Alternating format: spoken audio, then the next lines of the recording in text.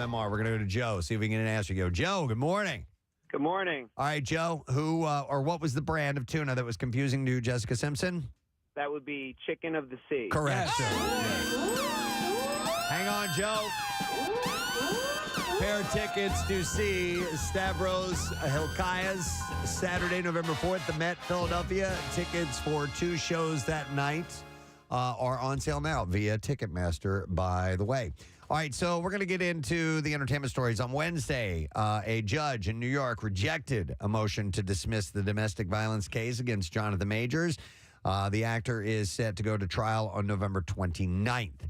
Majors was arrested in New York City in March following a domestic dispute with his then-girlfriend, Grace Jabari. And according to court documents, Jabari sustained substantial pain, including a fractured finger, bruising about her body, a laceration behind the right ear, and a bump on her head.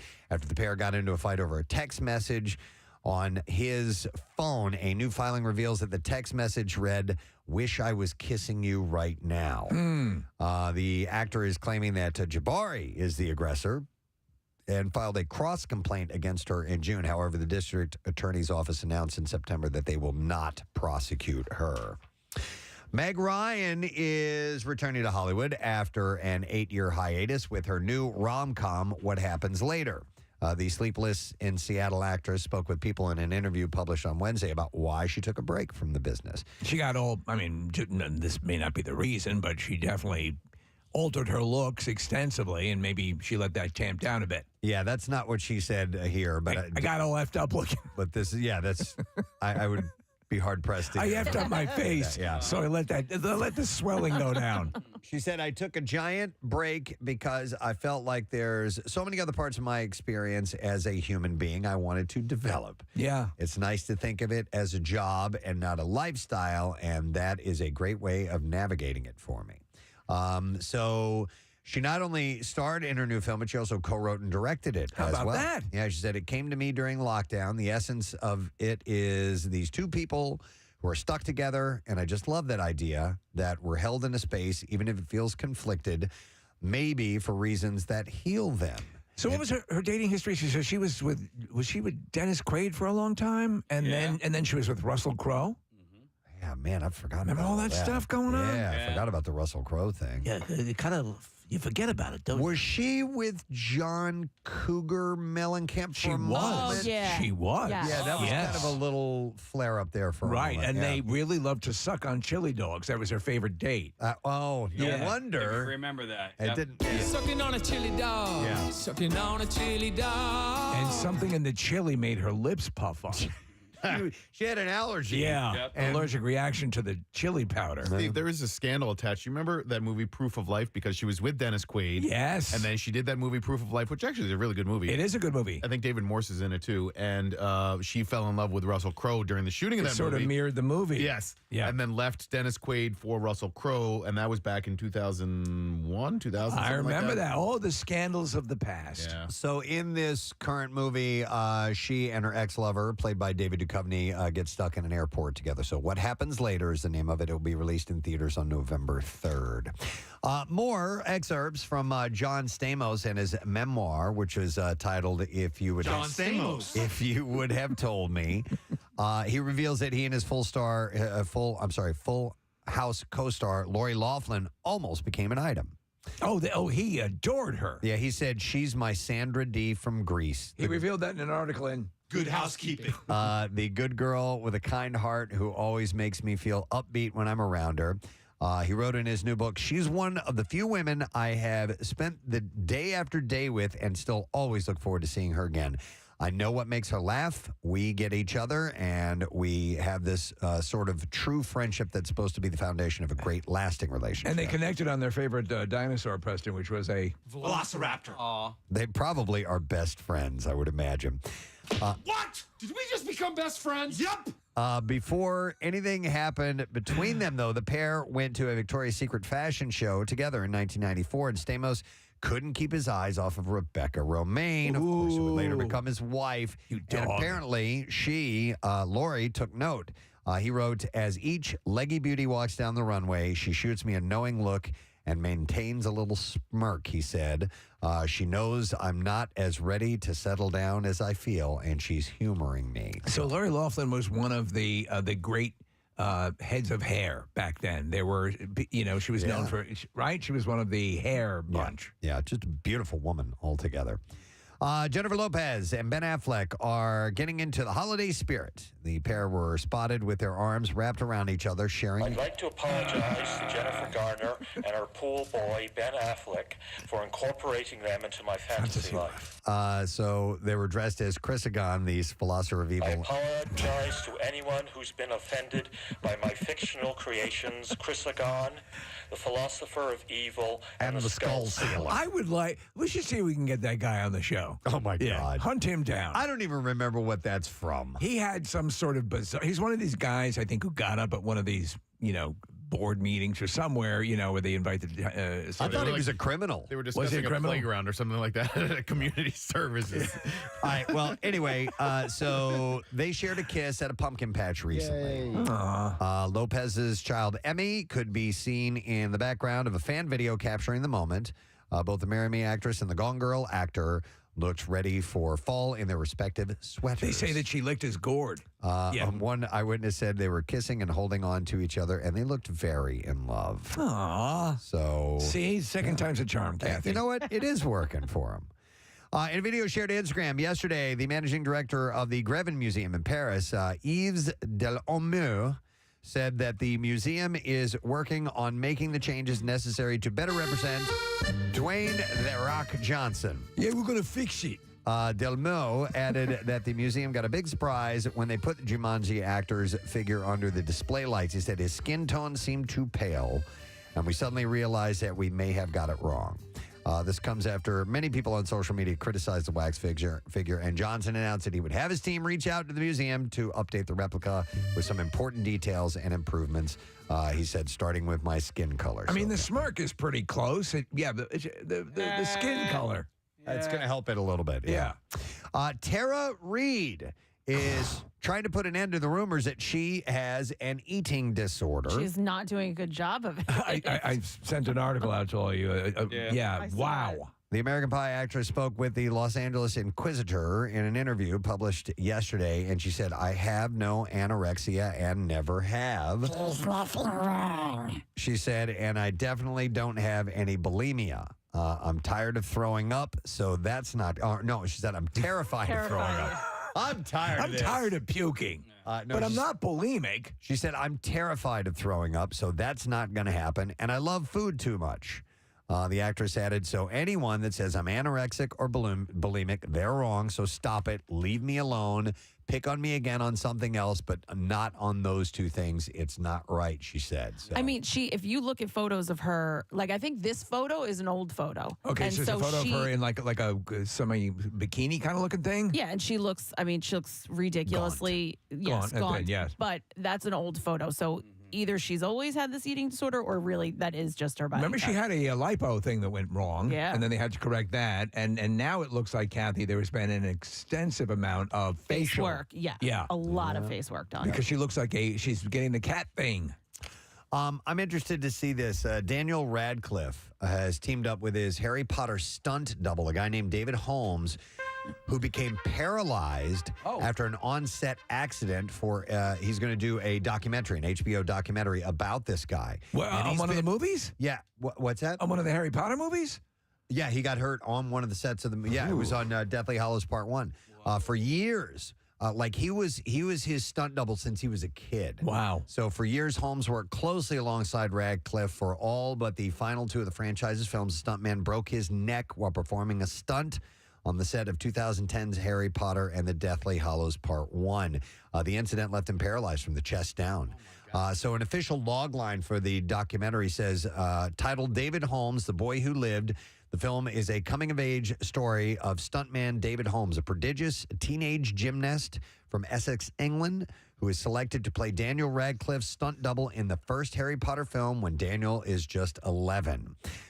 featuring candid personal footage shot over the last decade, behind-the-scenes material as well. The film also reflects universal themes of living with adversity, growing up, forging identities in an uncertain world, and the bonds that bind us together and lift us up. You know what I think is kind of cool about this is that Daniel Radcliffe does not shy away from the fact that he was and is Harry Potter. You know, like some people like Luke Skywalker, Mark Hamill, they kind of wanted to get away from it, and I understand that too. But I think Daniel Radcliffe, although he wants to be an actor and do many, many other projects, hasn't denied the fact that Harry Potter is what got him to the dance, and so he can revisit it with projects like this, but not also dive back into being Harry Potter. You know what I mean? Like he can reflect on it, make a project about it, but not say, hey, guys, look, I'm Harry Potter. Please watch this. I think what happens is when you do that, you summarily slap everyone in the face who's a big fan of it. And I think if you realize that it means a lot to people and what an extensive universe it is, and you know, and we love to see that. We love to see. That's why that 50th anniversary was so awesome. Not the 50th anniversary. 20th. It was just to celebrate the joy of the movies and the whole thing. Tom Felton's the same way. Draco Malfoy, like they recognize this franchise means so much to people around the world. Well, and this, of course, is very personal because these two work together so closely, I would imagine. So I'm interested to see that. Arnold Schwarzenegger has said that he would make a great U.S. president. While adding that he believes American politics needs an injection of younger blood. The bodybuilder turned actor turned politician discussed his presidential potential in an interview with the BBC while visiting London this week to promote his new book called Be Useful, 7 Tools for Life. The U.S. Constitution states any president must be a natural-born citizen of the United States, ruling out Schwarzenegger, who was born in Austria, of course. The 76-year-old told the BBC, I feel like I would make a great president, but I feel that at the same time, everything I've accomplished was because of America. He said, America gave me so many opportunities, and the American people were so embracive, and they just received me with open arms. There was no one there that stopped me from my success. So, people are very sensitive. The only thing that I can't do, which is run for president, I'm not going to complain about that, he said. But he said he'd make a great president. Put that cookie down! Yes. Now! Netflix dropped the official trailer for Maestro, the biopic about West Side Story composer Leonard Bernstein on Wednesday. I'm very interested to see this. It looks very good, obviously. It has a good word of mouth. The film stars Bradley Cooper, Carey Mulligan, Matt Bomer, Maya Hawke, and Sarah Silverman. Well, that's got a big nose. Shot in both black and white and color film, it covers multiple decades of Bernstein's life. I like the way they're doing the lightsaber effects, too. I haven't seen that part of this. Maestro is set to reach select theaters on November 22nd and then will premiere on Netflix on December 20th. Pretty wild how they put them out less than a month later on Netflix. But I guess it's so they can have it for Oscar consideration, yeah. And then one more story. Variety reports that Chicago PD star Tracy Spiridakos is planning to leave the show after its 11th season. Who is he? She.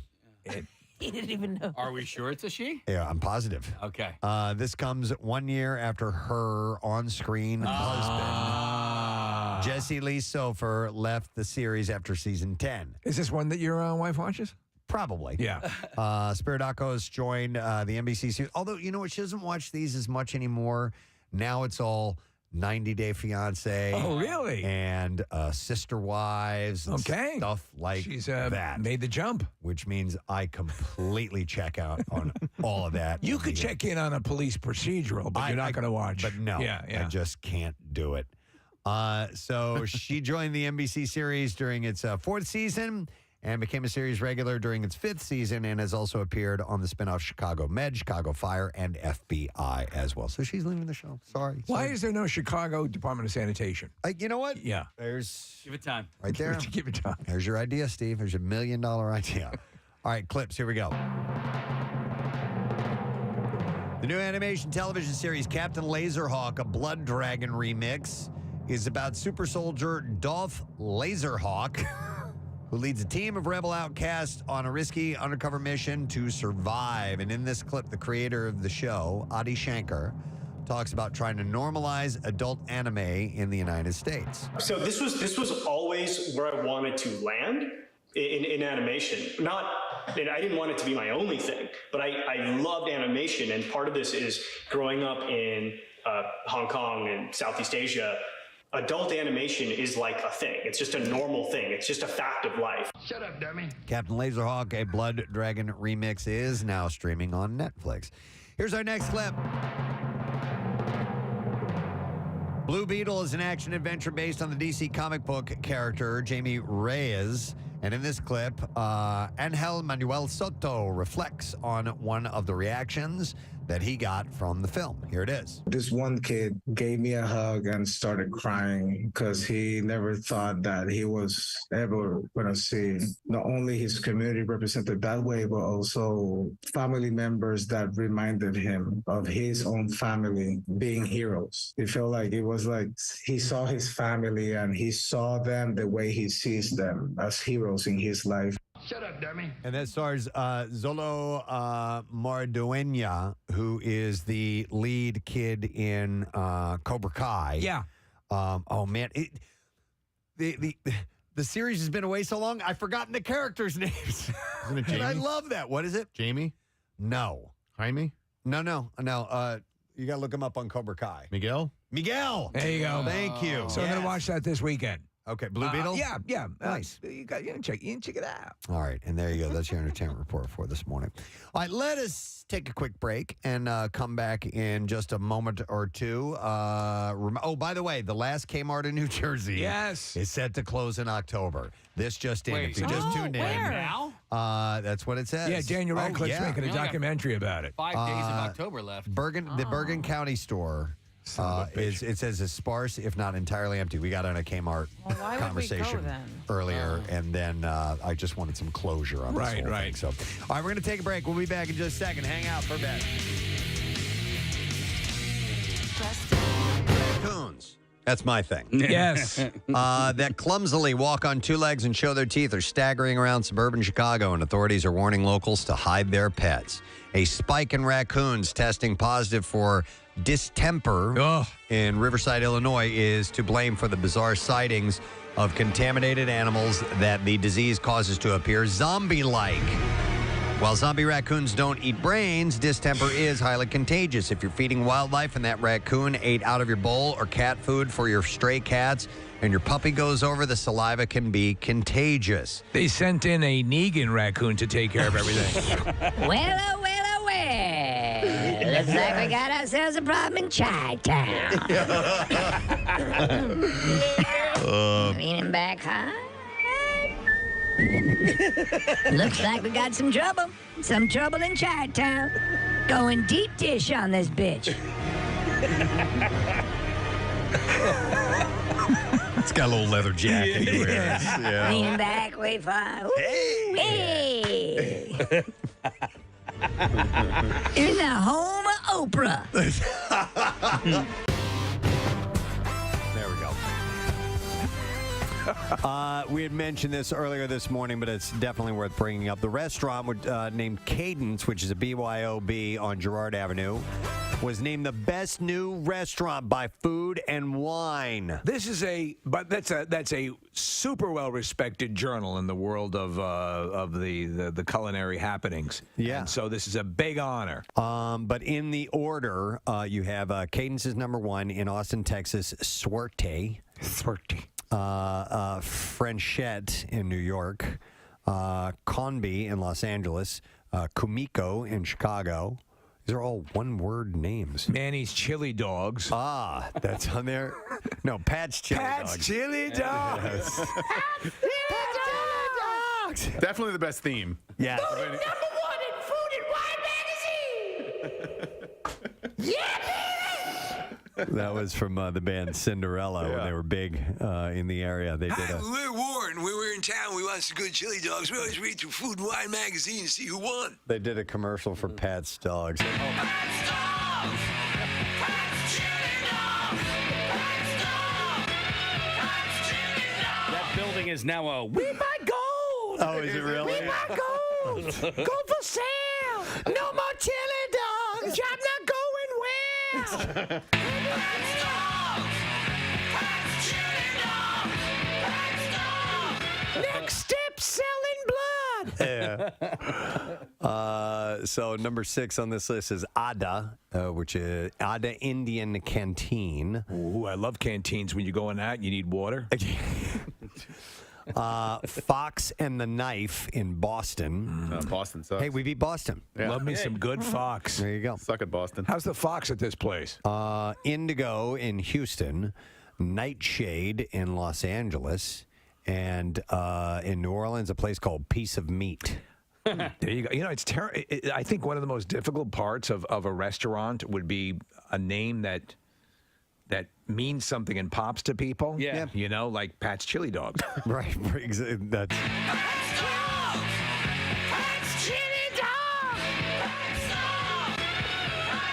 Yeah, I mean, you know, the name will only get you so far, but it is an added bonus. Answer the phone, by the way. Thank you very much. I don't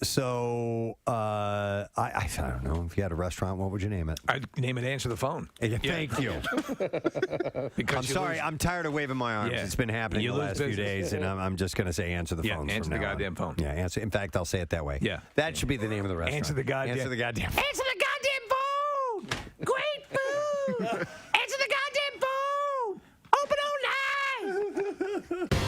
We knew we were going to have one gentleman for sure that was coming in. We have 2 here this morning. This is a momentous occasion. Call it an honor. I'd have to say because he is the best-looking 60-year-old man I've ever seen in my life. It's his birthday today. Yes. So we first want to welcome our friend Sean Wayans, who's been here on many occasions.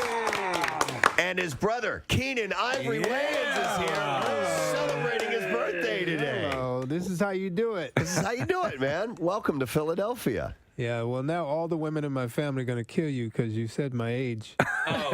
And they all lie about theirs. So You were working as a stand-up when you met Robert Townson, correct? yeah, well, when I met Robert and Eddie and all of us, we all started out at the same time and in the club in New York at the Improv.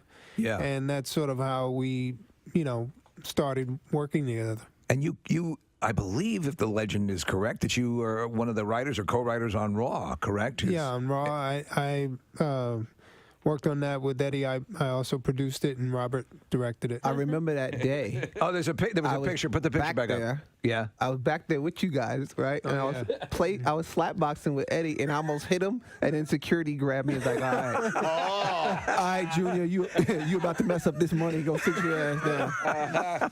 Wow. So I mean, that's cool. But all you guys have had a such a massive effect on comedy and a type of comedy that I love. We all love.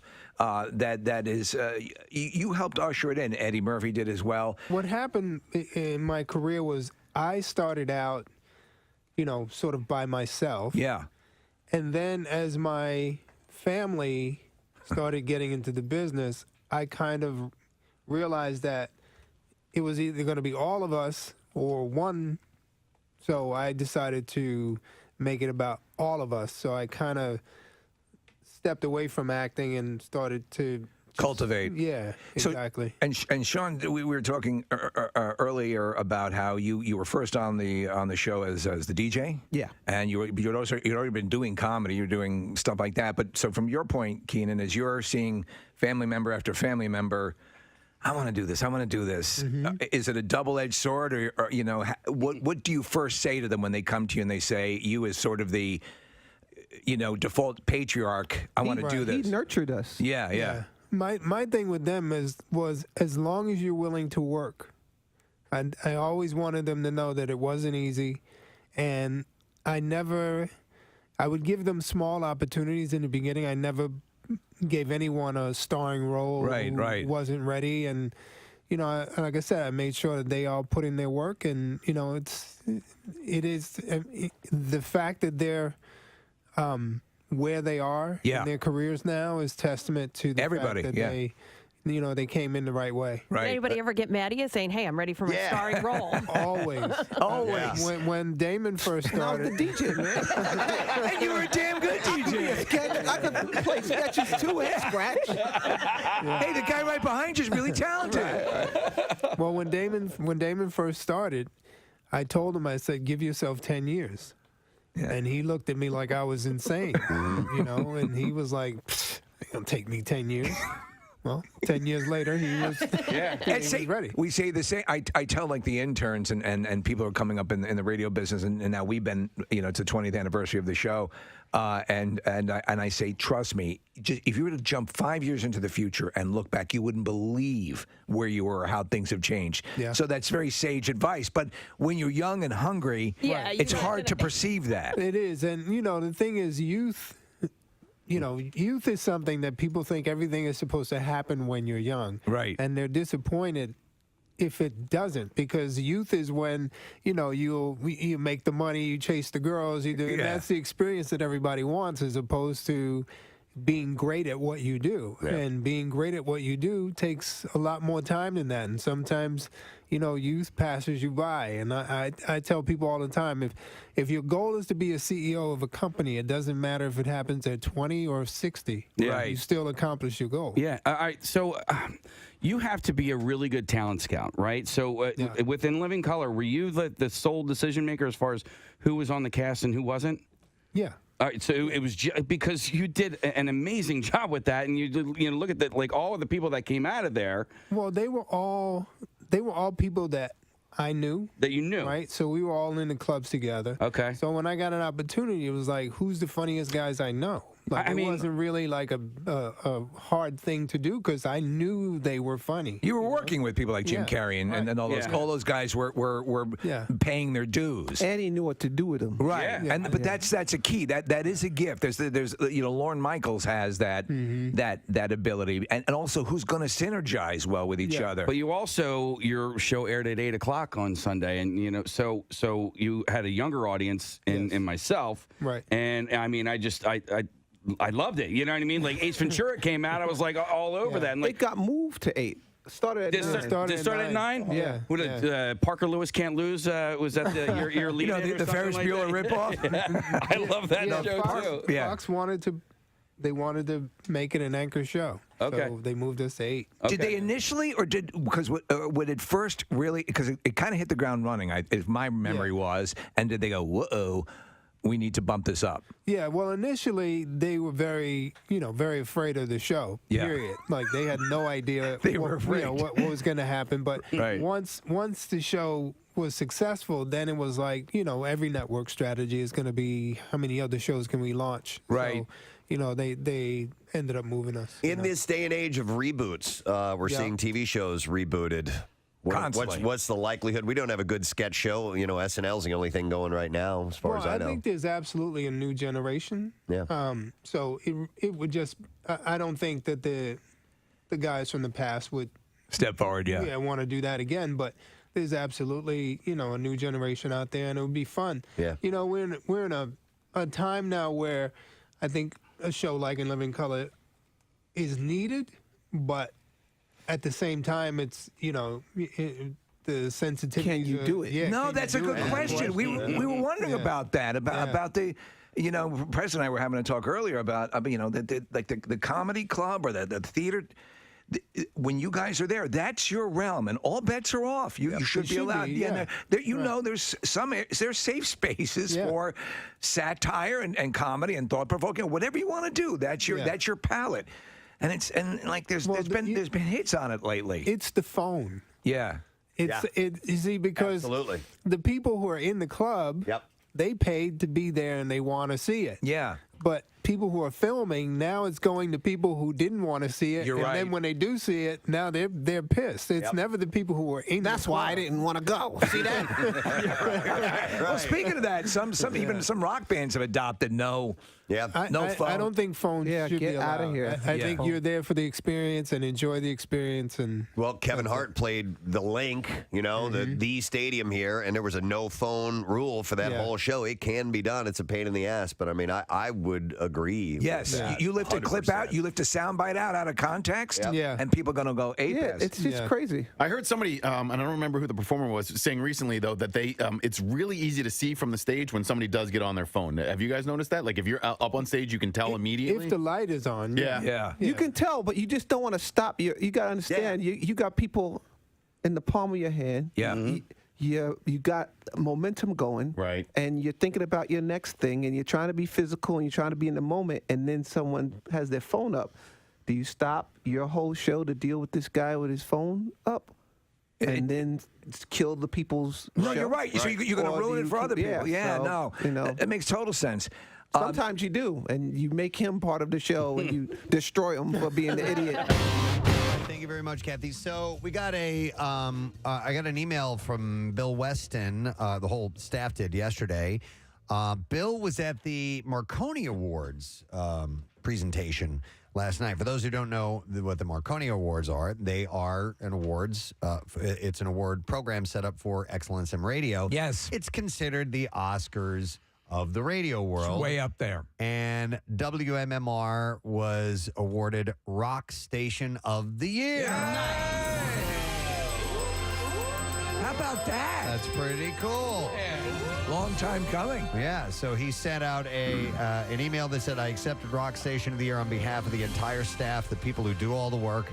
I dedicated it to the people who have supported rock radio in Philadelphia for 55 years, our dear listeners of WMMR. Well put. So I We have a thought bit that of was his pretty cool. acceptance speech, Preston. Okay. Yes. Well, he was excited. He was very excited. Yeah, so we got a Marconi, which is pretty damn cool. And somebody had texted in this morning that 98 Rock in Baltimore, Maryland had apparently, I don't know if it was their morning show or who on there. It was, yeah. But gave us a big shout out and congratulations for winning that That's award. very It's nice. Really nice of you guys Very to do classy. that. We There's- appreciate that. Thank you. Send some love back to those guys, please. Yeah, there's a guy named Justin that works there, and anytime I drive south, I listen to 98 Rock. They're a great radio station, so for them to do that is a really cool mutual respect. Yeah.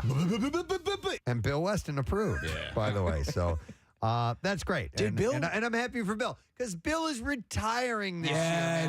He's retiring in a couple of months. He's going to be. Santa's got to go. Santa's got to go. He's going to be done. What was now? There was it was just the station, right? Did Bill win a special award in? I don't know. for him? Jackie Bam Bam called me and said that. Yeah, Jackie had asked about that, But and I he didn't also know. called Brussels sprout salad balls. Yeah, so you never know. Yeah. So Perspective. Yeah. So I don't really know. I just regardless, know that Preston, a win for the station is a win for Bill. I just thought that, the radio station one, because he didn't mention anything about himself. But Bill might be, selfless enough to not say anything if he also won an award. So maybe we'll find out. That's very cool. Yeah, I thought and, so. And his thanks were really well written and mean a lot. So. Yes. And to celebrate Bill Weston, we are now going to talk about Kathy Romano. Yes. mainly because I'm his favorite. So. That's right. You are his muse. No, but Kathy wanted to mention something. Kathy's got like 3 or 4 things to mention. Yeah, she does. So I think we're going into Kathy's world. Oh, Kathy's world. Yeah. Totally Cathbo. No.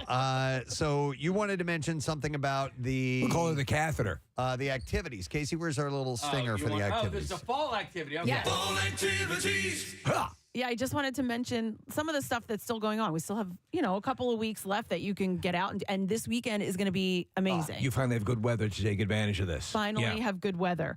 So I just wanted to hit a couple of things that are still out there. So Sycamore and Stone Farm, which is our friend Jeff Devlin's farm, they have a workshop coming up this Saturday, right? The 28th is this Saturday? Yes. Yeah, okay. They also have one on November 4th. So you can, again, this whole list, my fall activities list on PrestonandSteve.com, you can go there and you can sign up for the classes right from our website. So that's an option.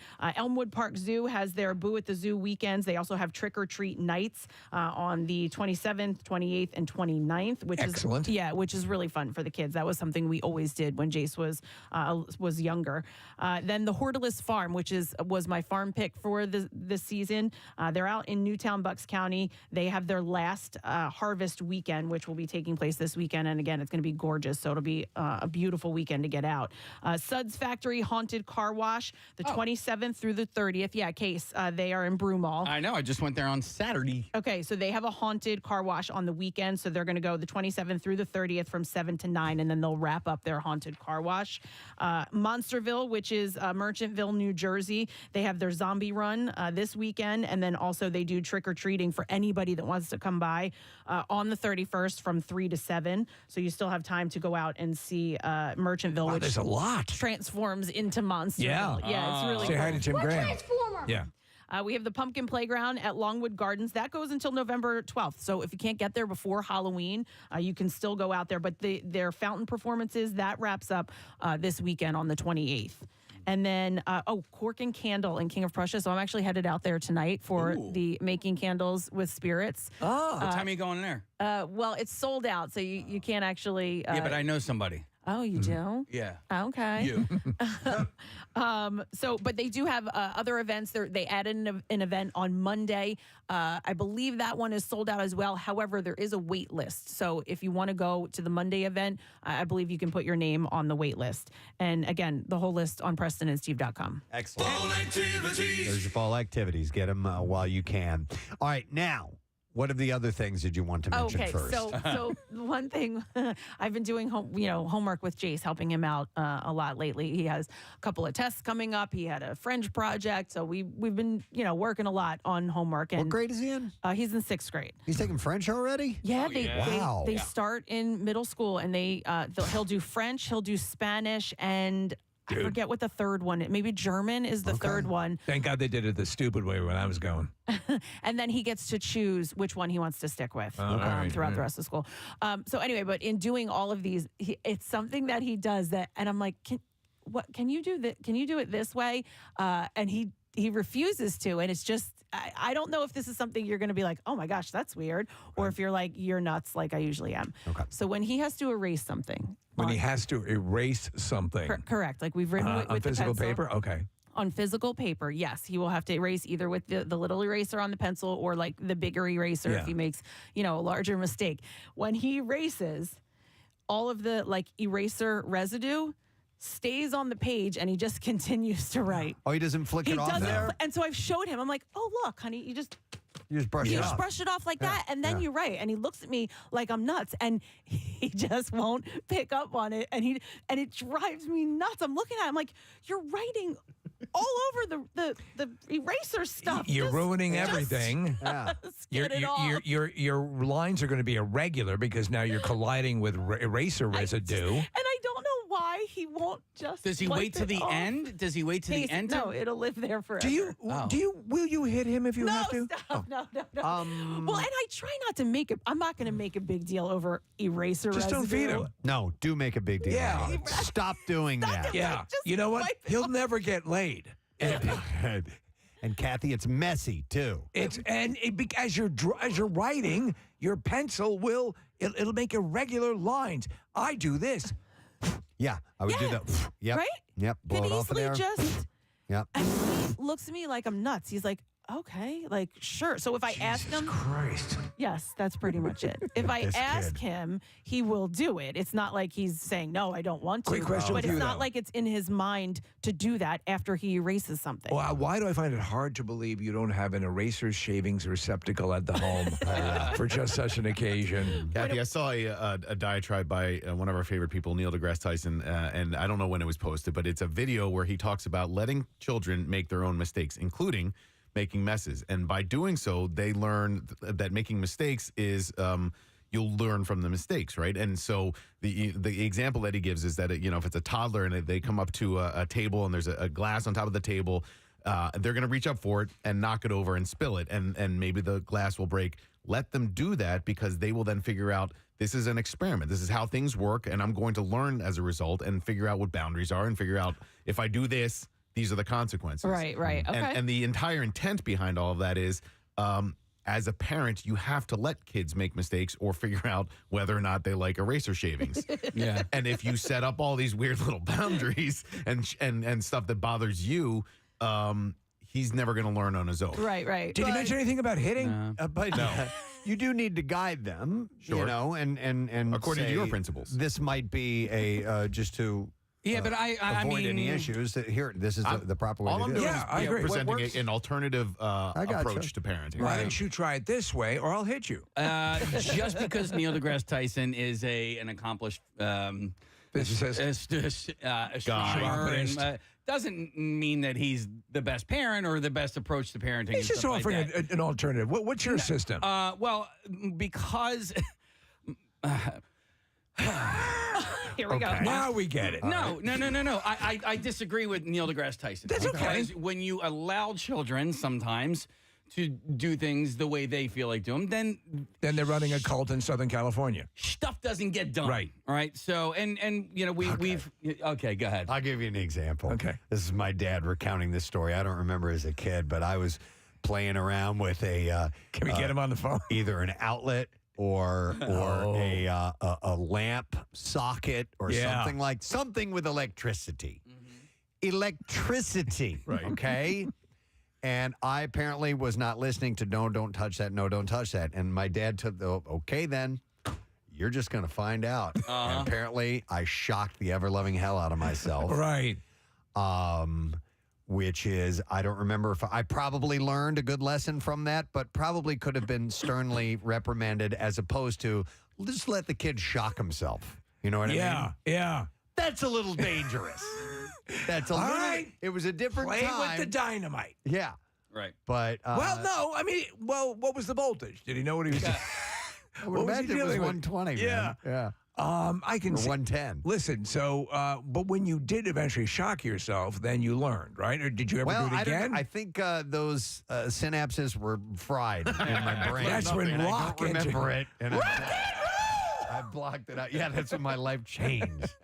But yeah, I mean, there's some there's a theory to parenting that you just let them make the mistakes and find out what happens. But I think there's a balance between the two. I think you choose the proper times to do that, and then the other times, then the other times you're like, you don't want to do this, and trust me on this. And, you know what I mean? I had clearly remember my parents. This you don't do this. Don't just listen to me and don't do that. And then there were times where go ahead. Yeah. See what happens. Yeah, exactly. I've told you. Yeah. You're not listening, so all right. Go ahead. Go ahead. I remember I got this really cool telescope that could see around corners. And my mother said, don't wear it on your belt like that. You're going to lose it. Don't wear it on your belt like that. You're going to lose it. And I was going over to show my friend. I pulled up with my bike on the way. She told me not to wear it in front of his house. There was a sewer right in front of his house. It fell off my belt and went in the sewer. Mom was right. Dude, is that when you saw a clown that Oh, yeah. had He came found it and for tore you? my arms off. Yeah. I remember this one time my dad got so mad at me because I did exactly what he told me not to do. I found a $5 bill out in front of my house. Don't come out of the basement. My dad says, whatever you do, don't. Hey, that's great. You found $5. That's awesome. Do not tell anybody. Okay? Don't tell anybody because they're going, essentially They he's want it saying, back. Yeah. well, no, so what do? I go up to my brother was playing Atari with a bunch of his friends. Guys, I found $5 out front. It's mine. One of his a-hole friends was like, that was mine. Yep. And so I gave it to him. And then as it turns out, it was actually my cousin's. Debbie, who was over earlier that day, because back in the early 80s, $5 is actually a decent amount of money. So what did you do? So I gave the $5 to this liar who told me that it was his. Did you confront him? Later, I was a once you found out child. it was Debbie's? I need you to First break of all- someone's knees. First of all, I was a child. Oh. Second of all, these guys were all 3 to 4 years older than me. Okay. So I'm not going to do anything. I'm not going to beat up whatever. I don't even remember who that was. But Okay. dude, it turned into this thing. My brother was supposed to have a sleepover. People ended up canceling on him because it turned into this thing. And then Hurricane Sandy. Dude, my dad jacked me up. He said, I told you not to. Did he? Yes. Wow. Absolutely. Wow. Because he knew better. He knows the human condition. People are thieves and liars. Right. And he knew this. See, he knew the power of hitting. Mm-hmm. Yeah. So how did it turn into a thing where the sleepover was canceled? We eventually found out pretty quickly after Liar told me that it was his $5. We found out that it was my cousin, so we knew that it wasn't his. And did your parents confront this guy? They confronted it, and then Oh. it turned into this thing. Well, I'm not sleeping over then. And Later then- that night, he robs a liquor store? Yeah. Yeah. No, Kevin it's- Herron he slept over. He was a nice kid. All right, so Kathy, what's your story now? Are you going to send Jace to military school? Or? No, I think I will. If he doesn't want to wipe it off, then I guess right. that's how he'll have to learn that it's going to cause crooked lines. By the way, bizarrely, I thought of an eraser story. It's not a story, but something I've always been curious about. Steve, you're in my realm of age range, and maybe you'll remember this. But do you recall? And I don't know who would have used this, but it was an eraser that was like a wheel. Yes. And on the end of it Yes, was a little brush. brush. A brush. You guys It was the most remember bizarre these? thing. No, I just remember the two colored eraser, one for pencil, the other for So pen. it was a wheel, and it rolled, and it had a brush on it. So, but you would rub it from side to side, There you and go. then you go. Kathy, that was this is what was used to brush away Oh, the wow. little Huh. eraser Instead of just going- shavings. But I don't know why they made Surgeons. those. Like who? No, not Probably surgeons. artists, right? It says typewriter, eraser, and brush. That's a crock of crap. Eberhard Faber Van Dyke vintage. Do you have a Faber Van Dyke vintage eraser? My son's rather messy. I wonder if people have eraser collections. Kathy, get him one of these because it'll be fun to use the brush to erase his. That'll be it. And then he'll use it because there's a little brush. Debris. Yeah. Or he just needs to stop making mistakes. You know what Or I mean? hit him. Yeah. Use a ruler. Hit his hands every time he makes a mistake. Stop writing with your left hand. All right. So that's topic one. All with, right. Did we help you? Totally Cathbo. No, yeah, I just wanted to let you guys know that All right. the And then eraser there was shavings bother me. another thing you wanted to share. Yeah, so there's I've been meaning to bring this up for years because I see it all of the time. But there is a road that I take through Plymouth Meeting, and it goes over the turnpike. And there's sort of like an access road. I guess I don't know. Like a service road? Yeah. I mean, I guess so. You know, it's not for like the public can't use it. Right, I don't know. only Kathy. I don't know who it's for, but yeah, you can kind of go like on the side of the turnpike from this random road in Plymouth Meeting. But there's a sign there that makes me laugh every time I go by, and I have no idea what it means, but it's called the Laydown Yard. The Laydown It Yard? says the Laydown Yard. I'm like, so you just go down there and lay down? Like the what- Laydown Yard. Is this sign like an official PennDOT sign? Does it look like that, or is it a like it's a city private sign? Yeah. No, it's a city sign. Okay. It's A municipal sign. Yeah, it's a metal sign up on this access road, and it says Laydown Yard. What color is it? It is white and green. Okay. White and green. And it says the Laydown. Laydown Yard. It's across from the Getting Down cul-de-sac. I have no idea what it means. Yeah, I live off of Drop It Like It's Hot, right across from the Laydown Yard. How many words is I lay down? live on all that in a bag of chips. Yeah. Lane. Yeah, it's by kick him to the curb. Talk to the hand. Why? No, that's where I live. Talk to the hand. Kathy, is lay down one word or two? I think it's two. I think it's Okay. two on the sign. It's like a construction thing, apparently. Is it? Yeah, so I Googled it. I mean, I know. Listen, I know I could. Can anyone use Google? Can anyone use Google? Nick, can you Google this for me? Yes, I can. Yeah, apparently it's Googleable. And what does it describe what a laydown yard is? Like construction equipment, stuff that you would need to lay down and store outside. And is we're it like- getting calls. I will go to some calls. So because what I people would want to do, contribute. I would go there. I would take that as a sign that if you're tired, I was like, is it you for can truck go drivers lay to down. nap? What is this? A bunch of truck They're drivers are sleepy. But it's a yard. You go lay in the grass. Yeah, which is very nice. That is nice. On Yeah. the side of the turnpike. Taking a nap next to the turnpike on the grass. Doing? Yeah. Where's your truck going? Is Mike calling about a laydown yard? Yeah, Yeah. just go ahead and put him Okay. on hold. I'm going to go to him. Hi, Mike. Good morning. Morning. All right, Mike says here you're a turnpike worker. No, I'm not. I actually live about 2 minutes away from where that sign is. Oh, Okay. All right. And what can you enlighten us about? Well, one, I laugh at the sign every day that I drive down the road. Too. I chuckle every time, Mike. And yeah, it's where all the workers can go and park all their equipment, or they stage for when they're doing work on the turnpike or coming on or off the turnpike. Okay. Okay. And it's also where the stadies come on and off at. Okay. Oh, all right. All right. I got you. All right. That's Thank what- you. Not So a problem. Appreciate that, Mike. I didn't know they rehearse when they go out to do. All right, now you say, put that road cone there, Bill. Like they're reading from a script. Like it's a rehearsal. That kind of rehearsal. Wait, what was the last thing he said? It's for what? It's where the stadies come out. The state Oh. police can access the turnpike very Yeah, yeah. quickly in certain spots. Because there are, like you said, there for official equipment only little exits where they can pull off. And I know one on the Northeast Extension. For the longest time, there was a stretch of road. It was a more main thoroughfare where it was one of those state trooper roads. I didn't realize it was that. Yeah. And I was using it myself. Oh, really? Yeah. Some of them have a little gate. Right. There was no gate. That will slide open, which is pretty cool. Yeah. Are you allowed to? Because there's sometimes access to like the like where the Burger Kings are or whatever along the turnpike.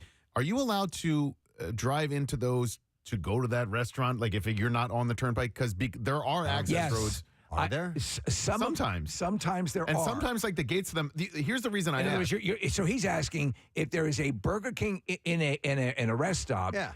You perceive it as only being accessible from the main thoroughfare. Correct. And so the reason I'm bringing it up, Steve, is that some people were meeting other people for a ride. My aunt was going to West Virginia, and she wanted to know, can I get picked up at this Burger King? And I was like, I don't know. So I've always thought, because I've never really found a way out of those other than entrances and exits from the turnpike only, that you can't do that. There was one, and I remember clearly thinking the same thing, Nick. And I remember that there was a road. It was right on the PA Turnpike, and it used. I think they have since closed it down because it was one I would always take going back up to New York, and it was buttressed right up against a very residential area. And I remember seeing a road that came in from that way. Is it the one by Valley Forge Park? No, this one's closer to the Jersey Turnpike. Okay. Yeah, but it's no longer there. Gotcha. I used to stop there when I was visiting Barbaro. No, so it had that same sort of thing. But it seemed like there's this whole community right there. Maybe they want to go to this Burger King. So there's a road that goes into Valley Forge Park, and it crosses the turnpike. And if you're going into the park, to the right of that road is one of the rest stops. I think they're actually working on it now. But we could walk there because I grew up in a community near Chesterbrook. You could walk from Chesterbrook into that and go to the Burger King because that was the closest Burger King that we had. I want that question answered, but we need to determine whether a lot of these rest stops will allow you access. You know, if it's close enough to a residential area, or are there usually off main thoroughfare entrances to these rest stops? I'm getting some text. This one says you can park in adjacent lot and walk into those rest stop restaurants. How do you think employees get them to work? I thought they just drove on the main thoroughfare. To them to work. I thought so too. I thought they'd jump on the turnpike and maybe they have some kind of a special pass. Yeah, that would get them out of the toll. Like a motorcade? Like a motorcade? Takes them in. Helicopter. Let me see here. Burger King workers here, let them through. You can get to those places by another parking lot. It's how the workers get there since they aren't required to use the turnpike to get to work. So I guess so, but can you, as just a civilian, a regular civilian, right, a non-Burger King worker, not part of the kingdom? Hang on a second. I'm going to go to Joey. Hi, Joey. Good morning. Hey, guys. Stop bothering me at work, please. We will. We apologize. What's up, ma'am?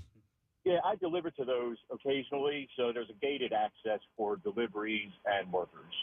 Okay, so but you need to have some type of official business. You can't just be a huge Burger King fan.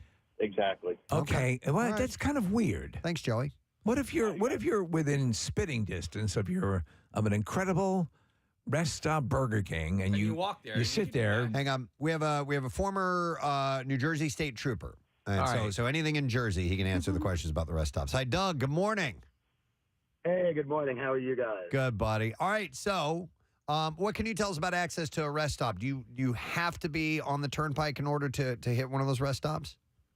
You basically are supposed to. The problem that you would open yourself up to, the ones in Jersey all have exits out the back of them, and it just like the other caller said, they're for people that work in the rest stop area, people that work in the restaurant, deliveries, and whatnot. What would happen is that, I mean, if you're seen by a trooper going out one, they could think that you're dodging a toll, because if you think about it, if you're on the turnpike and you live near there, you could get off and now you're not paying the toll on the turnpike that you're on. So yeah, no, that makes down to, do you want to risk being seen? I'm not going to give you advice and say to do it, obviously, because you could get caught. But that's basically, they're only supposed to be used for workers and deliveries. Doug, what if you were to put like a siren, a flashing light on the top of your car?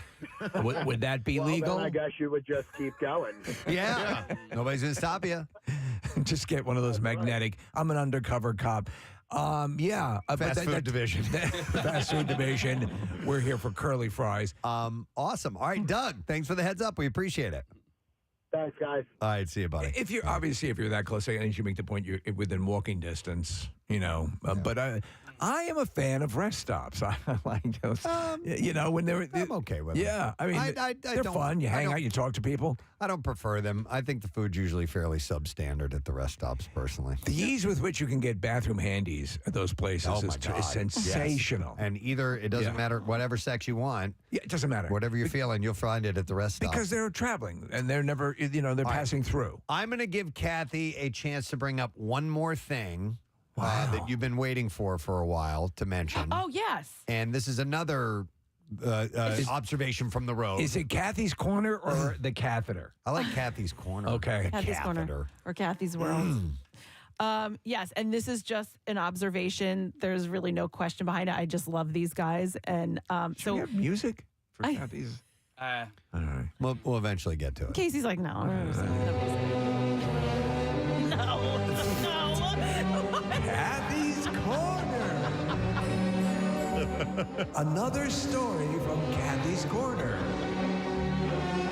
So we take a different. I have to take a different way home from school on some days because of something that we have to do after school. And I pass by what I believe is a some sort of pico yard. I think It's not the laydown yard. it's not the laydown yard, right. no, but it's not far from the laydown yard. These are people that work for the company Pico. Yeah, I'm gonna hang out in your neighborhood. I believe that's what it is. I see a ton of trucks. They don't say Pico on them, but they're they kind of are the same cars, same colors, Pico-ish. whatever. Pico-ish, yeah. So that's what I think it is. But anyway, it's a group of guys that my guess is they're starting their shift when I pass by. They're probably like a second shift or a later shift. How many people do you think?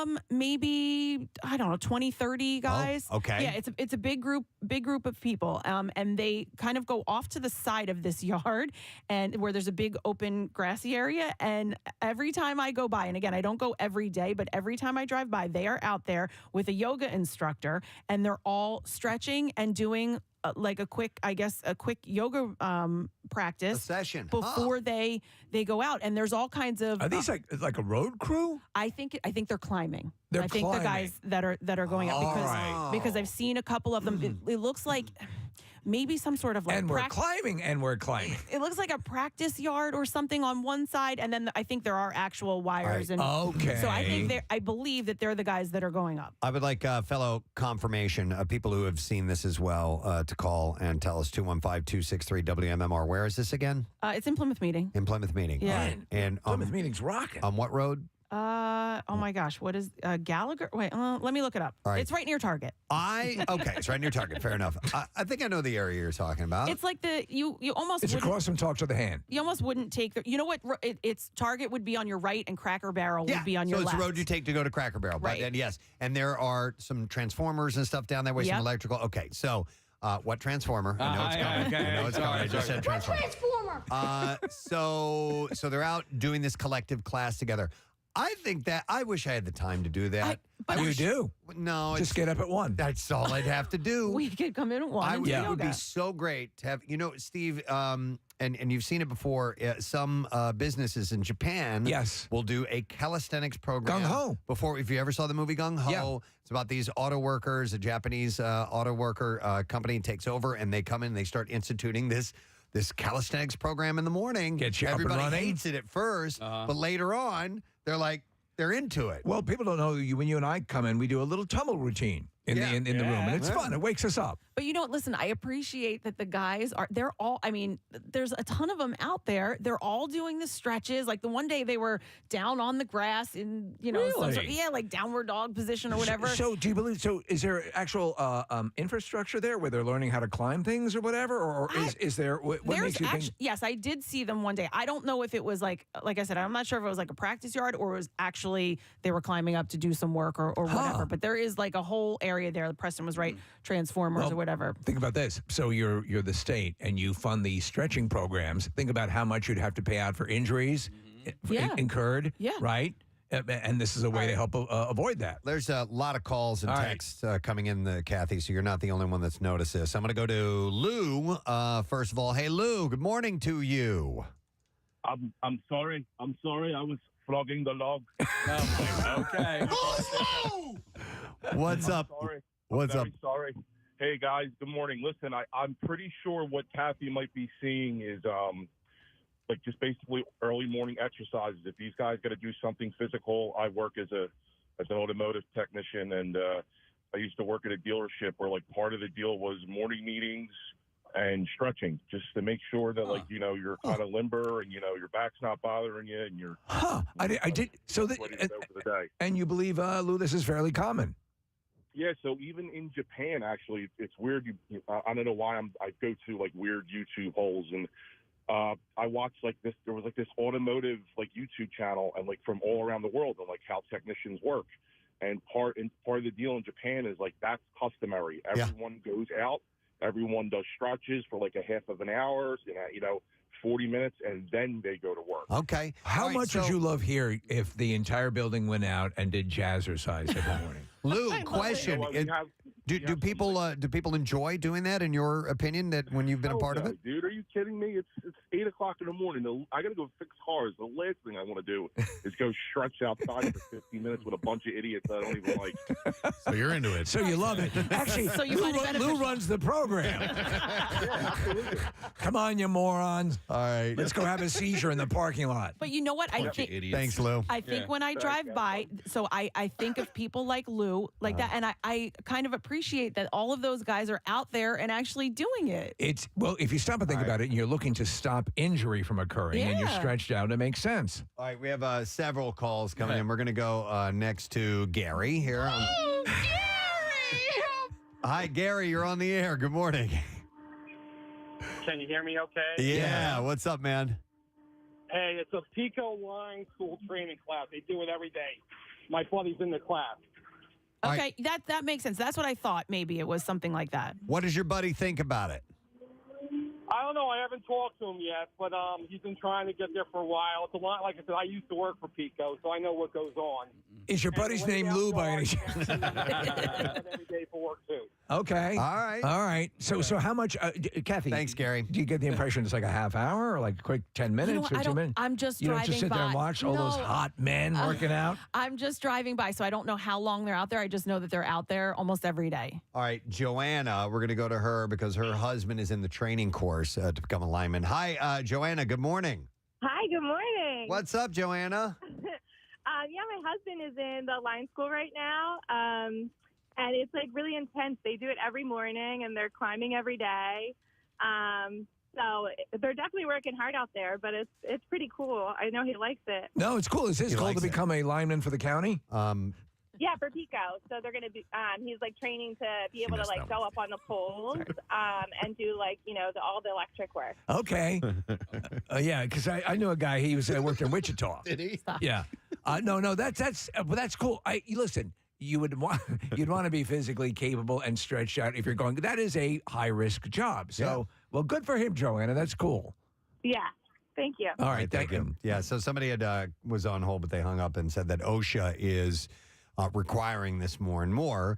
It's to help avoid injury. Right. To get you stretched out and ready to go. Because, and Kathy, you saw this little factoid this morning, even about playing golf. You said the majority of back injuries from golfers are the ones who aren't stretching properly before they Do head you out. stretch? I do, yeah. Okay, what do you do? Yoga? No, I don't do yoga, but there was a video online that I found that a golfer recommended a series of stretches. Do you Takes do about 10 gurning? 10 minutes. I don't do any gurning. I don't stretch my face. You don't use your face in golf. So I don't do that at all. But I could show you all the stretches I do, but it would take some time. Okay. Yeah, I have a routine that I do without question. I need to do that. Yeah, it's good for you. Yeah. And number one, it avoids injury and also gets you loosened up and ready to play. So, And by the way, I finally found this. Dude. Okay. There we go. Is still on the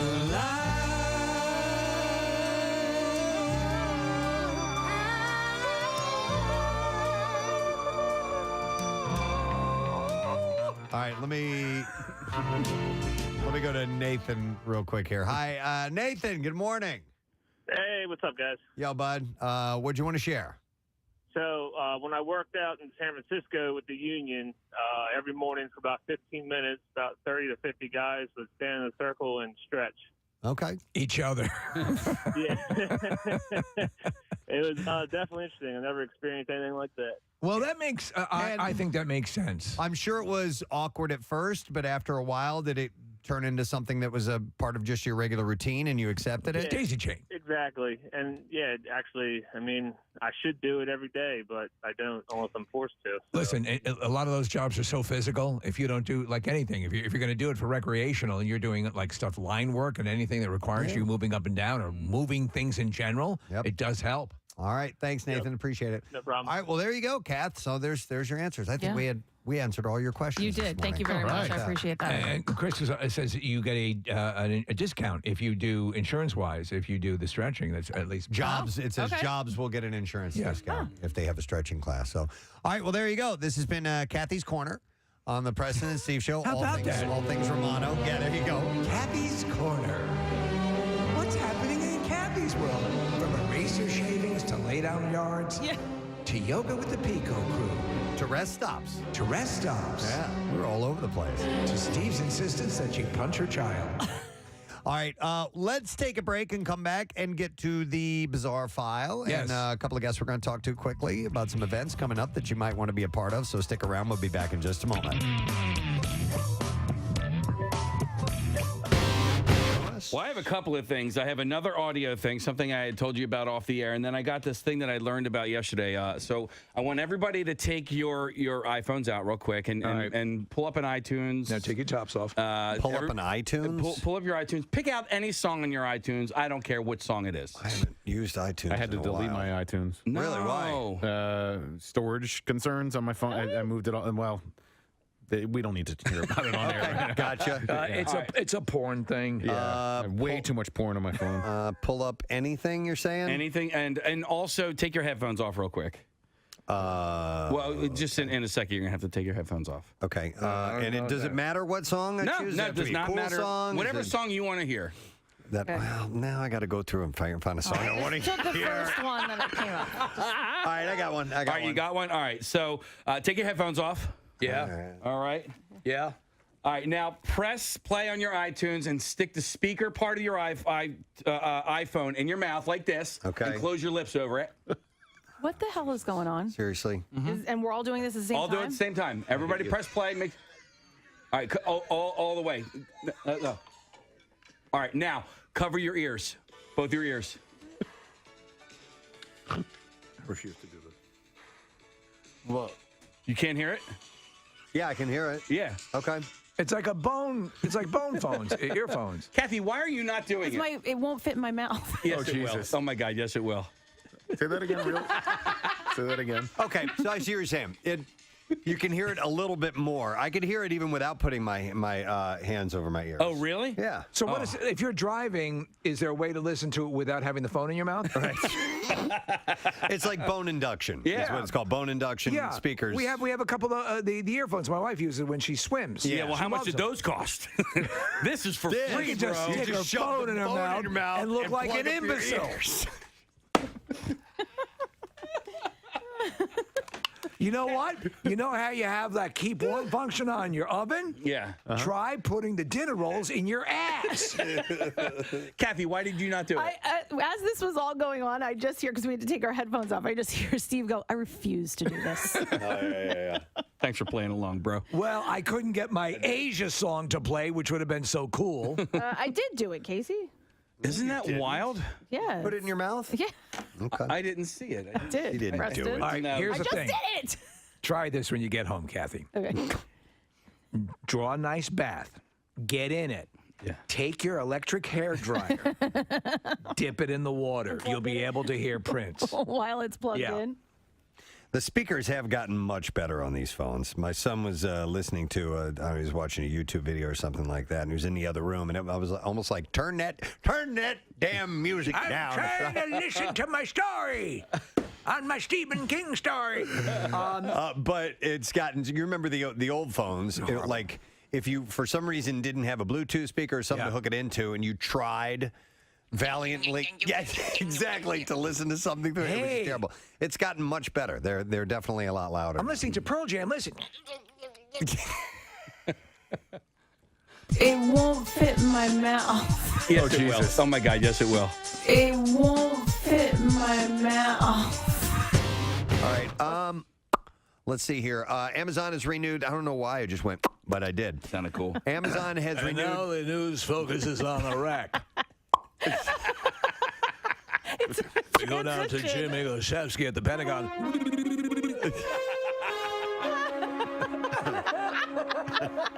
I'm trying to throw it back to you, Tom, but I can't do a chicken fart. Having a hard time today. Chicken fart.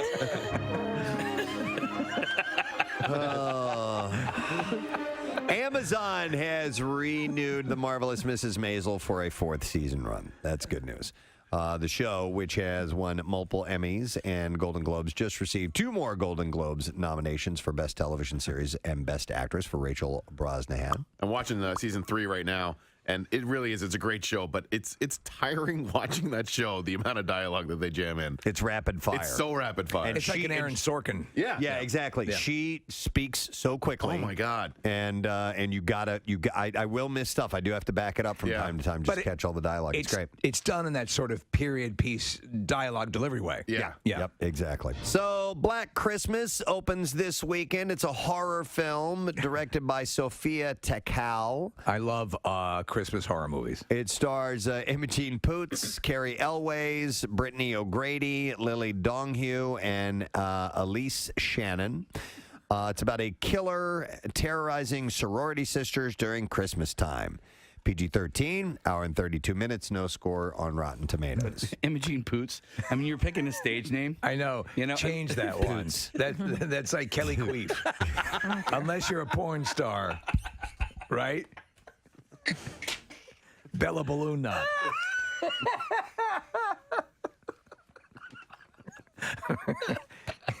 I thought the same thing, Case. Imogen Poots. Okay, we're going to sit down here for a second. We've got a whole bunch of names that we can pick. Yeah. It's a real name. I narrowed it down to 5. Well, then change it. Yeah, there are stage names available. Says here your name is Poop Dribble. Oh my God, Casey. Her middle name is Gay. No! Yeah. Imogen Gay Poots. Uh-huh. Wow. Dude, what is wrong with her parents? Nick, has she been in anything? Pull up her she has striking blue eyes, according to IMDb. Well, was she in the... oh, yeah. She was in 28 Weeks Later. Yes, she was in Green Room. And she's also in... That Awkward Moment and A Long Way Down are her notable... She's in Never Stop, Never Stopping. Is she? Pop star. Yeah. Yeah. Okay. Is she in that, right? Yes. Yeah. She's got beautiful eyes. Imogen Gay Poots. Yeah. Imogen Poots. She pootsed. She's beautiful. Yeah, we just pulled up a photo of her, and she stars in Black Christmas. In celebration of its 125th anniversary, the New York Public Library, which is the second largest in the U.S. after the Library of Congress, has released... Throwing out the books? No. They released its list of the top 10 checked out books of all time. And in Is first one of them Goldfinger? place, no. Mr. Goldfinger! No. One of the most popular books at the New York Library.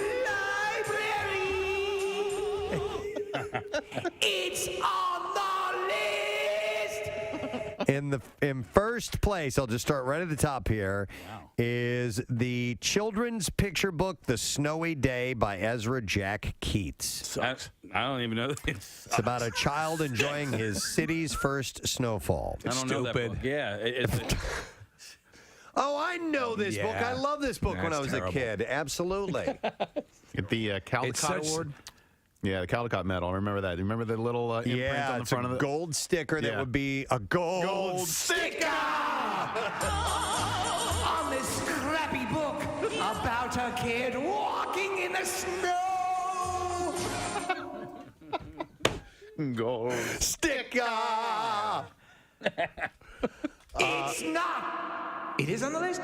Yeah. It's on the list. It's number 1 on the list. Number 1. So, I think, you'd find that on Where the Wild Things Are and maybe The Hungry Caterpillar, those classic ones. Another book, Dr. Seuss's The Cat in the Hat, was in second place. Okay. Were you a Seuss fan as a kid? Oh, yeah. Very much so. And in fact... I've been going through a cleaning out process at our house, and Great purge. I found we found way too many books that we need to get rid of, and so I did, and I donated them to the Laurel House thrift shop that raises money for the Laurel House. But we kept all of our Dr. Seuss books. And I had to stop and flip through Go Dog Go, and I had to look through the birthday book, and Two Girls in a Cup. Two Girls in a Cup. It was the most wonderful cup it was. There are a lot of Dr. Seuss books, right? Yeah. I mean, I see two girls in a cup. Dozens. I say to you, girls, can you tell me what's up? I'll tell you what's up. Just look in the cup. You'll know After this. watching that, you won't be able to sup. It's full of throw up. And upchuck. Okay. It's full of throw up. Come on, man. Maybe you want to consider the shortest commercial flight in the world. Really? Yes. How long would you guys think the shortest commercial flight in the world is? I'm going to say, because I've been on some super short ones, 20 minutes. I'm going to say 6 minutes. Okay. Anybody else? That's probably a good guess. The shortest one I ever did was Philly to JFK, and it was a part of an international flight. So we started in Philly, went to JFK, picked up a whole bunch more people, and then went from JFK on. And how long was that? That was like 20. Yeah, I've done that flight before. Yeah. We stayed on the same plane. It was a 747, and most of the passengers they picked up were in New York, but that was just our flight. That's what Annabelle does. Yes. Anybody else? Shortest I have flight. no guess. All right, you have no guess. I think it's got to be about, because by the time you take off and you land, I'm going to say 15 minutes. Okay. Shortest flight in the world is 90 seconds. 90 seconds. Come on. Stop it. Wow. Tucked away in the Northern Isles of Scotland, Scottish regional airline Loganair operates the 1.7-mile flight between islands Westray and Papa Westray. While the flight is scheduled for 90 seconds, typically it runs closer to 60 seconds. There you go. With the trade winds. So I guess it's either that or a ferry, or maybe they don't have a ferry on that particular side of the island. You can't, how high is the plane getting? It's essentially, for the people who live there, but it's a legitimate flight that is necessary. They carry teachers and students and visiting In 10 seconds, we're going to turn off the seatbelt sign. The cabin. Then in 15 seconds after that, I'll put it back on. Ask you to return to your seat. Tourists and... Welcome aboard Flight 414. Thank you for flying Flight 414. And island residents traveling to and from mainland Orkney for a range of appointments. I would have stewardess is going to turn on the hose and begin in-flight beverage service. Open your mouth. If I regularly did that flight, I would have to try and hold my breath for the duration. Yeah, of the, see if of you the can flight. make it. Yeah. It's kind of like whenever I go through the Lehigh Tunnel, I'm like, all right, I got to hold my breath. You know what? Next time you do that, sing the last line of Happy Birthday and see if you can hold it the whole way through. It's also Maude Adams' birthday today, Steve. You know her? Yes. She's been in 2 Bond movies. Only one actress to play a Bond girl twice. Yeah. 2 different Bond girls? Two different Bond girls. Okay. She's in The Man with the Golden Gun, and she's Octopussy. She has 8 vaginas. Why didn't they just say that? I don't know where to begin. Does anyone have a bookmark? I don't want to hit the same ones again. If anybody could handle 8 vaginas. I'm good, but I'm not that good. I tapped out after number 6. Q, why don't you get in on this? Everybody, if 007. When she queefs, it must sound like the mothership in Close Encounters. Bah, bum, bah. Right, Kathy? Yeah. Yeah, right? It must sound like the Boston Pops, right, Preston? Think about it. That's the Tijuana Brass. Unbelievable. When Octopussy queefs. Okay. That was the song from that movie, When Octopus Queefs. Great Bond song. Octopussy queefs. Ba-da-da-da-da. Sung by Sheena Easton. Really? When Octopussy She must have been a kid. Maude Adams is 70, Happy birthday. 75 today. Happy birthday to Octopussy.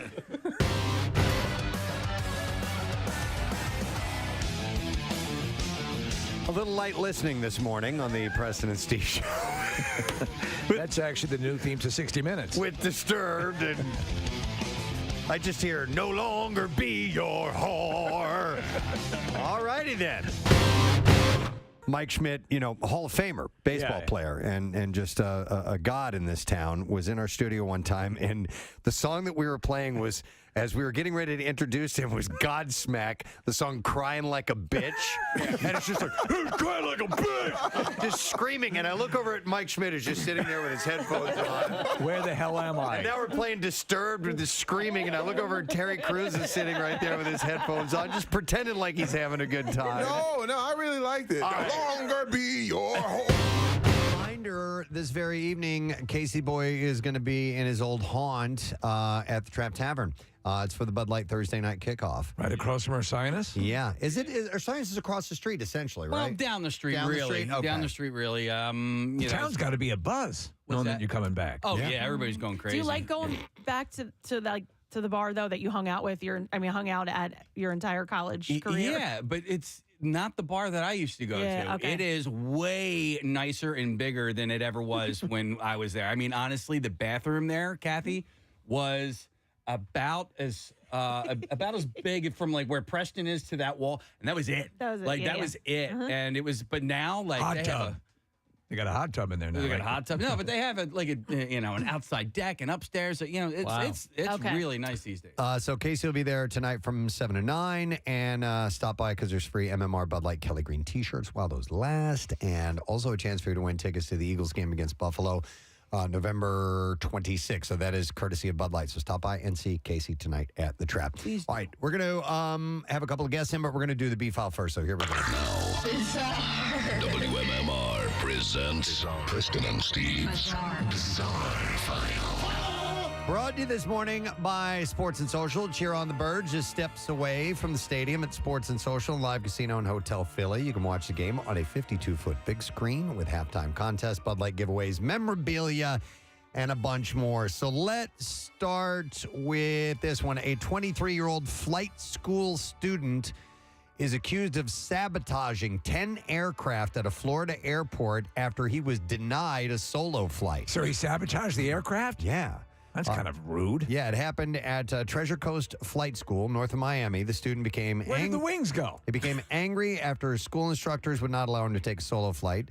According to a report, the school officials called the sheriff's office when they said they saw the student on video going from plane to plane, causing damage to each aircraft. Items such as the plane's throttle was damaged. You little rascal. 10 of the aircraft had to be grounded while mechanics determined the extent of the damage. So the sheriff said that something terrible could have happened had the damage of the planes not been discovered prior to takeoff. Some of the damage would have impacted their ability to land. But you didn't let me take a solo. People could have died. The student who was visiting the United States was arrested and was charged with felony criminal mischief. Employees at Arlington Auto Wrecking in Akron got creative when they realized a man had broken into one of their cars, going to extreme measures to make sure that he couldn't escape.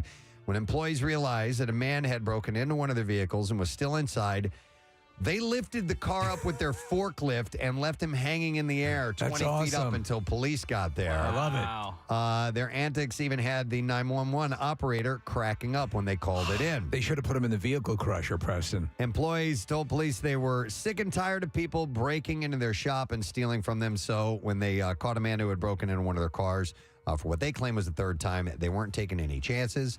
According to an employee, he said, we were having a lot of trouble here with people stealing stuff and everything, and got a guy that passed out or crashed in one of our vehicles in our yard, and I got the vehicle picked up with the loader, and he's probably 20 feet in the air now, and I refuse to drop this thing to let him out and run. I love it. He said, we've just had so many problems here with theft and catalytic converters and just fires and everything. So police arrested 26-year-old Alexander Funk for criminal trespassing and processing criminal tools. Here comes the funk, right, Case?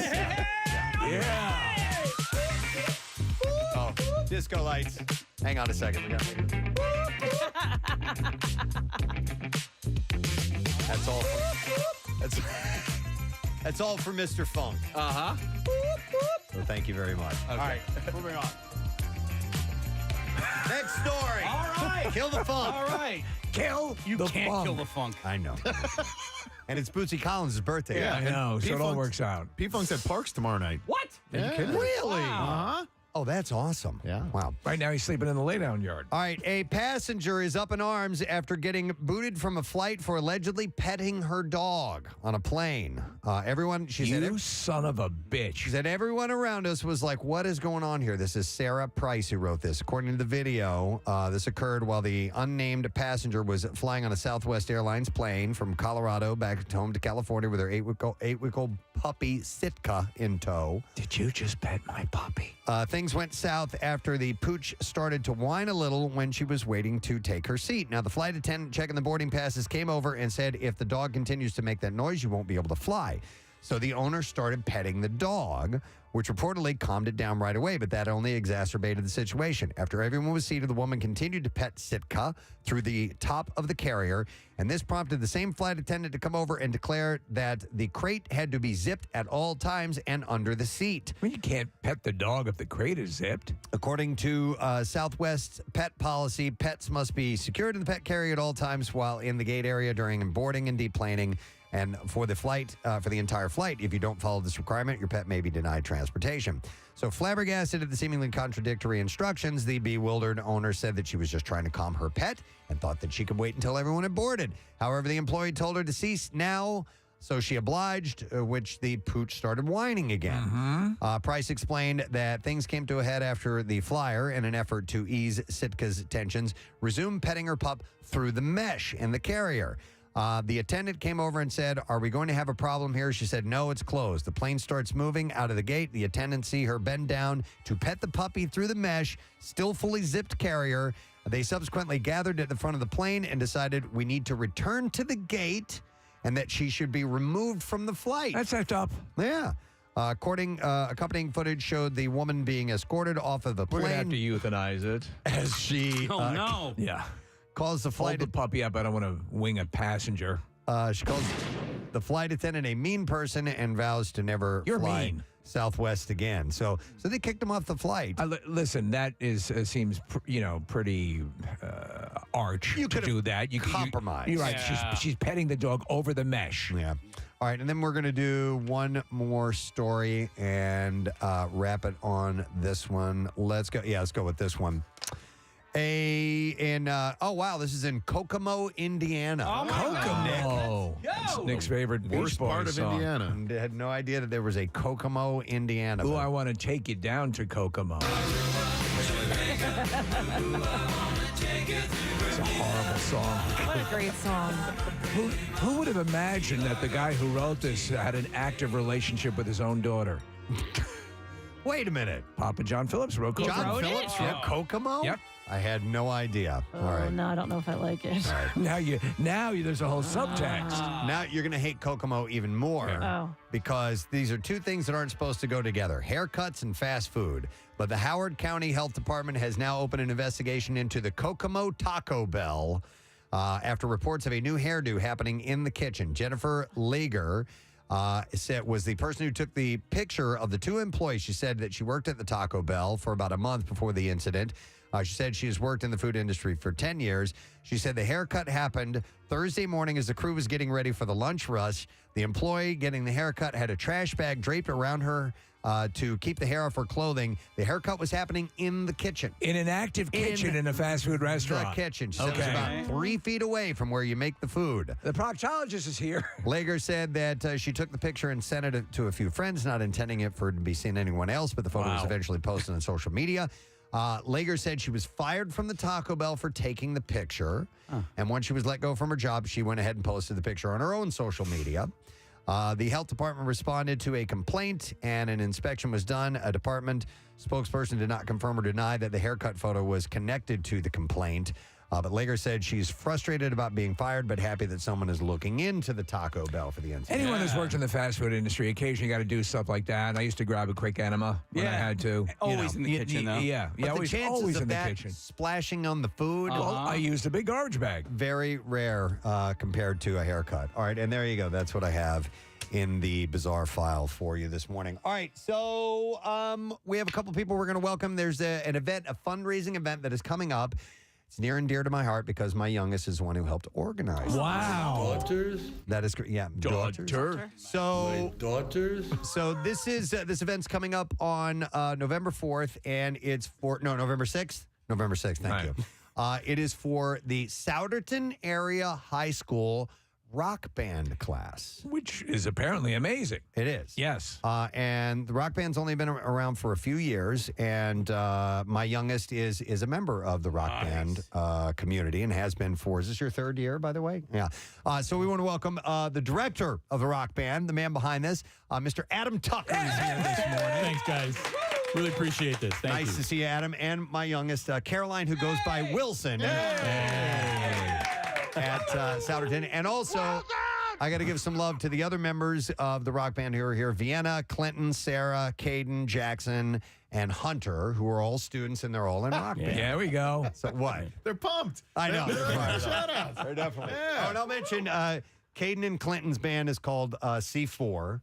And they're Like great. the I've actually been to see them before. They're fantastic. Yeah. Okay, hang on a second. Are the two other members in the band, do their names begin with the C? Yeah. And that's why you're C4? Yeah. Okay. There it is. Love it. I didn't even know that. Badass. I didn't even Honestly, know that. I just figured that out now too, See, Casey. right? I feel It's not horrible. just me. Oh, man. By the way, I saw Clinton as a bass player, and I saw him play a Jaco Pastorius song, which is insane. No, it's not. Anyway, they're a really great band. And so real quick, and Caroline or Wilson is here with us as well, who is the sound engineer for the group. And that's what Caroline wants to do, or Wilson wants to do for a living, believe it or not, which is pretty cool. No, it's cool. And you're in here, and I see you doing stuff. And we tried to get you hooked up with Rodney because he's one of the best to learn with. And I think I'm as excited as your dad is about you getting involved in this stuff because it's so cool. No one is more necessary. I mean, obviously, Preston, the musicians do play a heavy part in the whole thing, but in the recording end of it, that's very cool. So what's going on? What can people expect at the event? So this was a fundraiser actually organized by Wilson and Vienna back there. There she is. We are looking to just get some new equipment to upgrade what we have. So a fundraiser. Yeah. Yeah. So we're looking, hopefully, new soundboard. Yeah. Chime in here. New soundboard, new microphones. Mm-hmm.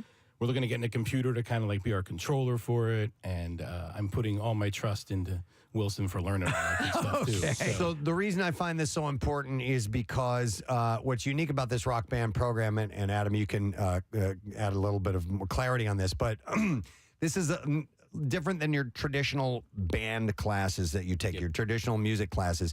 You don't need to read music in order to be in rock. Correct. Really? Yeah, that's interesting. Yeah, that was one of the impetus for like starting the group. Because a lot of times that is, there are a tremendous amount of very well-off musicians who can't read music. Yeah. So, and by the time you get to high school, if you decide you want to play a musical instrument in a school atmosphere, you already need a working knowledge of how to read music. And if you've missed that boat, it's too late. This is an opportunity for you to jump in and learn in a different way. So then that means I could join. Absolutely. Yeah, absolutely, because I can't read music. Doors always open. I can't play music. Always open. Okay, cool. Don't steal my job, though. No. You are number one here. And so Carter, my middle child, was in the very first year that Rock Band was in existence. So how was it? 5 years now? 4 years? We are in our fourth year as a class right now. Yeah. And we're starting to see more of these classes at other schools. Yep. We like to say we were kind of like a pioneer, one of the first districts to put forth like a modern band. May I say, son of a bitch, because they didn't have this when I was. I would have benefited so because that was a huge thing for you. Like you had to have that. Yeah. And I would have loved to have maybe jumped back in later on and taken a shot at this. But listen, I guess radio's working out. So. And so, Adam, so the event is coming up on the 6th. There's a show that you guys are doing. Yeah. So we, we have our set list ready to go. We have C4, as you said, they're going to be opening for us. And their names all begin with C. So. They do. Yep. New knowledge coming out of this today. Oh, here's what warms my heart is, so Caroline, Wilson, now when we get together, we will listen to music, and it's music that I am so happy that I'm being turned on to music from artists that I've been listening to for ages, like deep cuts that like I've never even heard before. Isn't that wild? Isn't that wild that you get because Elton John and Billy Joel? I mean, some of the biggies and all kinds of stuff. And you'll listen to Rush. Oh, and I love Elton John. Big time. We've heard that you are a massive. That is amazing. That is amazing that all this is happening. And you know what you guys have is the benefit of there are full catalogs of music. We used to have to sweat and wait for every friggin' album to come out. You got it all at once. Very cool. One of the coolest things about this is that on the flip side, they're exposing like me to some of the newer music, and I'm really, really stubborn when it comes like to music. Neil Sedaka. And a few of the contemporary cuts from last year. There was a band called The Greeting Committee that these guys hooked me on to, and that was one of their best songs last year. Awesome. And it's just stuff I've never heard of. So I love this. It's awesome. So the show is going to be November 6th. It's going to be at Souderton High School. At 6:30. 6:30, so early enough for me to make it. That's right. Which is great. Yeah. And then how do you get tickets, by the way? Or is it pay at the door? Pay at the door. Okay. And there you it's go. $5. Walk up, $5. $5. Come on. Yeah. And we're going to be doing raffle items. I'm going to play a little clip of you guys. Marissa pulled this. This is a little bit of a rock band. The recording is okay, but here.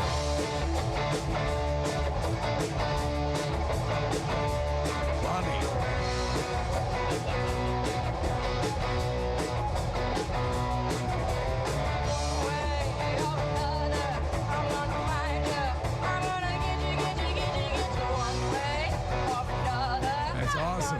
Sounds pretty good, Yeah. doesn't it? Is that Sarah singing? No. That's Allie. Allie singing. Is that Allie singing? Yeah. Okay.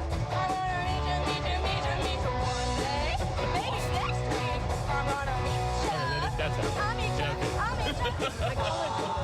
So I didn't even know that was. So you don't know the names begin with C, and you don't know who's singing. I'm useless completely. Ashlyn has a question real quick. Ashlyn, good morning.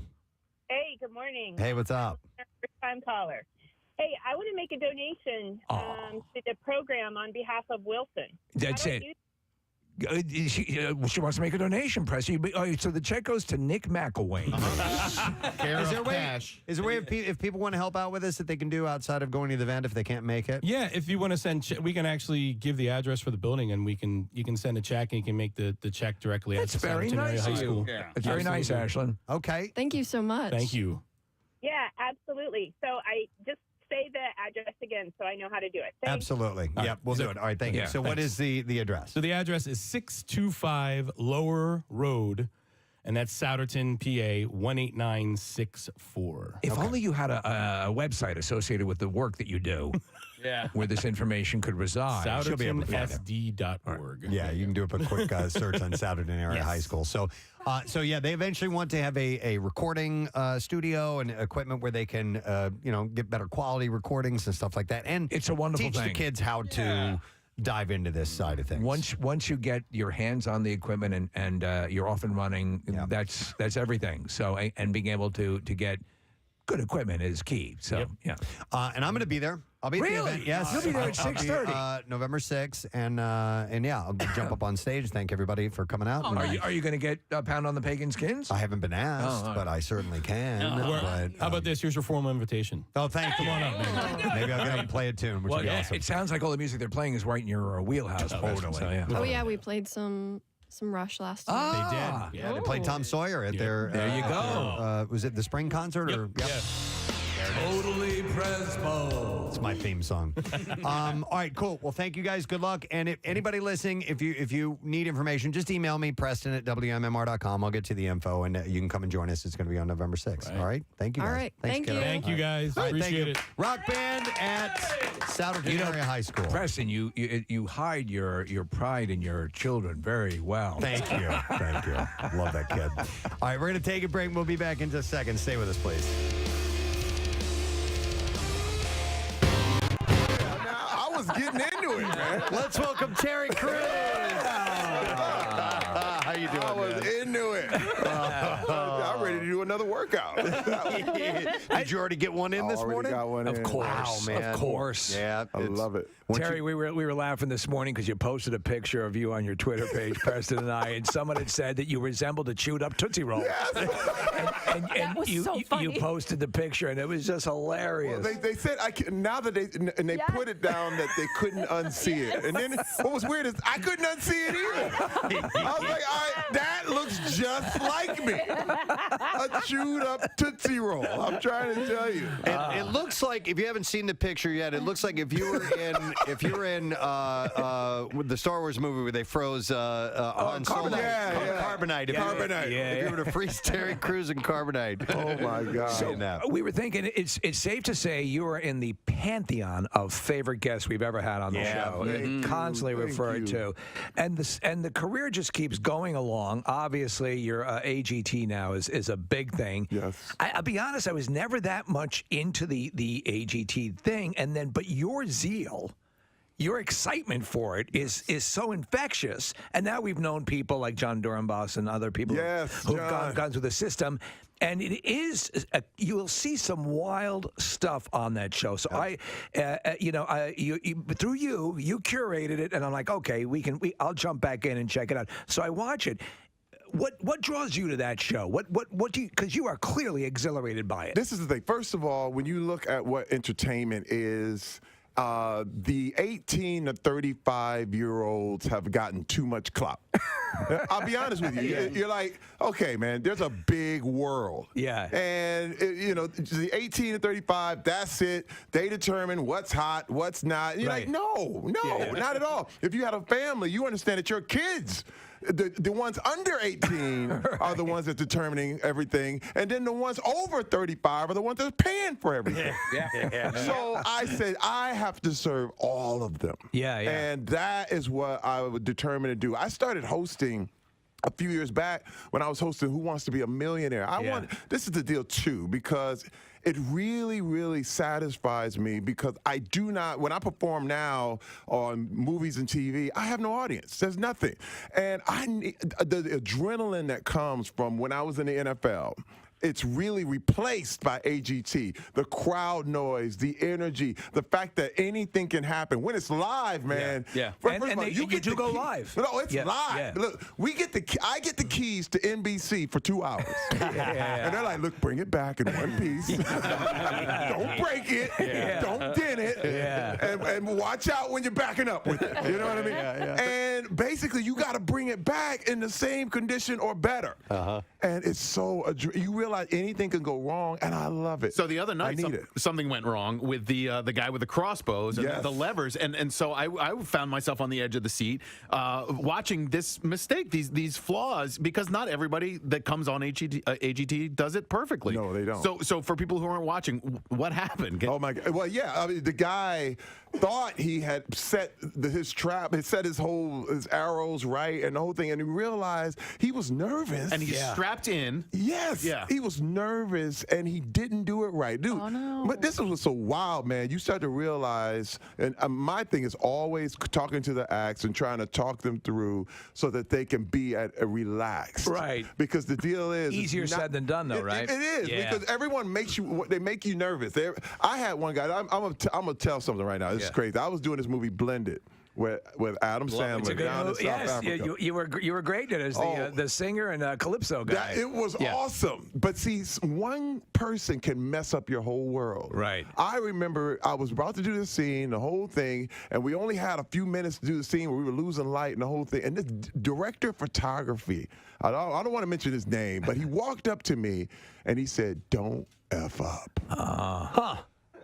Now, when you said, I'm going, now, that's the worst thing you can say to anyone. But thank God I knew to counteract that. And I said, don't take it.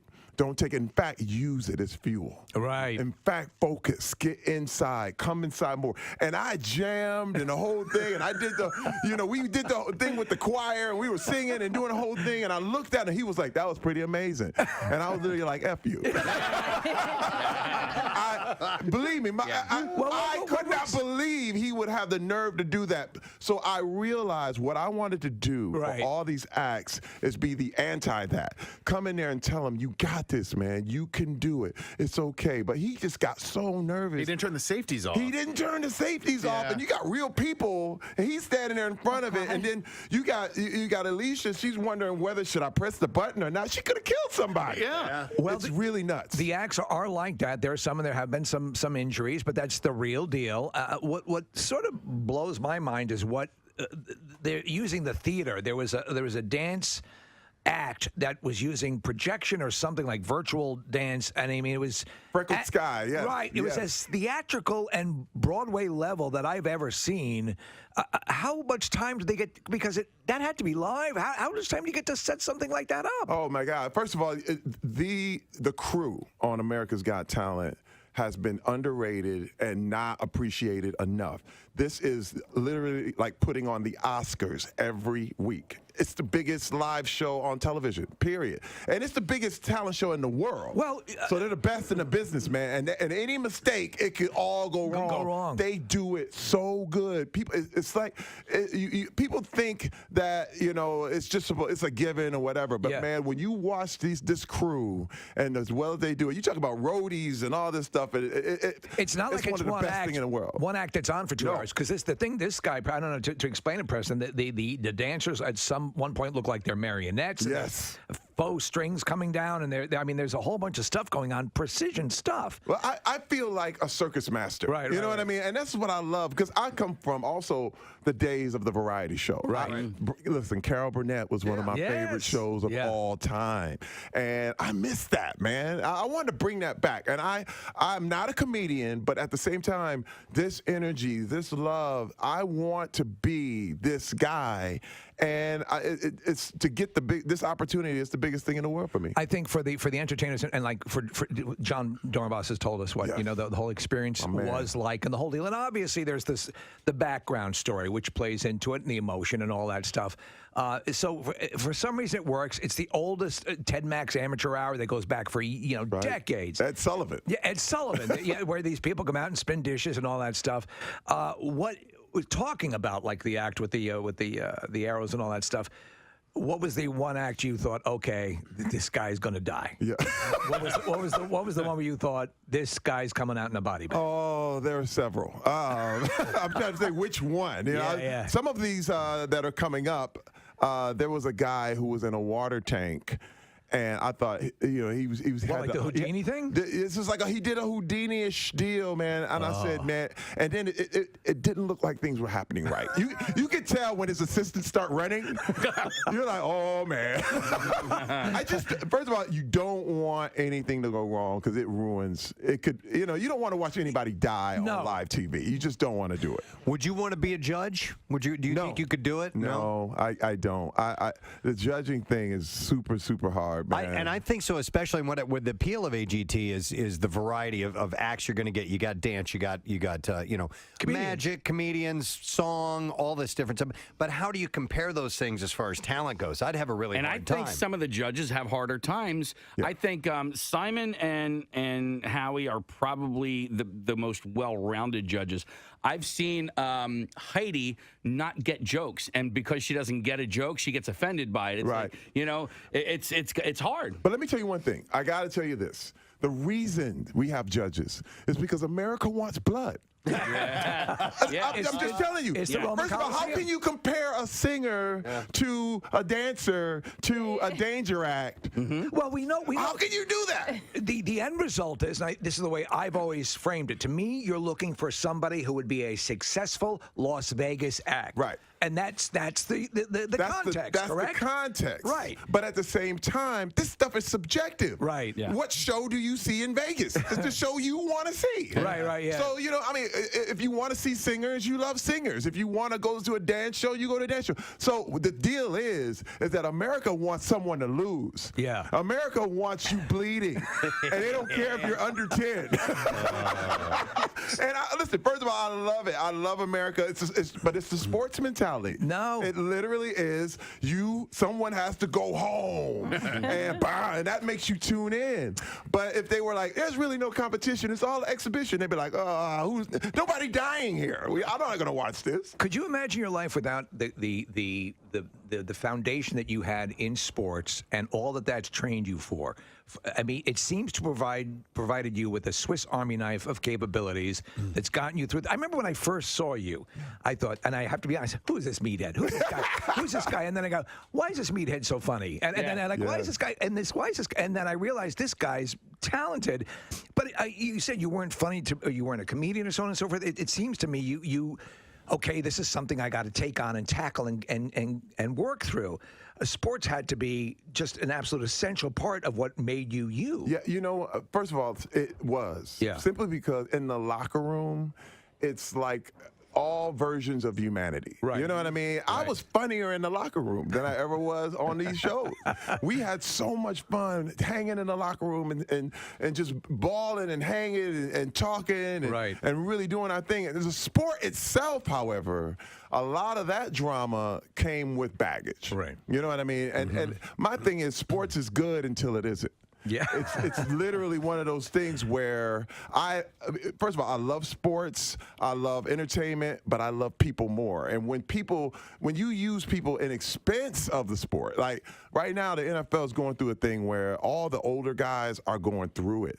And they're not helping them. There's so many guys that need help, man, mentally, physically. The NFL will literally deny that they cause these issues. You know what I mean? And that's my thing is just admit it, man, and let's just help them. Right. But my deal is, it's one of those things where I had to get rid of a lot of things that was bad and keep the good. Yeah. And sports can be very, very good, but if it's used in the wrong way, man, you will end up miserable. I believe it. One of the things, speaking of being talented, that we really weren't aware of was your artistic ability, and it was one of the before even sports, right? I mean, you were you sketch and painting, and were you a court sketch artist? Sketch artist, yes. Get out of here! I had an art scholarship before I had a football scholarship. Wow! I was looking at some of your stuff. It's really good. Oh, and why is it that court sketch room artists are usually so terrible? Yes, they are. It's a lot of it. You have to be fast. Yeah. But at the same time, you have to understand too. For me, I would have went the whole art route. But no one was going to pay for that. Starving artists is a real thing. Starving goes right before artists. Yeah. I mean, name an artist who actually got paid while he was alive. Yeah. It's very, very rare. Right. They're celebrated after they found Oh, yeah. You've been dead 30 years. All right, thanks, Kath. Hey, we have someone else we're going to chat to quickly here because there is an event that is coming up, and we are more than happy to get a little plug-a-rama to it because our guest we have a relationship with in a couple of ways, most recently with the band Sidearm. Oh, they've been absolutely essential. Our live band karaoke at the Barbecue was insanely successful both years that we did it, and hopefully we'll keep doing that because it's so much fun. But our relationship goes back further than Sidearm, which he is a member of. It goes back to a band called Octane. Octane was another essential band for the Preston and Steve show. I did like every Saturday night with Octane at Reed's Bluebell for years. You sang with them, did you not? Yes. I think I did, yeah. Was it Risque? Club Risque. Yeah. And we want to welcome our good friend Bobby Prillis to the program. Drummer extraordinaire. What's up, Bobby? How are you guys? We're getting the band back together, right? Yeah, man. We're putting the band back together. Yeah. All right, so Octane, what were the years that Octane was active? 2000 to, basically like 2010. Okay, and then it started to become reunion stuff. Right, so, and that's what this is. There's an event that's coming together. The band's getting back together. You guys are playing a show. What's this all about? Well, 2003 is when we put out our first full-length record called When All Is Said and Done. We recorded it in Philly at Studio 4 with Phil Nicolo. And got a lot of backing from you guys when we released that record. And, it was like the first main release for us that had, a couple songs that did really well in this area and, other areas. But it's 20 years from the release of that record. So. Wow. All right. And so what is the event is December 8th? December 8th at the Landis Theater in Vineland, which is a incredible little theater over there. Ray's done a great job over there. And, we really actually struggled with trying to get a venue locked down. And, Ray was just on board from the beginning. And I'm excited. The sound there is great. He's got a great production, and I think it's going to be, we could bring a great show to the fans, and I think it's going to be a good time. I love it. So you're celebrating with the album, and all the original members will be on hand? All 5 original guys that recorded the record, yeah. We haven't really played a full show with Joey in a little while, so it's going to be exciting to have him. He's actually a drummer now. He doesn't even really play bass so much, but he's going back to bass. Yeah, they actually have a drummer in Octane that's guy playing drums already, so he's going to go back to bass, and it's going to be exciting. You know what's cool about this, because there's a lot of bands that you hit a level of traction, and you mean something to fans of the band that have seen Octane over the years, obviously Sidearm as well. But I mean, it's a cool way to spend time with people. You say, when all is said and done, if you liked anything off that album, or if you liked Octane in general, this is a great opportunity to share some nostalgic memories. Yeah, and I think what's most exciting for us is that people posting about, can't wait to bring my kids. So, a lot of these people didn't have families at the time, and now they got kids that are. And many of you could be the fathers of those kids. That's so, true. yeah. Many of you, that'd be great to kind of meet the kids that you had while you were in Octane. Yeah. Definitely, maybe 1 or 2. All right. Well, listen, Bobby, we'll put the word out. December 8th, Landis Theater in Vineland. Tickets available at thelandistheater.com. And then we will next see you with Sidearm, as you guys are one of our house bands at the Camp Out for Hunger, man. We're excited. Oh, man. We cannot wait for that. I think it's the 14th, Tuesday the 14th of November.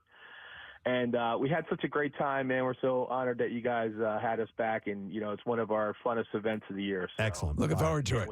We'll see you then, Bobby. Thanks, man. Good luck with everything. Thanks so much. All right. God bless. Bobby Prillis, awesome drummer, even better person. He's what a beard. Just the best. He has got one hell. Yes. It's just this isolated, conical shaped, skinny beard that goes down to like his belly button. Crazy. All right. There's an article, and I want to make sure that we get to this today. Steve sent this to me, and I know that there are people that can commiserate this, or if they haven't had a chance yet to think about it, this will put you in that mindset. So there's a woman who posted a TikTok video. Her name is Samantha Hart. Samantha Hart. Okay, so she talked about this because she said her company has an email system, and I've seen this where your email handle, your name, your email address is sometimes first initial, last name, and then at, the company name or whatever. Standard procedure. Yeah. So why does that affect Samantha Hart this way? Samantha Hart, when shrunk down to that, her name is Shart at blah, blah, blah. That's great. And sometimes this will happen at like restaurants. If you get a little restaurant ticket, they ask your name, or make reservations or things like that. If you have a problematic last name that wouldn't precede your first name. Yeah. Yeah. But this is, Shart. Yeah. You know what? Again, because of the line of work we do, we would be thrilled to have Shart as our email. Oh, most definitely. But it may not, like if you're perhaps a paralegal or something, it may not be the best name. Yeah. So I wanted to see if there were some other ones. And somebody pointed it out, who was Adam Weiner. Yeah. From Low Cut Connie. A wiener. And, well, not just a wiener, but he said if you do his whole name, Adam, it's a damn wiener. Oh, my God. That's kind of he said a damn he got wiener. that nickname back in school and everything. But there are some other people that chimed in. They were like, oh, my God, yes, I totally fall into this. And so I had a couple of other examples. And if yours is an example of this, feel free to give us a call, 215-263-WMMR. There's a guy, he doesn't say his first name, but his initial is C. Littman. Oh, my God. Seriously? Yeah. Come on. Like, as a parent, You should be ashamed that you named your child. But this. I mean, maybe they weren't thinking about first initial. Email It's the addresses. first thing you think about. Hey, what would you say is your favorite area on a woman's body? Yeah. C. Littman. That is my favorite one of all these examples. That's better than Buttman. That I've seen here. There was another one. Her last name is Lutz, and I guess her first name starts with an S. So it's Sluts. All right, that's a little more acceptable. Then C. Littman? Yes. No, I got to say, that's a rocket, especially if you end up in the porn industry. Oh, my God. I love that. There's another one, a woman named Sue Hartlove, so she would be Shartlove. Yeah. Another example was Patrick Ecker, so he's Pecker. So that is the default way. I don't think I've ever, you know what? Yeah, it's usually the initial of your first name and the last name, right? Yeah. Most email systems today for businesses employ that method. I have a hard time with like Instagram accounts.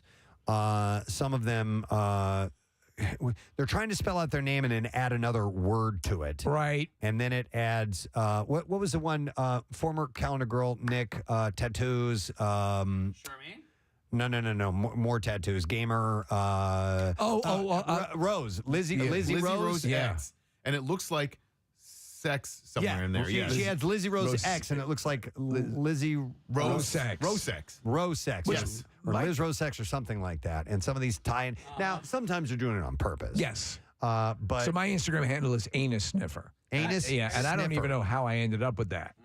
It was just random. It generated by the system itself. It recommended that as a username? You Wow. look like a. By the way, the guy here's one. It says this guy wrote, ours was the first 5 of the last name plus first initial, and one guy was going to be McAnus. There you go, just like me. So they gave him a special one. McAnus. And then the girl, Samantha Hart, says she recalls how her parents got her a vanity license plate for her first car, and at the time, they didn't know the meaning of shart. Neither did she, because it was years ago. And she said, I rolled up to school, and everybody made fun of me. She said, my car became known as the Shartmobile. Great. Again, we would actually pay to have such a license plate, but for her, it's problematic. Yes. Okay, thank you. Because number 2 is immediately what I thought of. All right, let me go to Mike. Hey, Mike, good morning. Morning. What's up, buddy? My full name is Mike Sweeney. Mike Sweeney. Okay. But when you put it together, and if it's your first and last name as an email address, it turns into? Well, the email ain't as good as just the name, because it would be M Sweeney. Right. But it says Mike's Weenie. Mike Sweeney. I was trying to get you to say it, Mike, but you didn't say it. He didn't do it. Mike Sweeney. You are a weenie. All right, thanks, buddy. Appreciate Mike it. Sweeney. I actually didn't get that. Weenie. Yeah. Yeah. I mean, I played football with a guy who had that last name. Mike Sweeney. Well, his name was Matt, but...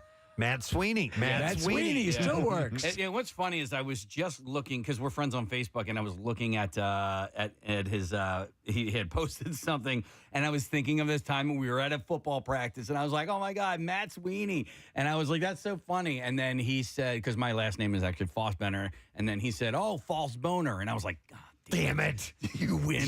I went to school with a guy whose last name was Engorged Penis. Oh, that's weird. Yeah. However, when somebody says it, when just sometimes one person It's says hilarious. it, Yeah. But I mean, it can stick In a And that's second. It. And then it takes someone to realize. Yeah. And then you can never shake it. And it can be for years and years and years until you move on and change your name or something like that. They will say it when they're burying you. Everyone will chuckle. Mike Sweeney. Well, I tell you, there was a guy that I went to school with, and this is a totally different topic, but his name was Mike Lipschitz. I love it. And years and years and years later, or no, it was Todd Lipschitz. Yeah. That's right. And it's just an unfortunate name. It's a terrible name. He changed it to Libsyn. Yeah. Eventually. Yeah. Because he just got tired of it. It's too much. You can change your name if you want to. It's a my common name. youngest goes by a different name, and I'm totally cool with that. But you guys called him S-Lips. Dude, yes. I mean, that's funny. That was part of it. It was, instead of Lipschitz, it was S-Lips. And You wanted to, well, I mean, it's a come different on. topic, but you wanted to change Preston for a while, I right? didn't want to be Preston at all. I hated it. You wanted to be Presbo. No, I did not want to be Presbo. I love Presbo. Yeah. Feel free to call me Presbo anytime. Now you love it. I get a kick out of now it. it's totally Presbo. Totally Presbo. But I wanted to be Dave or Mike or Steve or something. Dave Bo? Generic. Yeah. No, You not wanted to Dave Bo. Be Mike. Dave or Mike or Steve. Yeah, any of those. Okay. Yep. Yeah, mine. I wanted to be Sarah. Why Sarah? I don't know. Okay. I have no idea. I Well, don't she comes remember. from Texas. It's a big. Well, no, very that popular. that was Mary. So I was Mary at certain points in my life. But no, I wanted if I would have been able to change my name as a kid, I would have went with Sarah. Sarah. All right, hang on. I want to go to Steve here real quick. Steve. Hang on a second. Hang on. Where is it? Yeah. Steve. All right, Steve, you're on the air. Good morning. Good morning, Gadzooks. Gadzooks. What's up, buddy? I worked with a guy named Alex Nalick, Nallick. Okay. Oh my God. Yeah. Yeah. Oh, so if they shortened it to just the A, it Anal would be lick. Anal. Okay. I mean, who hasn't worked with an anal lick? But But to be called that. Wow. Officially. yeah, it was always an interesting email chain. Wow. You know That's what? fun. In a way, though, it would help brighten up everyone's day when they saw an email come in from Analic. Yeah. Yeah. Yeah. I would enjoy that. I don't care what you have to say. Thank you. I would get a mild bit of entertainment out of that without question. What was the other one? C. What was the? C. Littman. I mean, we could say that, right? Yeah, Clitman. yeah. Yes. If we could say Lipschitz, we could say Clitman. Mm-hmm. Yep. Let's see. Are there any good examples here on the text coming? I'm reading through them. Let's see. Analic is a home run. Rich Freely. Oh, Dick Freely. No. Yeah. I mean, there's obviously people are saying Michael Hunt and stuff like that. That's it's a different thing. one. This is Yeah. that juxtaposition of initial with last name. It's probably more precarious and less likely that occurs. But when it does, that's when you get your Clitmans. Let me see here. I'm trying to see if there's other good examples. Oh no. What? Well, it's not like but line 2. Yeah. I mean, it's not like salacious or anything like that. No. But I'll go to Holly. Hi, Holly. Good morning. Hey, bitches. Hey, what? What's up, Holly? How are you today? Good. What's going on? Good. Hollywood. Hollywood. That's actually not bad. My a friend growing up, his last name was Cross, and they named him Christopher. So Okay. Chris Cross. did you marry into Wood, or is Wood I your? did not. Okay. That's my maiden name. And did your parents do this because they thought it was a cute little moniker to? No, my dad adopted me, and it was Holly. It was a different last name, and then I became Hollywood. Okay, so you lucked into it. I sure did. Yeah, that has star power to it. So I'd be fine with Hollywood. It's better than Clitman. That's true. All right, thank you. Appreciate Have it. a great day. All right, we'll see. All right, we'll go to Stacy. Hi, Stacy. Good morning. Hey. Hey, what's up, Stacy? Gadzooks. All right, what did you want to Yeah. tell us? So I worked for a doctor at a urologist office. His first initial was C, last name Wang, birth year 1969. C. Wang. Yeah, C. at a urologist. Wang. So we were doing, procedures on male parts all day long. Stacy, C. Wang 69. That's perfect. That's like that's He walked right into that. yeah. That's you walked right into that way. When I saw his email when I was getting the job, I was like, no way. So his email was cwang69?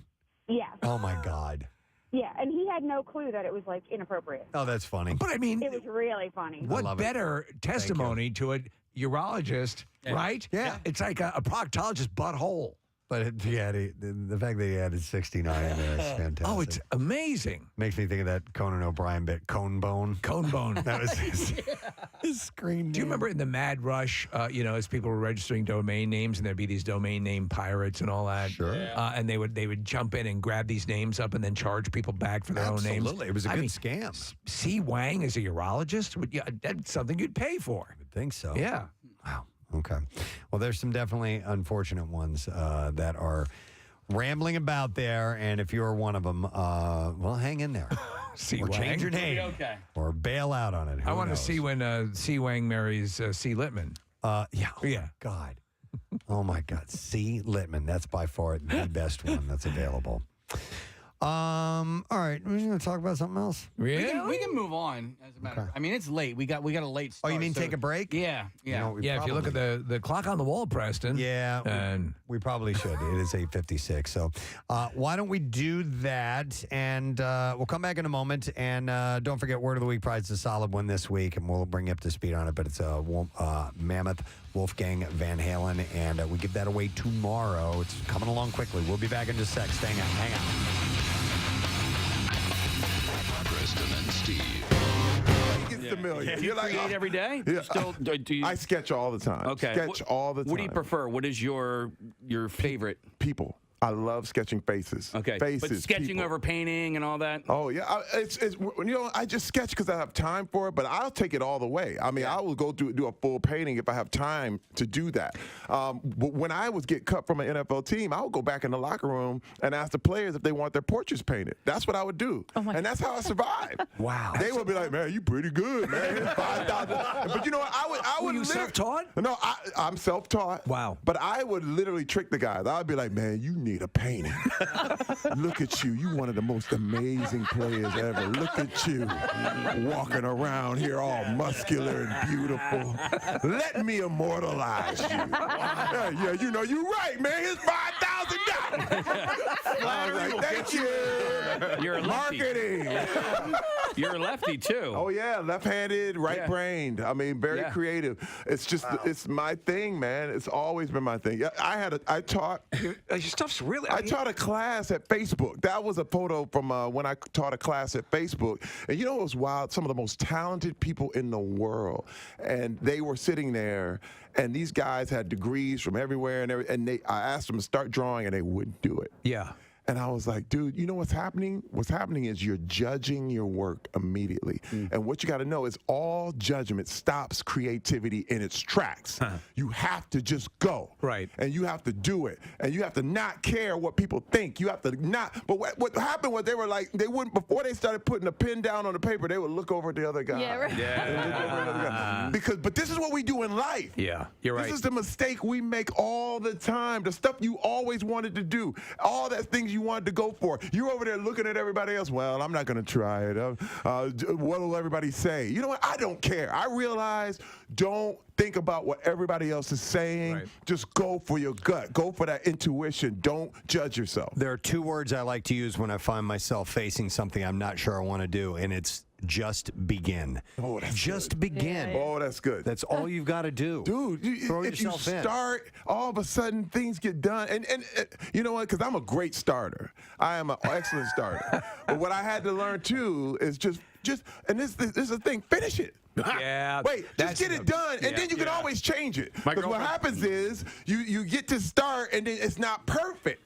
So you don't want to finish it. But no, finish it, and then you can change it. Dude, these are things you almost have to hypnotize yourself. You literally have to get out of your own brain and get out of your own way. It's funny you say that because I like to sketch as well, and I'll sketch on the iPad, and the iPad allows you to undo. It's yes. Like, it almost sort of takes away that. Okay, I've got this now. I've got to work this. You know, you can correct mistakes all the time. And it's like, well, it's cool. It's also sort of a cheat. You know. Listen, everything I do, I have a mantra. It's start small, think big. Right. Start small, think big. Okay, just do a little bit. Right. I'm actually taking Mandarin Chinese lessons right now. What? I picked the hardest language to learn, but I'm getting it. Okay. Wait, I'm all of a sudden I'm like, wait a minute. I've been doing this for like a month. And I'm like, wait a minute, I understood that. When I heard the lady, she was like, wuxia, and I was like, I know what wuxia means. Yeah. I know what that means, you know. And so I realized, okay, start small. First of all, I haven't mastered English. I had to literally look at myself like, have I mastered English? No. So if I get to a point where I can tell somebody I'm hungry, and I can tell somebody where's the bathroom in Chinese, I'm good. You know what I mean? How is one human so talented? No, because first of all, it's not even that. I just keep going. Like, just try everything you want to do, and I only do what I want. I don't do, if there's something I don't want to do, it's like, don't even worry about it. You know what I mean? You're going to be good. I'm sorry, go ahead, Preston. As I've aged, I've found that I need to be working on something. I need to be working on something that I can improve upon, something that's a bit of a challenge, and I'm loving it. I didn't realize this until just a few years ago, whether it be, working on a golf swing, or I'm a musician and I want to improve and to keep going on that. And I love having that. It's so satisfying. Yeah. First of all, listen, you've been talked out of your creativity, man. You've been told you're not creative. First of all, like you said, I'm left-handed. The world is a right-handed world, which deals with math and science. So all the arts are given as hobbies, but just half your brain. Yeah. So you have to me, I'm literally telling everybody, be more creative, exercise it, because you've been talked out of it a long time ago, and it's so satisfying. I built Legos like crazy. Yeah. So speaking of arts and stuff like that, so my daughter's in 8th grade. She's in school right now, so I can talk about her. What the arts has done for her has given her the confidence. So she's in 8th grade, and she's having the best year of her life, and it's all because of what she's been doing in the theater, and it's a very, very they just everybody nurturing, and everybody loves each other, and it's just so positive. But she's getting that from the arts. That's right. Yeah, and she's been playing sports ever since she was 4 years old too. But look what at the schools they're taking the instruments out of schools. Art is given a short shrift. All this stuff is treated like music and art and whatever. They're like, do that on your own time. That's a hobby. No, but math and science, if you got that, you're good. And I think we're severely lacking right now, just as a society, because we're not creative enough. This is why we run to Avengers and we run to the movies, because we need it so bad.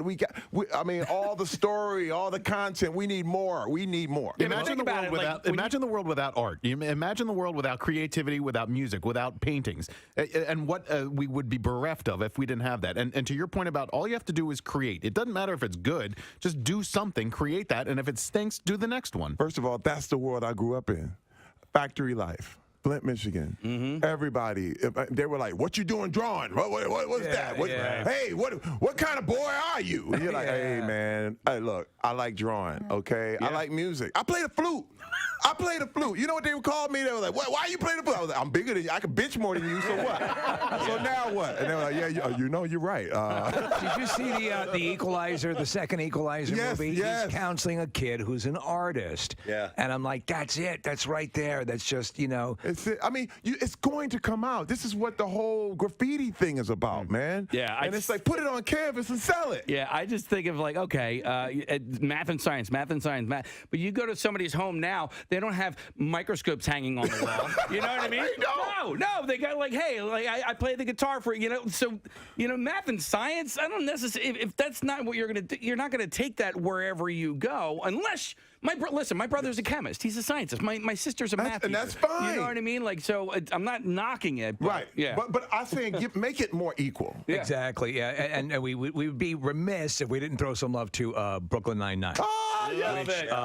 Casey and I are huge fans of the show. NBC gave you the new home, which is very cool, which is wonderful. The show was on the brink of going away and came back, and it is I think one of the sharpest ensembles on television.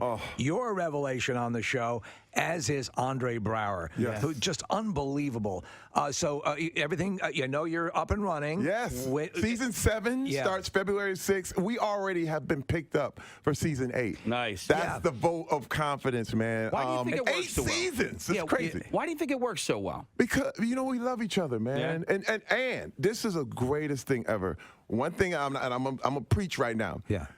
Competition is the opposite of creativity. The opposite. We do not compete with each other as a cast. Right. When you see a show fall, it's usually because the actors or somebody within there is competing with each other, and it causes the thing to blow up out of nowhere.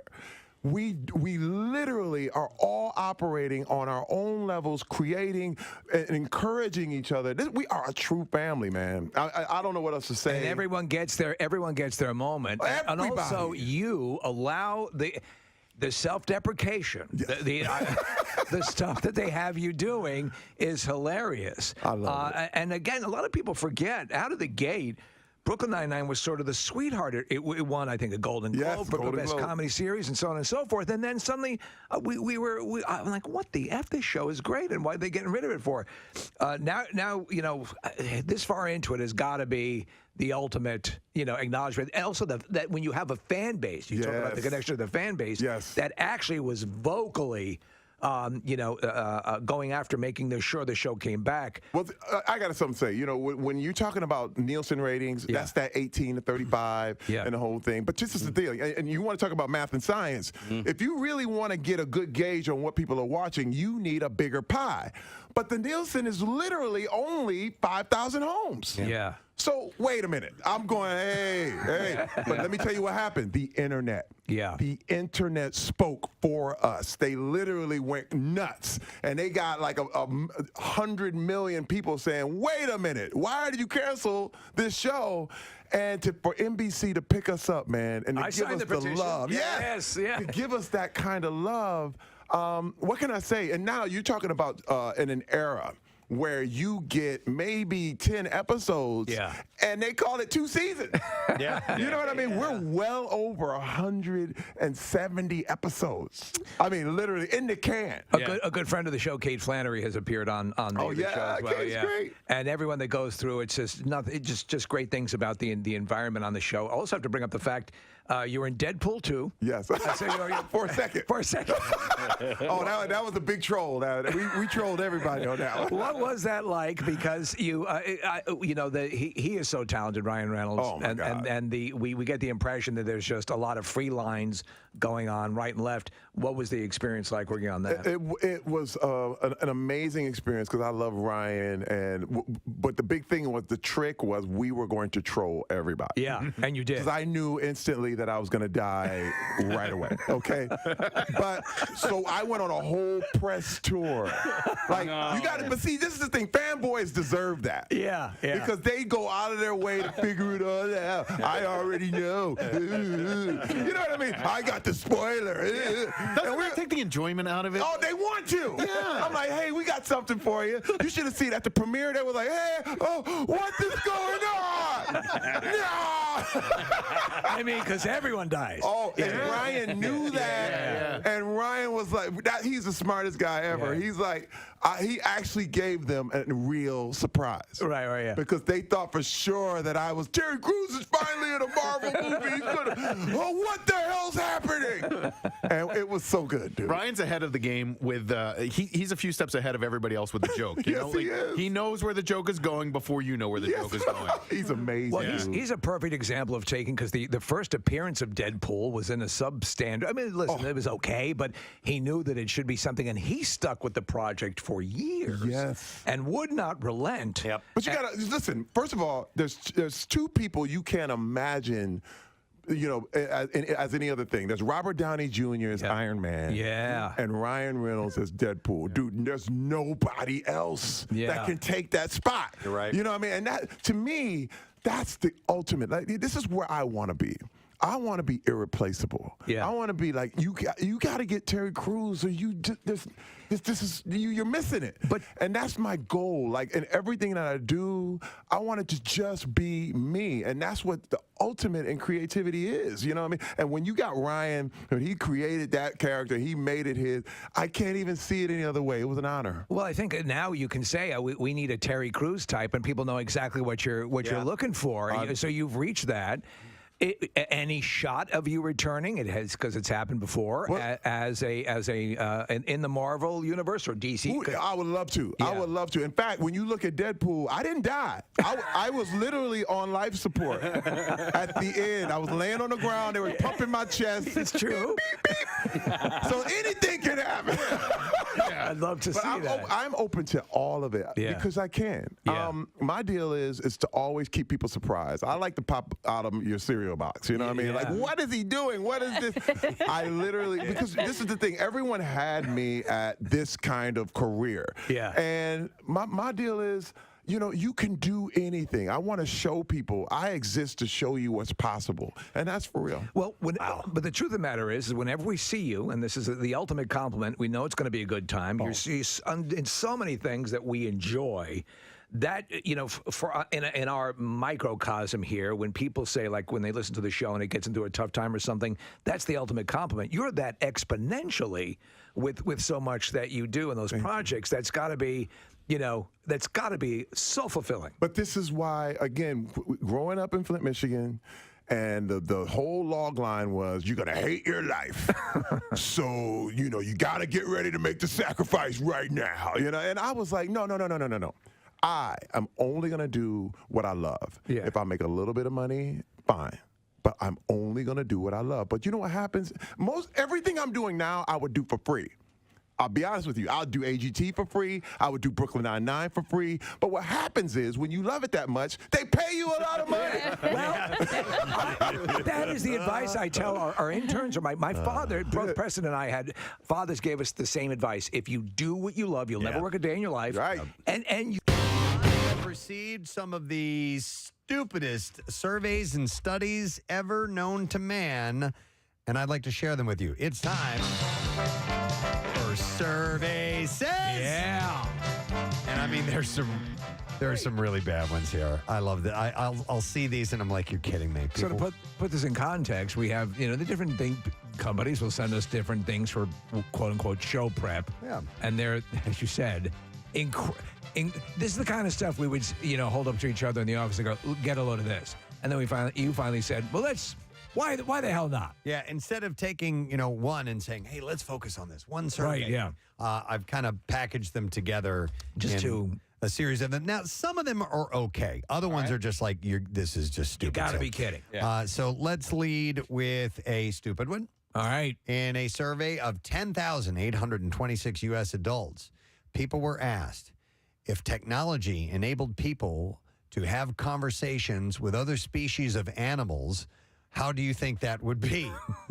Very positive, somewhat positive, neither positive nor negative, somewhat negative, very negative, or you're not sure. That is an incredibly stupid survey. Well, yeah, not only that. Incredibly stupid. Not only that, but like the survey should be, which animal would you want to speak with? That should be the serve exactly. All right, then let's take that out for a spin. A liger. Amongst us here. Probably the coolest animal on the show. Ligers are the coolest animals because they're part lion and tiger. Probably my favorite animal. I mean, you would obviously, the wildest and the king of the beasts and all that would be a good answer. But honestly, dog. A dog. I want to. Yeah. Guys, by the way, I wanna know my dog's see the thinking. movie Strays. Yeah. I recommend it hard. Did you watch it? I was watching it as I went to bed last night, so I didn't finish it. It is. They're live action dogs, but you're hearing, and you woke up to the second part of the Deer Hunter. Yeah, I'm sorry to laugh, but That's so what I many do. conversations go, Casey. With Casey, yeah, I started watching it, but I fell asleep watching it. I mean, almost every movie, every one of them. But Strays is it gives you kind of a fun insight. They nail so many dog things. Yeah. Well, what's funny is that dog doesn't know what his owner's saying, and his owner's a total a-hole. Right. Right. And he's like, oh, he's the best. Loves he loves me so yeah. much, and the owner's like, get out of here. But yeah, I mean, I would Press. You have the bell system at your house, right? So when the dog has to go outside, he goes ding, ding, ding, ding. Like we don't have that. I have to go to the bathroom, so I'm ringing this bell. So when my dogs come up and pay special attention to me, it's one of three things. It's either they have to go out, hey baby, they want some food, or they need some water, and I don't know which one is which. And I wish I could just go, what do you want? Well, you learn to read them. So if you really wanted to communicate, I mean, I could see, obviously, the animals we experience the most, dogs and cats, obviously, and I could see that. But what do you think, perhaps the wisdom of a creature that's lived a long time? Outside of domesticated animals. Right, like, let's try that. Maybe one of those giant tortoises that's lived for 100 and, right? I don't know. 50 years, or like, what would you go with, Kathy? I'd go with a possum. You love them. No, something that lives in the water, like a dolphin or a whale. Now we've gotten close to discerning, and they're very intelligent. So did you ever see the movie Day of the Dolphin? No, not yet. Okay, yeah. No, we had talked about that before. Right. No, not yet. I haven't seen it, but yeah, I think that's who I just want to know what goes on out there. The hell's going on out there? What are you guys doing out there? Going on? Have you guys heard about the Laylawn? Maybe deer, because There are so many in Pennsylvania.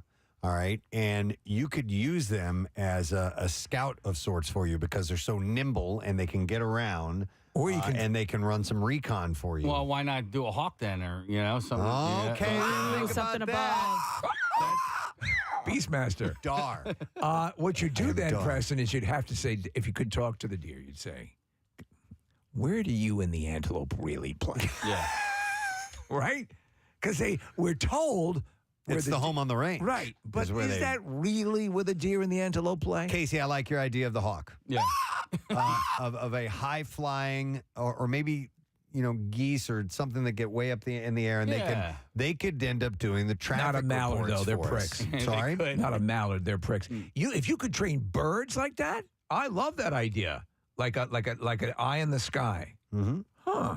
Well, Hopefully it wouldn't be like Kathy going, I don't know where I am right now. Oh, my God. What is this? I don't know where the hell I am.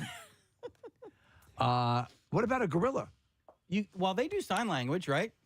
Yeah, Coco. Yeah. Yeah, but Coco's dead. Has there been a successor to Coco, Nick? I have no idea. We ask you these things. Well, because Nick seems very well versed in sign language. Actually, you're the only one of us that knew that all ball was the cat. I think I learned that from Mr. Rogers. Okay. All right. Well, anyhow, what if Mr. Rogers could talk? He could. Oh, that's right. Not anymore. I mean, he's dead, so he wouldn't be able to do it now. All right. So anyhow, So we modified that. Turn that into a great survey. Think about that today. But yeah, I think that if we were able to talk to the actually animals. talk to the animals, Just imagine it chatting with the chimp or chimpanzee. I think it would be very positive. This is another question because if you could talk to an animal, which animal do you think would be the how do Most I ask this? verbose? Well, I don't know what verbose means. Chatty? No. Which one do you think would be most beneficial to humans? Like if we could talk to any one To species Preston's of animal, point, yeah. a bird could provide. I think, could provide a lot of information. A wise old owl. Like you could find out how many licks it takes to get to the center of a Tootsie Pop. But like a first mouse, question. a mouse can get into places do I have a polyp in there? No, not Oh, there. Oh, I'm sorry. I would probably just go to a doctor for that. Yeah. You know? I'm not doing that. Yes. I'm not. I don't care if I can talk now. No. What animal would make the best doctor? I think A giraffe. a wise old owl. A giraffe? Yeah. Why? Because You they don't- look down on You you? don't think so? I don't know. I want to know your My reasoning. gynecologist is a giraffe. Whoever said turtle earlier, like an old tortoise. Don't you think? Yeah, because they've been around for a while and they can help me feel calm. But I think for the turtle and the mouse too, like they're What was the Eisenhower administration like? Yeah. they're just on the ground. Like they're not like the turtle's not going very far, and the mouse is too little to know like what's going on. You're in saying life. if you've lived on the Galapagos Islands for 150 years, what we need is a super large Philadelphian turtle. Yeah, one that's been around Something the that's block. been around the scene. something that travels. Right. Okay. Like the herds of wandering super huge Do you turtles. think if a species has been around for a long, long time, and this is going off the deep end a bit, but like let's take alligators, for example. Right. And when they can live a number of years. They sure can. And their species has been around, in theory, since the dinosaurs, right? So let's suppose that alligators are sentient beings. Would they pass down folklore from the time of the dinosaurs to alligators of today? So there has, if they could talk, but there has been this belief that just genetically there is this common experience that is passed down through the DNA. Through the DNA. For survival and things like that, I believe that. But I mean, like, what But about not like humans? where we crocodile have- dad jokes? Where we have taught one another to, technology Right. and how to advance and stuff like that. And storytelling. Like, and you had the thing about the boogeyman the other day, right, Preston? Yeah. And there's, in all different human cultures, there are stories about variations of boogeymen. I bet if alligators could tell stories over the generations, they would tell stories that would pertain to the time of the dinosaurs, to the time of today. I would not want to find out what the alligator considers a boogeyman. Yeah. Yeah. Like, what scares an alligator? Hang on, here's some alligator dad jokes. What do you call an alligator who's holding a compass? Nah. A navigator. What do you call an alligator who is always wearing a vest? An investigator. Ooh. An investigator. That's like C. Littman. And what do you call an alligator who's wearing Crocs on his feet? A traitor. Oh.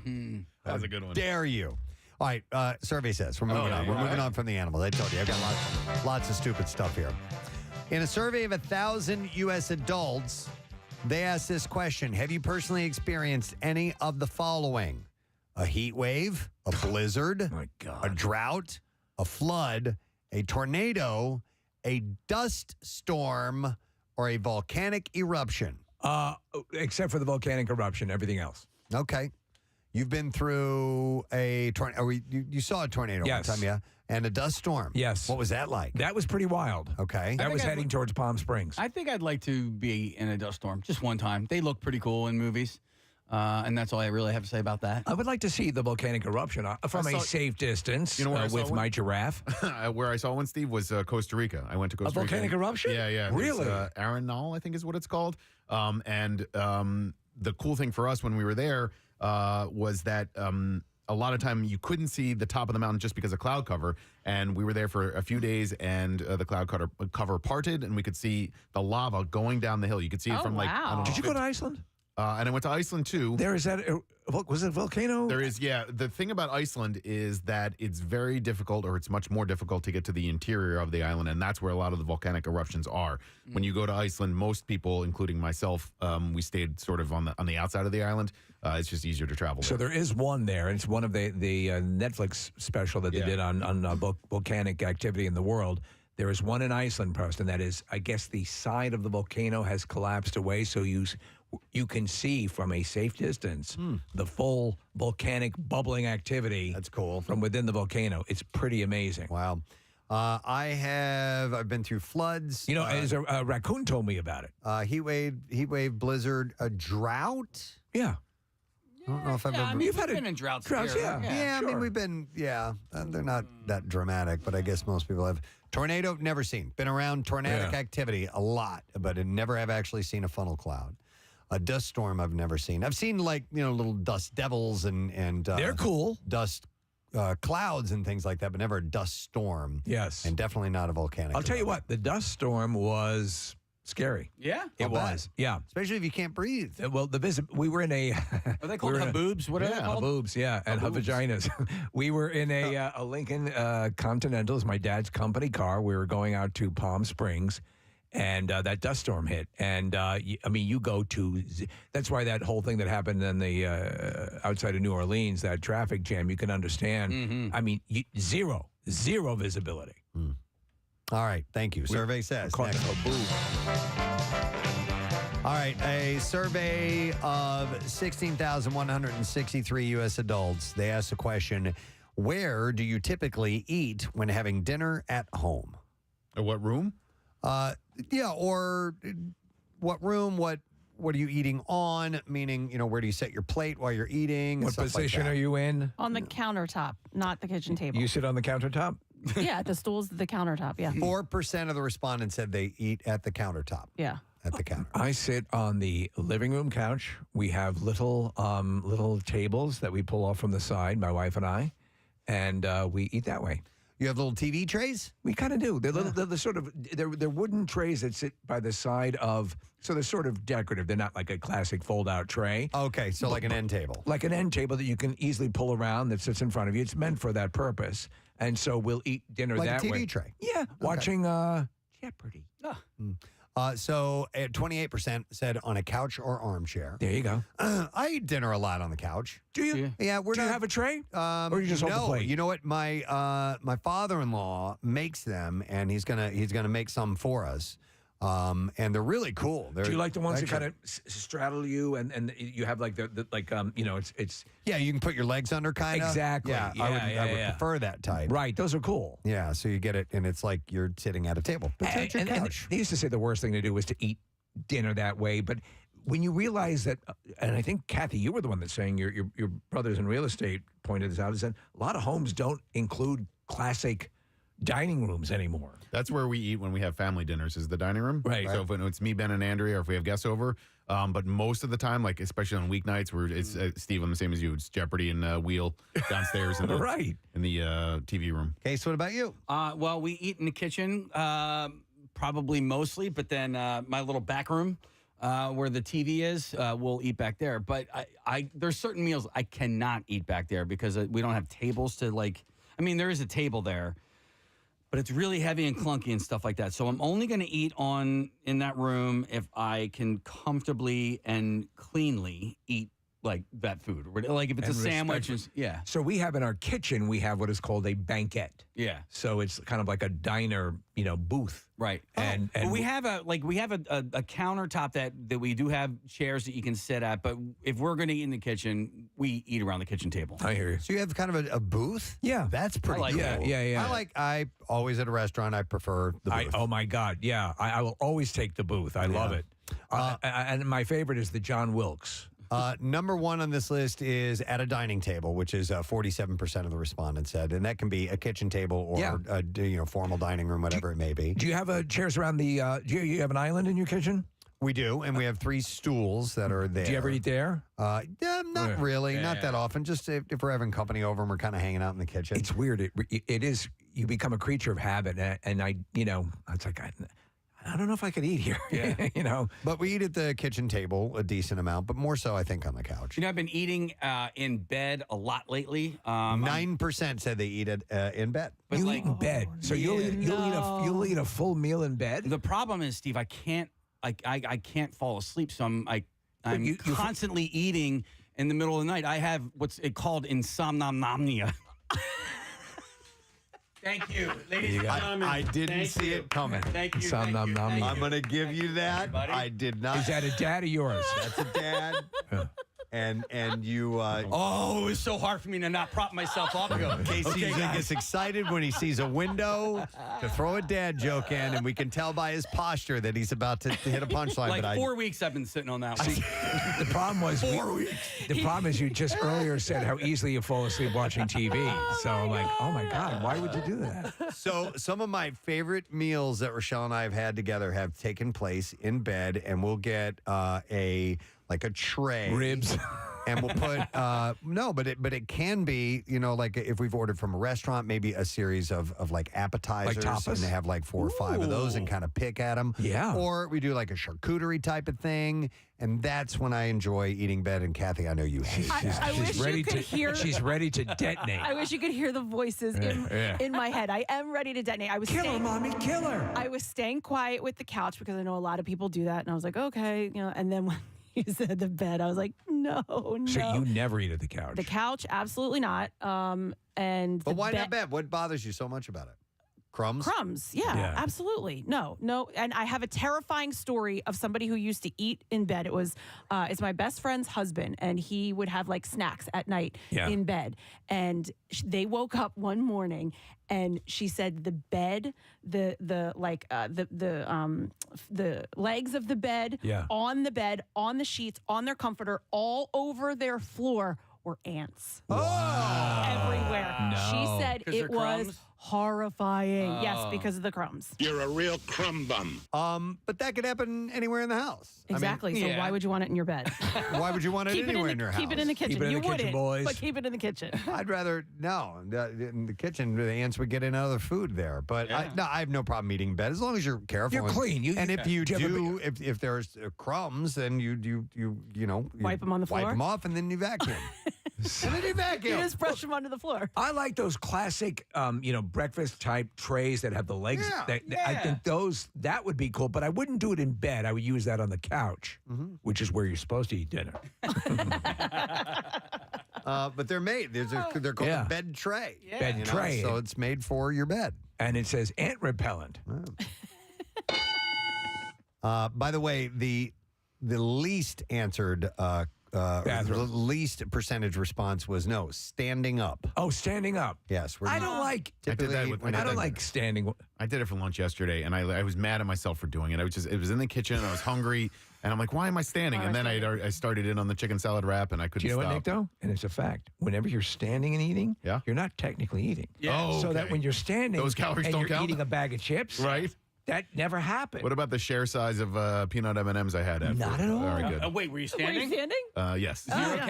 Never happened. You're good. Also, a total BS name on the share size. You're not sharing those with anyone. It's so ridiculous. It's like- asinine. by the way, if you notice, they've finally taken to actually putting the appropriate serving Yes. size. Yeah. They've now modified it to reflect what the amount of food a human would eat. There is a level up from share size. I It's know. that next one. It almost looks like a pocketbook or something like that. It's got a zipper on the top. Yeah, that's like family size. That's you have to admit that is share size. That's the Sonny and share size. And then I believe above that, I know them all, Preston, is Like party the- size. Like what you get at BJ's? Right. Yeah. By the way, Then there's enjoy it hog size. I completely broke into the Halloween candy last Did you? night. I did the other Yes. I did day before Case. yesterday. Yeah. I had some Reese's peanut butter cups. It looked like a bizarre sort of candy bar cemetery in my house. So, From you or your wife? She was different. Okay. But then once it opens up, I have to say, oh well, now I guess we can do this. Yeah. Because they're awesome. I purposely. That's why so many people will wait to the last second to buy candy to specifically keep it out of the house. Yeah. But yeah, I can't help it. You give me a small Kit Kat bar and I'm going to freak the F Well, out. I went to Costco specifically for it because I wanted to get Nerds Rope. They didn't have any, so I ended up having to get the chocolate candies. I bought a box of candies that I counted on the kids not eating. Oh, yeah? So that and as my son said, 100 grand bars are butt.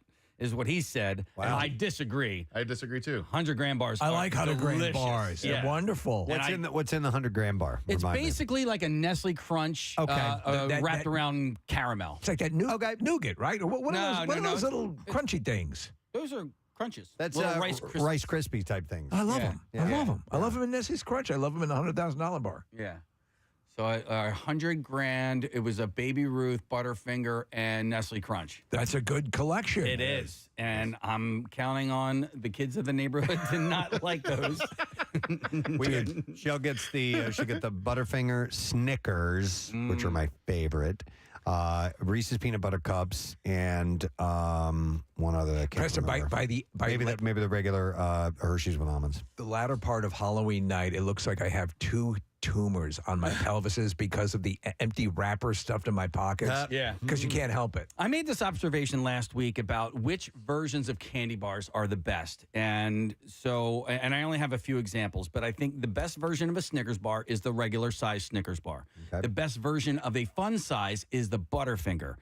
The best version of the king size. I can't believe you have this list. It's a good list. No, this list makes complete sense to me because I would hazard. I would say that the Kit Kat, small Kit Kat, the fun size, I guess, is my favorite. That's the best The small Twix, in its smaller version, is my favorite. The right Twixes are way better than the left Twixes, by the way. What's your king size? The king size is the Reese's Peanut Butter Cup. The quality of the Reese's Peanut Butter Cup that come in the 4-cup king size are the best ones. Also, your ratio of chocolate to peanut butter is better in the king size. Agreed. Yeah, Agreed. I agree. You get more peanut butter than chocolate, and the itty bitty fun size ones are too much. And chocolate. why I don't know how I'm just on the complete opposite page on everything with you guys. Really? The mini I think the chocolate to peanut butter ratio is better in that than I actually think they taste better. I think there's different ingredients used in the mini than the regular size. I think it's probably so. I'm going slightly, just a teeny bit, but there's something different in it. I'm with you on this because I've often said sometimes if you get like a full quart of the iced tea that I drink, it tastes different than when you get it in the small personal servings. So I agree with you on that. That somehow I don't know what it is. It's got to be.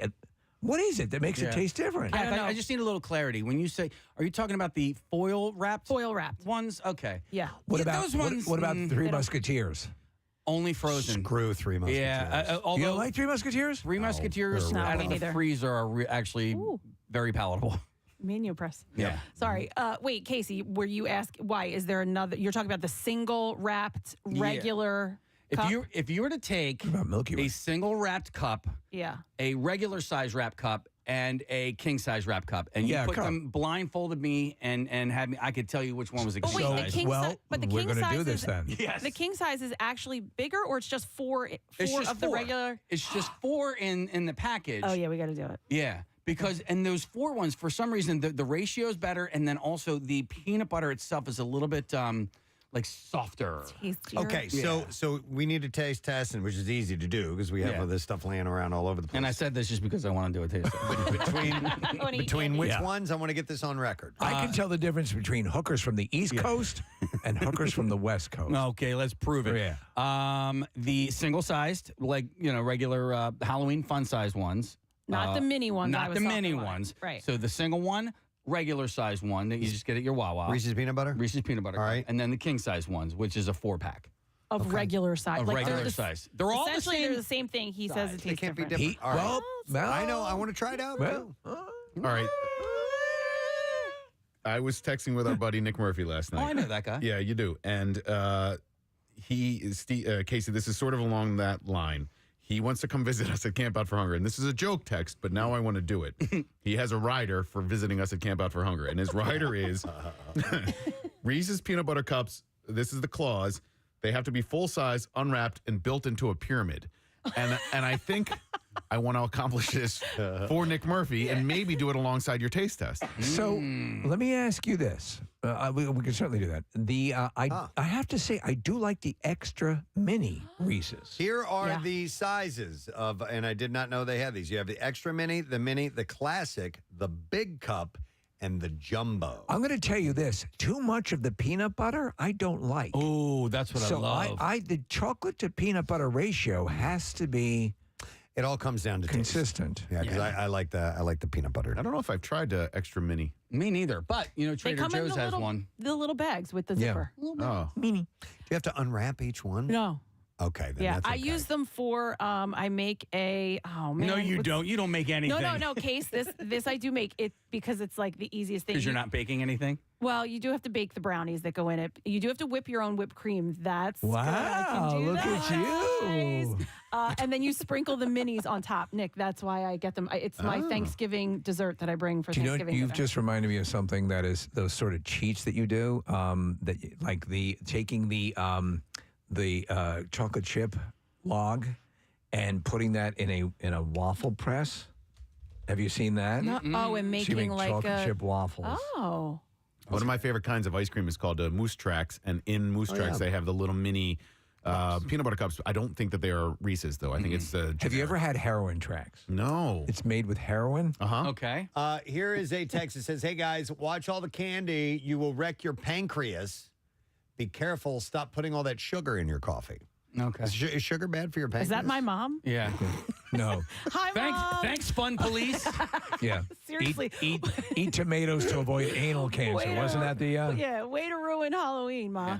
I guarantee you that's the house that gives out toothbrushes on. Preston, I currently have, and this is just a side note, chocolate peanut butter ice cream from Mary Mead Farm in my freezer. Oh, okay. Can I have the key to your house? We went there the other day. Do you remember I when was like, Preston stole all that ice cream? Yeah, that's what I wanted to tell Remember him that? when he took Hey. my peanut butter chocolate ice cream. Kathy, in less than a month, Perky the Quirky Turkey showing up at our house. Right? But I also just saw something that I love, and my kids are too old for this now, but it's called the Switch Witch. Have you heard about the Switch Witch? No. Okay. Have you ever had the C. Littman? Never had the Clipman. No. But the Switch Witch is really cool. What you do is on Halloween night, you have your child take all the candy that they don't want. Yeah. You put them into a basket and you put them out front. Yes. And then the Switch Witch comes and takes that candy and leaves a gift for the child. The Switch Witch. Yeah.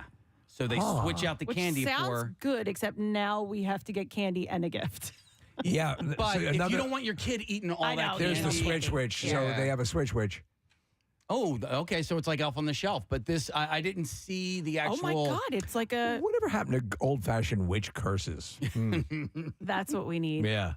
Thinner. I know someone who they go trick or treating. She allows her kids to go trick or treating. When they get home, they can pick 5 pieces of candy from their bag, and they have to donate the rest. Excuse me? Knock it off. I hate this person. 5 Who is it? pieces. 5 of like the mini. Listen, I can see if you want to limit a little bit, Yeah. maybe 50, not 5. 5. That's ridiculous. I watched this Halloween, one of these anthology movies like Trick or Treat, and the parents did that to the kid. And then the kid goes up to bed and he hears the parents downstairs and they're having an orgiastic candy eating session, and he knifes them to death. Oh, wow. Yeah. I know. That's like torture. Kathy. That's like they're tormenting their poor children. Totally. It's one of the nights as a kid that you live for the year. That and Christmas and probably Easter are the main. You remember thing. Mommy As Dearest? a little kid, those are the main things. Mommy Dearest made her pick the one toy you like, and we're going to give everything else away. Oh, I didn't remember that Mommy part. Dearest. She was an evil bitch. Evil woman. And listen, just a evil woman. I'm gonna sound like my mom for a second here, but if you don't make it such a big deal about your kids eating candy and they can't eat too much and no, I have This never is the mother made. who said there was insects in the gumball machine and at the ice cream truck. Stop it. I'm talking about me. I'm talking about all right, me. I have never made eating a big deal with Jace, and he does not overeat. He doesn't eat too much candy. He eats healthy foods. Like you just have to. And every year I would have 5 pounds of candy that would be left over for a whole year. Like you do kind of get tired of it after that night. Yeah. So. After your body goes into shock. Wow. And if you're like me, just put last year's candy out at the doorstep. Exactly. Question. Casey wrote something down. I'm not going to tell you what it is. Now or break and come back? That is your call. Why don't we break and come back? Okay. Is this the biggest thing that's ever happened on the show? No, but it's something really fun, and I'm not going to tell you guys what it is. Really? Oh. Oh, then I kind of want to do it now. No, you're going to have I want it now. Veruca, darling, relax. Survey says we're done. All right, that's it. I know we only got to do like 3 of them, but it was still good. I still got a bunch of them left over. Eventually, we'll get to them. We'll take a break. We'll come back in a second. The Bizarre File and something else. Ooh. You'll have to see what it is. We'll be right back. Because you will invest the time in it, and with that will come the reward. Dude, I feel like I am playing all the time. I've just said play. And when I get there, it's like, my God, who gets this? Who gets this? You know what I mean? Well, you deserve it, man. It's You really wonderful. do. Thank you, guys. Absolutely. America's Got Talent, Mondays, 8 o'clock, and it's the Champions that's going on right now. Yeah. So make sure that you check out. Dude, we loved you here last time you were here. We absolutely loved it. You got to come back anytime you're in Philly. We love having you here. I love coming You're here, such a guys. positive energy force. Anyway, first of all, when people talk about this stuff too, people kind of there's people who like roll their eyes, like, yeah, Mr. Positive. But first of all, it's true. Yeah. I'm not saying anything that's not true. No. And this is the deal. Because what's happening is your brain is like, it grows weeds. Mm-hmm. You know what I mean? And you constantly got to pluck that junk out. Yeah. All the crap, all the little stuff, all that mess. You got to always, this is why you have to clean your house. This is why you have to dust all the time. Because if you leave it there, it's going to get dirty and it's going to get messed up. So this is the part of being positive, is reminding myself what's true, what's real. Like, it is up to you. You can do it. Yeah. That's all it is. And it's not hyperbole. It's not, oh, man, we're pie in the sky. This is for real stuff, man. I don't want anybody to mix it up and think that I'm just like blah, blah. Woo, No, woo. we firmly believe in what you're saying, creative visualization, seeing the prize and going after it. People who dispense and dismiss it will pay the price for it. And there's so much to be gleaned if you allow yourself to buy into it and move forward, because ultimately everyone wants everyone to realize their optimum, their maximum, and that's something that you can achieve. I'm with it, man. It's not just crap. I'm with it. I love Let's go. I'm pumped now. Let's work out again. I don't want to be your whore.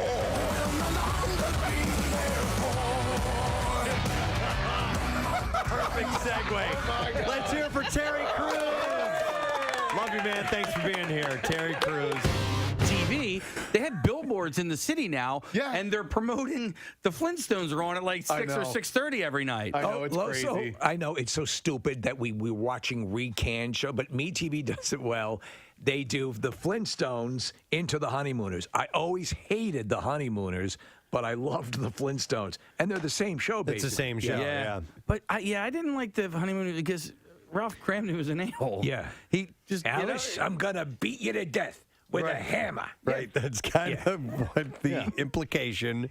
I mean, to the if moon. my dinner isn't on the table at 5:30, I'll punch you in the throat until you die. Yeah, to the moon essentially was that. I'm going to punch you to the moon. Yeah. Mm-hmm. Ah, the good old days. I'm going to throw you down the stairs and beat you with a sack of oranges. To the moon. They loved but it. not before I strangle you and rub a hot iron across your face. Then I'm going to cover you in pork chop sauce and put you into a pit with rabid dogs. Wow. I'm going to cut you up so bad you'll never be able to have children. Oh, my God. I'll remove your breasts with a wood planer. To me, it was so depressing, too, because they had their clothing was in a bureau in the kitchen. Well, they were poor. I mean, they were just making ends meet. But there's Desi Arnaz used to beat his wife too. Yeah. Because I remember she spent too much. She spent too much money on like hats or something like that. And there was an episode he bent her over his knee and spanked her. Oh, and there was another episode one time, Casey. I kid you not. She had done something that was going to piss him off, so she decided to go and get a sunburn so that he wouldn't hit her. Jesus. Oh my That's God. what television programming was. Lucy, I'm going to throw you down the elevator shaft. Lucy, I'm going to take your back, tie you to the dumpster, and drive the car into you. Ricky. 1950s programming, Wow. man. I'm going to cut your head off. That's ridiculous. Columbia necktie. Break your legs. See, but the audience ate it up, though. They loved it. You know? There was an episode of Different Strokes where Arnold got in trouble, and Mr. Drummond, because he wasn't his actual father, put him in a wood chipper? No. They brought his uncle in to beat him with a belt. I'm not lying. That's that was a legit episode. Storyline. Yeah. Here, get the switch over here. Get your uncle. I can't beat you. But fortunately, we found someone who Somebody can. Do you remember in the Dick Van Dyke show when Dick Van Dyke slammed Mary Tyler Moore's head in the car door? Oh, yeah. Because the mashed potatoes were lumpy? But the audience loved it. They were lumpy? Yeah. Wow. Yeah. I'm going to make your head lumpy. Brought to you by Patient First Cold and flu season is here. I've got a Claude. You do have a Claude. Patient First is here to help. Hey, Harry. I can't speak. You were traveling all day. I was. What's Harry, though? I was just to say they handle everything. Harry or Claude? And I put handle and every and made it Harry. At these times, you need someone who cares about your Claude, and Harry's it correctly.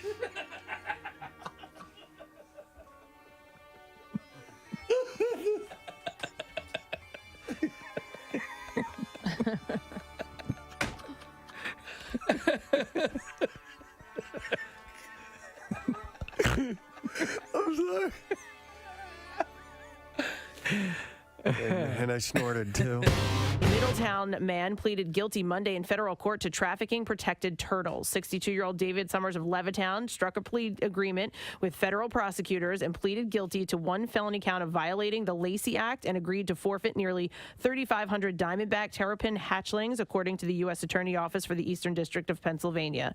Prosecutors said Summers admitted that he falsely labeled the trafficked turtles taken from the New Jersey marsh habitat between August 2014 and October 2017. He acknowledged sending a package containing 11 of them to Canada and mislabeling the package as a book to undervalue its to underreport its value. Officials from the Environment and Climate Change Canada intercepted the package of turtles and alerted American authorities. Today marks a major step forward in the treatment of care of turtles.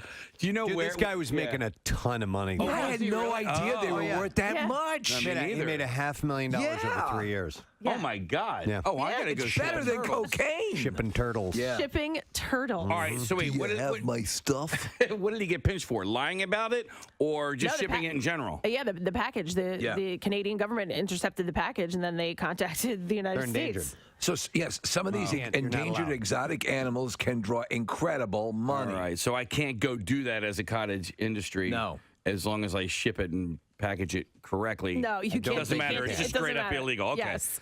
Summer's sentencing will take place on May 15th. The 62-year-old could be sentenced to as many as 5 years behind bars, 3 years of supervised release, a $250,000 fine, and restitution to New Jersey for the value of the turtles. Imagine you end up in a cell and the guy with you's a triple homicide. What are you in for? Turtles. Turtles. I don't know where he's picking these things up at, but there is Turtle City when in you're New going, Jersey. All right, but when you're going into Wildwood, right? Yeah. Like North Wildwood, because I ride my bike there all the time. They have all these turtle crossing signs, which is great. Yes. But there's a huge wall barrier that is in the middle of the road, and I'm like, how do they clear that? They don't. Yeah, they yeah. don't. Like, so if you clearly know that turtles are crossing here, why did you put up a wall for them to just get smashed by cars? There's no opening in the wall? None. There's no sign. Turtles go through here. No, and I don't think they can read No, either. that's Case, so these turtles are protected under New Jersey law and by an international treaty. They are not found in the wild in Pennsylvania, but where Summers resided, but they have a dwindling habitat range in neighboring New Jersey. So there are some in New Jersey, but it's completely illegal. And this guy apparently was, he worked for numerous Republican candidates in Bucks County in recent years and was previously a reporter. He previously covered news for the Trentonian, Bucks County Courier-Times, and the News Network, and also wrote for LevittownNow.com between 2013 and 2014. not another turtle story, please. Seriously. I like turtles. Love them. That's that little kid grew up to be. That's him. Oh my God, it's him. I love turtles. All that comes across my desk are goddamn turtle stories. I'm telling you for years. Couldn't you see the signs? You interviewed me when I was a kid. It was a cry for help. I was dressed as a zombie, and I said I love turtles. Why was no one listening? Looking good. Jonathan just got an awesome face paint job. What do you think? I like turtles. All right, you're a great zombie. And Oh my God. It's him. It's him later on in life. I love it. It never stops. But because my sons have been to dances, but without a date, and it's not odd. Like when I was in middle school, if you went by yourself, unless it was a dance where it's known, everybody just show up and we'll be at the school and we're having a party. Right. But for the most part, everybody went with a date. Yeah, and you got, I mean, at least for me, you would get asked to go to the dance. Your teacher would pick you up. Stop it! You ready to go, baby? I hate you. Hey, look, I put some Tinker toys in the back. Keep you occupied. Let's go to Maureen. Hello, Maureen. Our last song at our 8th grade dances was always Nights in White Satin. Nights in White Satin? You have a bunch of eight. Yeah, how old are you? Breathe deep the gathering gloom. Right. Watch lights fade from every room. Maureen, what did you do in the poetic portion of that song? Bathroom break. Sway back and forth. They'd start crying. Maureen, did you kiss anybody that night? That's so long ago, I don't even remember. All right. Thanks for your call. That means no. Appreciate it. We did like the, the butt hold. Oh my God! The butt hold. Like if you were dating. What did you do? You said the butthole. Butt hold. Oh my God! We would do the butthole. Do the butthole. Everybody now, it's time to do the stuff with your butts. You guys. We're talking about backside stuff. Casey nearly spit out all the soup. I don't understand why you In the jumped up. punch bowls, we have a whole bunch of lubricant. This should make it easier. Kathy. Do we have the hustle anywhere? Yes. Do the butthole. Hold. I said hold. It's not what it sounded like. Butt hold. One more butt. You guys were advanced. We did. Butts in White Satin. Do the butthole. Oh my God. 33 WMMR. All right, quick bizarre file. Here we go. WMMR presents Preston and Steve's Bizarre File. Brought to you this morning by Horizon Services. A heater tune-up from Horizon Services is only $59, and all October long, Horizon's team will donate $5 from every new tune-up booked to Camp Out for Hunger. Awesome. Book at horizonezbook.com. Out of Colorado, the Arvada Police Department is searching for a pantsless burger. A pantsless burger. That sounds good. Is that, you mean like Mayor McCheese? That's that Hawaiian burger joint.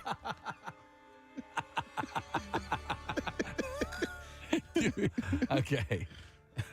Yes, it was a What did it taste large like? hamburger with no pants on. continue. Am I guessing burglar? When you guys are done. Yes, pantsless Okay. burglar. Who caused thousands of dollars in damage to a swimming center. You better call Detective Hot Dog. A lifeguard arriving to work noticed the break-in and reported it, and police said the Yes, suspect it's a large all-beef patty with no pants on. And I don't think it had any lettuce either.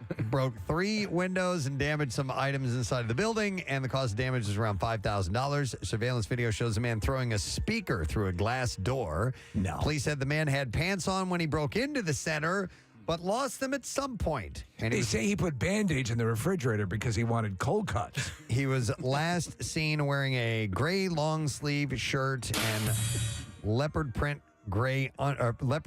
underwear. That's as the way well. a burger would dress. The suspect has a tattoo on his right forearm as well, and they were looking for him. One person is dead. 4 others were injured after they were electrocuted in a fountain at the Harborside Place in Jupiter, Florida. This is horrible. Yeah, police and firefighters responded to a call that a child was in the fountain in distress, which is located in front of a stage, and they found multiple people, adults and children, who were hurt from the electric shock. Florida Power and Light shut off the power to the area as investigators work to determine what happened. The 5 victims, 3 minors and 2 adults, are transported to the hospital. One of the adult victims died, while the other adult was released from the hospital. That's terrible. I think that the one who died was the dad trying to get his kids out. I can imagine. Yeah. The 3 minors were still in the hospital and continue to recover.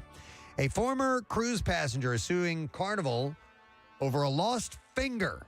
The complaint alleges that the passenger's finger was amputated by a door aboard the cruise ship that unexpectedly slammed shut with substantial force. Oh, that's horrible. The complaint seeks damages exceeding $75,000. Lists 11 other instances where passengers were hurt by balcony doors.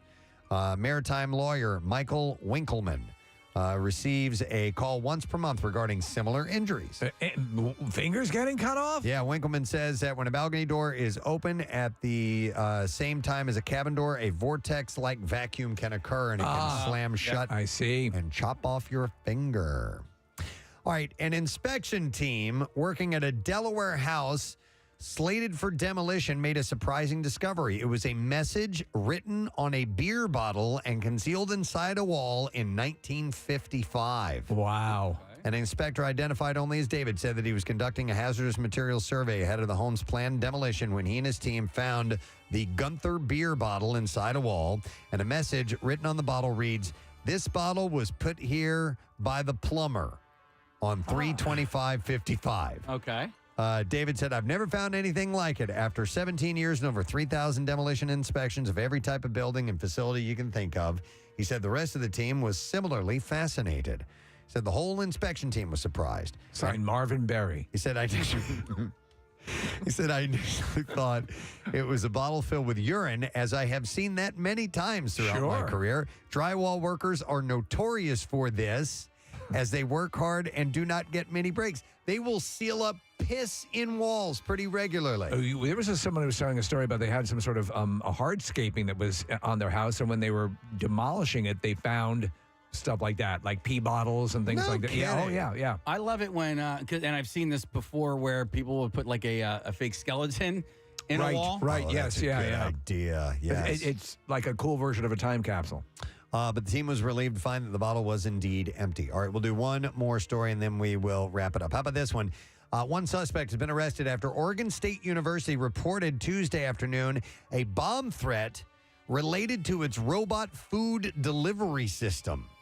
The robots were isolated to a safe location where a technician inspected them and no explosive devices were found. OSU tweeted that the emergency was over and people could resume normal activities while the robots were being inspected. The university has advised everyone on campus to avoid the robots and not open them. The robots wheel their way around campus, delivering food orders to students, staff, or faculty who order food on the Starship app. How cool is that? That is cool. I love but that. You know, people are reacting poorly. Like the automated robotic taxi cabs in San Francisco, they're vandalizing them. They don't like it. And that can be a little different. It's somebody driving on the road. It'd be a little more dangerous than a little, robot, food robot. little R2D2. Kind of farting around the campus. Yeah. The robots use GPS to navigate the campus. Onboard sensors help them travel on sidewalks and navigate obstacles. But somebody called in that it was a bomb threat of sorts. All right, and there you go. That is what I have in the bizarre file for you this morning. We have a surprise, last second, unannounced guest this morning. How about that? And you better hang on because it's a ball of energy that we are welcoming to the studio. Ladies and gentlemen, we welcome our good friend, Kate Flannery, to our studio this morning. Here she comes. Wait, she's got gifts. She's handing out. Oh, it's her. It's the It's the Funko Pop from The Office. Oh my God. Oh, there's a message she wrote to all of us. Meredith Palmer. She wrote on mine. She wrote to Preston, "Don't drink at work," is what it says on mine. Whatever you need to do. What do yours say? Oh, mine says to Casey, talk classy, act nasty. Oh, nice. And mine says stop censorship. Yes. Let's get Let's get a beer sometime. Yes. The Flannery switch. Yeah. Now, by the way, as pointed out, this is the one and only Funko figure that is pixelated. Yeah, that's You're right. welcome. You're welcome, America. Her boobs. Yeah. All right, so mine says don't drink and drive. However, when she walked by me, she said drink and drive safe. And Nick, what did you Nick, say? it's casual day. Go Phils. I know. Way to bring the party down. Wow. I was thinking about you when they lost Game 7 because you were so fired up like the rest of us, but you were like ultra fired up. Well, they gave us a really great chapter. That's you know what we said. Yeah. Because, honestly, how long have we gone without ever getting to that part of the year, right? Of just, that's it. It was exciting. There were a couple of killer games. Killer. And the one thing that Casey points out is the truth. It's not like they didn't want to win, and they were trying, but sometimes you lose. I think there's a voodoo dark energy about who's got the voodoo doll? Give me a pin. Give me how much you want for it? We'll get back there, but maybe the Phils need to get the Meredith. Yeah, they need. I need to give them some Funko Pops. Yeah. I love. How cool is this? You know the collectability of these.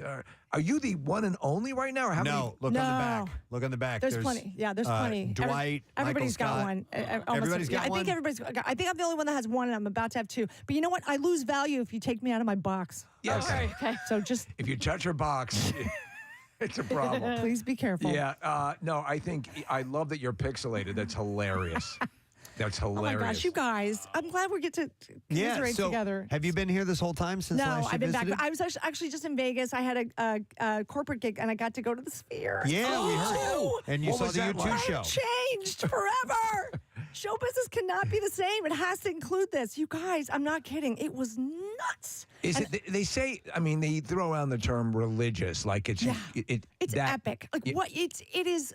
You guys, the Sphere is this new. You guys know it's a venue, but it's more than a venue. It's like it's only for performing. You're not going to have like a hockey game or whatever. Right. Yeah. Nick was saying, it's like that's how they it goes, built it for entertainment. They built it for music, and Kate was saying that her vision is that more and more cities are going to have things like this. That's on the books. Because of how incredible it is. Yeah, the people have spoken. It's real, and U2 is like, oh my God, they're just at the top of their game. If you're talking about a band, and we talked about this, the first weekend when they debuted the show, social media was tons of video of people just capturing the moment, and they say that this is gay. They say that the better seats are the ones that are up high, not the ones close exactly. to the stage. There were a lot of people on the floor, which is like, sorry. I mean, I know you're closer to them, but you're going to miss. But just you forget to look up. Like even if you're in the middle, you got to keep looking up. My boyfriend and I were like elbowing each other, like, don't miss it. And then the cameras like incorporate each band member into the wall. It's nuts. Yeah. You can't. I don't even have words. People start crying, especially we were so emotional, and it wasn't because I'm old, but a lot. We're like, I also felt like, is this the new is this going to be our senior cruise? Because everyone was about my age, and I'm a little bit younger than Bono, and you guys, I actually waited on Bono and the Edge 20 years ago, literally the year before I got The Office. Yeah. And it was Bono and the Edge, the Edge's wife, Mrs. Edge, Mrs. The Edge, and their daughter who was like 3. The little Edges. The little Edge. But I was like, what I want to say about that is like, if anybody's going after a dream, like keep going, don't give up, because Yeah, I was 39 when I waited on you too. Wow. And I'm 59, and I got to see them. And I met the Edge at the Golden Globes like 5 years ago. Did you mention to him that you waited on him? I or did. no? I did. Yeah. Well, he's an Office fan, thank God, because otherwise security would have had to take me away quickly. Was he slightly blown away that you had actually waited on him at one point, and the fact that now you're on a He's Irish. He TV gets show? it. We're just my people, right? I mean, this is what we do, you know? Yeah. But I'll tell you, Bono called me over at one point, and he's like, "Excuse me, who's singing?" Because we had like a program sound system. And he says, "Who's singing this song?" My Irish brogue is terrible right now. It's too early. But I said, "It's Barbara Streisand." Excellent. Barbara Streisand from her early career. And he said, "Wow, she had bowls." It's like, wow. So he actually gave me eye contact, which is crazy. No, that's cool. Kate, I want to ask you about not giving up. I think there's a really interesting story you just mentioned. I remember seeing John Krasinski on Colbert, and he told this story where he was trying to be an actor. He was working in New York City. He was a waiter like most servers. I mean, like most actors are at some point. And he was ready to quit. He was ready to go back, move home, figure out something else to do. And at the end of his summer, he got the Office gig, which is probably right around the same time that you got it. So when that happened, when you got that break, where were you professionally? Where were you? I was still waiting tables in Beverly Hills. I mean, I had done, I did Second City. I did Off-Broadway. You were doing improv. You were working. And I was up for SNL in 1991 and didn't get it. My friends got it. My two friends got it. Actually, there were 4 of us from one show that got considered. So we all had the lunch with Lauren, the whole thing. Who got it from your collective? It was Melanie Hutzel and Beth Cahill. I remember. And it was and it's crazy because they kind of got chewed up and spit out. Like they were kind of emotionally never the same. Look at how it works out. I know. So I feel like slow and steady wins the race, you guys. Yeah. Just saying. It's true. You're pop culture, I'll say royalty at this point. I mean, you're iconic. That's the Funko Pop talking. But the truth of the matter is that we're still drunk from our loss. But you're right. So SNL, there have been some super talented people that have gone through and been ground up in the system. Yeah, it just happens. Yeah. And especially to women, particularly in the 80s, 90s. Like not a lot of women went on to have careers, unfortunately. It's just how comedy goes. Yeah, but here you go. Well, I'm like a cockroach, you guys. I'm excited. I got balls. You got balls. I got balls. Meredith there. Her boobies are all blocked by the pixelation. For Jesus. By the way, in the collecting world, if you have anything signed by the actual person, and obviously having Kate sign this, it raises the value. And Marissa was my witness, so we can get an authentication sticker. Okay, all right, yeah. I'm just saying. Wow. Oh, so what are you doing back in town anyway? Just family, Visiting? just visiting family. Everything's good. My dad, everything's good. Where were you for Game 7? Where were you watching? With my dad. So you were here. In Philly. Yeah. So have you been here since last time? No, I was in Vegas for a couple days. She went to the Sphere. Yeah, I went to the Sphere. Right. No, it's okay. It's all right. You can't keep track of me. I'm like a moving target. Please, that's just part of why I'm still here. So it's like, keep moving, baby. They can't find you. Seriously. Not to dwell on it, but was your dad upset about the loss, or is he cool? He's 99 years old. He's seen some losses. I'm just going to tell you, he's okay. This is not going to kill him. It's going to kill me more. It's going to kill him. Here we are. I mean, this is. It sucks and it's great, and I'm sad and I'm happy. I know spring training? Have you ever gone to spring training I have not. Oh my God! It'll rock you. Last few years we broadcast from there. You have to come with us. Our show, you could come with us. Let's talk. All right. Honest? I mean, I got to learn how to pitch overhand. I pitch under. I'm like bowling in the sky for these minor league events.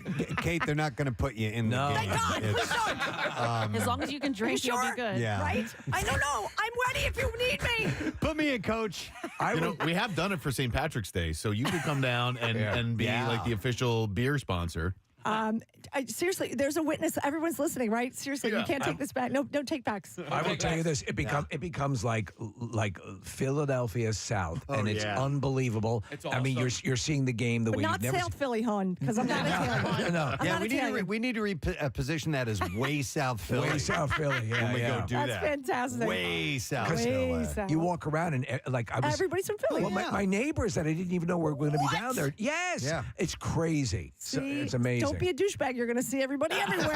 Everybody's going to know. Yep.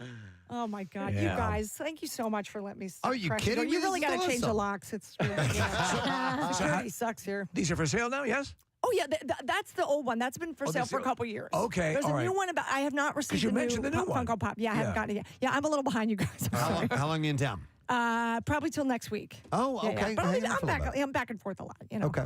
Yeah, Excellent. life is short. I'm here, Philadelphia. I'm here. All right. I can be anywhere. Thank you for the surprise visit. It's wonderful to see you. And it's wonderful to see you guys. And you know what? The Phillies lost, so fuck it. Jesus Christ. Damn it. She's like, wait till the last second. She waits to do it. Hey, I'm going to go dance alone. Kate Flannery. We're going to take a break and we'll be right back. Stay with us.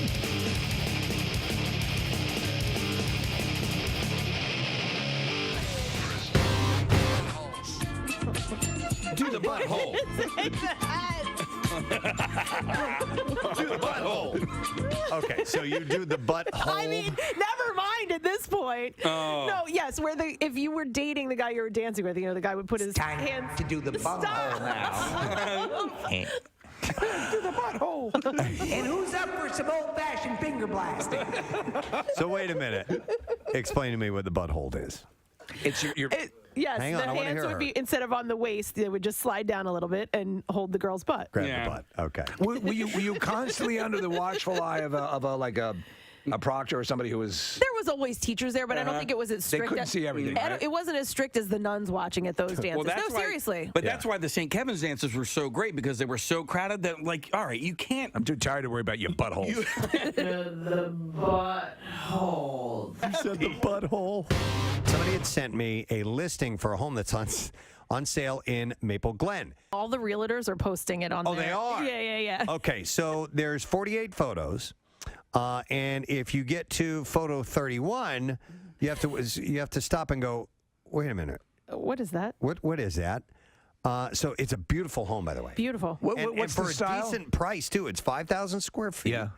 And it's gorgeously laid out. It's $750,000 for a home that looks like this. That seems like a pretty good price to me. It actually does seem like a really good price. Yeah. But when you get to photo number 31, you realize that they have a bit of an S&M dungeon in their house. But it's in like a beautifully Decorated it's almost like an executive dungeon. But I mean, it's decorated that way. Like, it's not just little things maybe in a box somewhere. No. They had things built in their basement. Yes, and in fact, if you look at the bed, there are stocks. Yes. Like you would see when they would be punishing someone in the square where they have your head and your arms up in the stocks. If you were a witch. Yeah, exactly.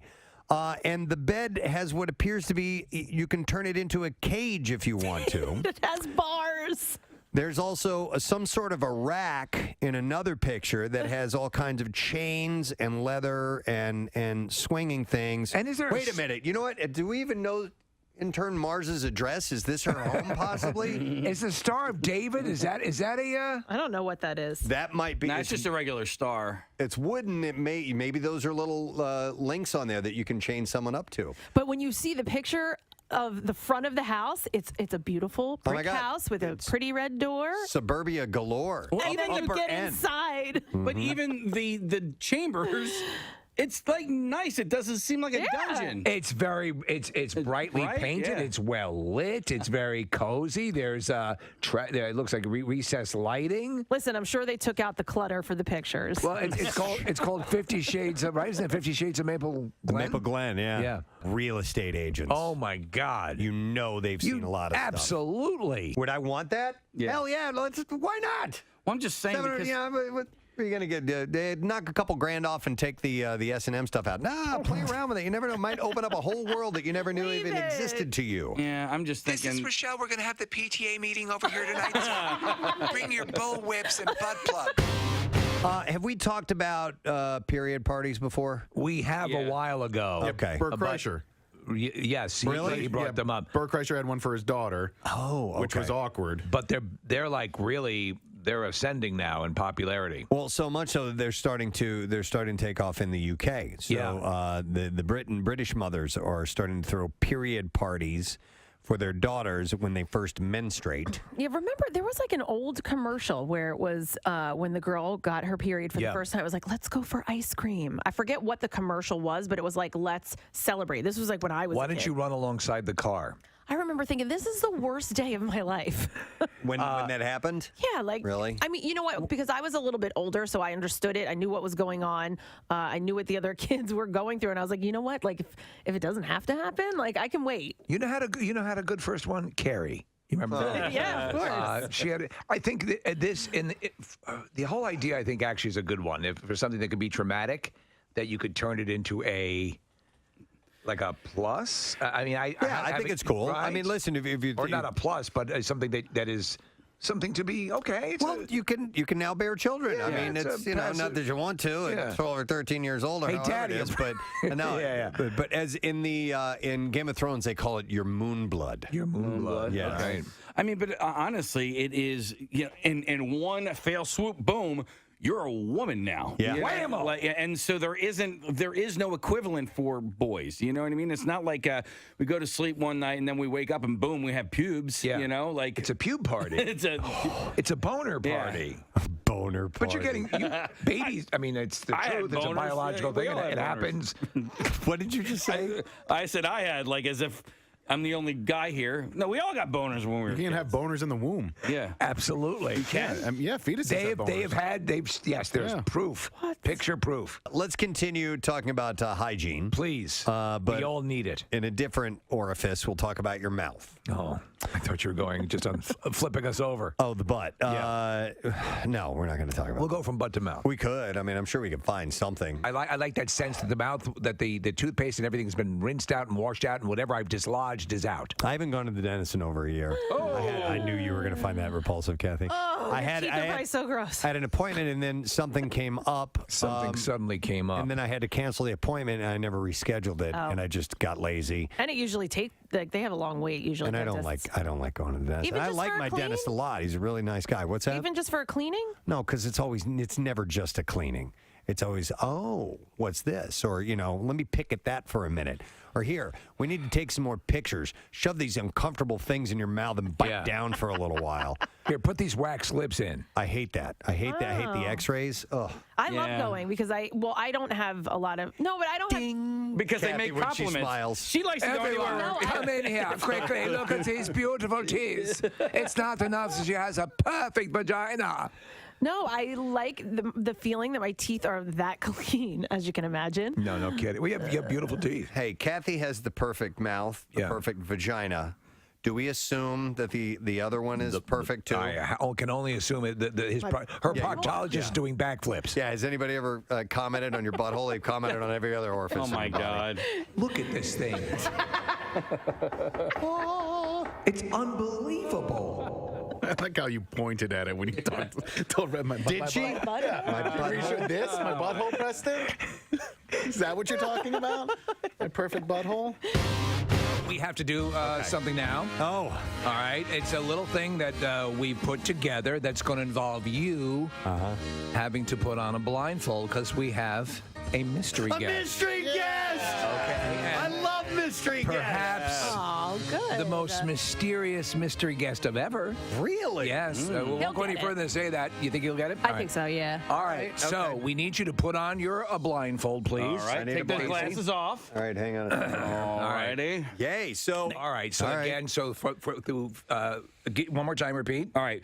We're playing 100 questions. 215. 20 questions. 215-263 WMOR, the number, by the way. This is 20 questions for Preston, and it's questions 1 through 5, 6 through 10, 11 through 15, and 16 through 20. All right. And then not at all. All right. Is the person in the room now? No. In fact, if we could bring our mystery guest into the room. I am blindfolded. I can't see anything. I always get nervous when we do mystery guest. I don't know why. It's always hard to get somebody to agree to this. Yeah. Because, how are you, man? It is hard to get somebody to agree to do it, and then sometimes we'll eat up half the interview trying to figure out who the hell it is. Right. If they've only got like a 10-minute window. So, all right, so if this person is here, then they have more time than that, which is good. They're here, and we will be able to spend some time after Preston, which is good news. Okay, so I'm going to use the high-pitch process to hide this voice, which I think we'll do a nice masking job. So we're going to begin, Preston. Again, yes or no. And you're going to have enough time to sort of narrow it down and ask our mystery guest your first question. Okay. Have we ever met in person before? Yes. Oh, okay.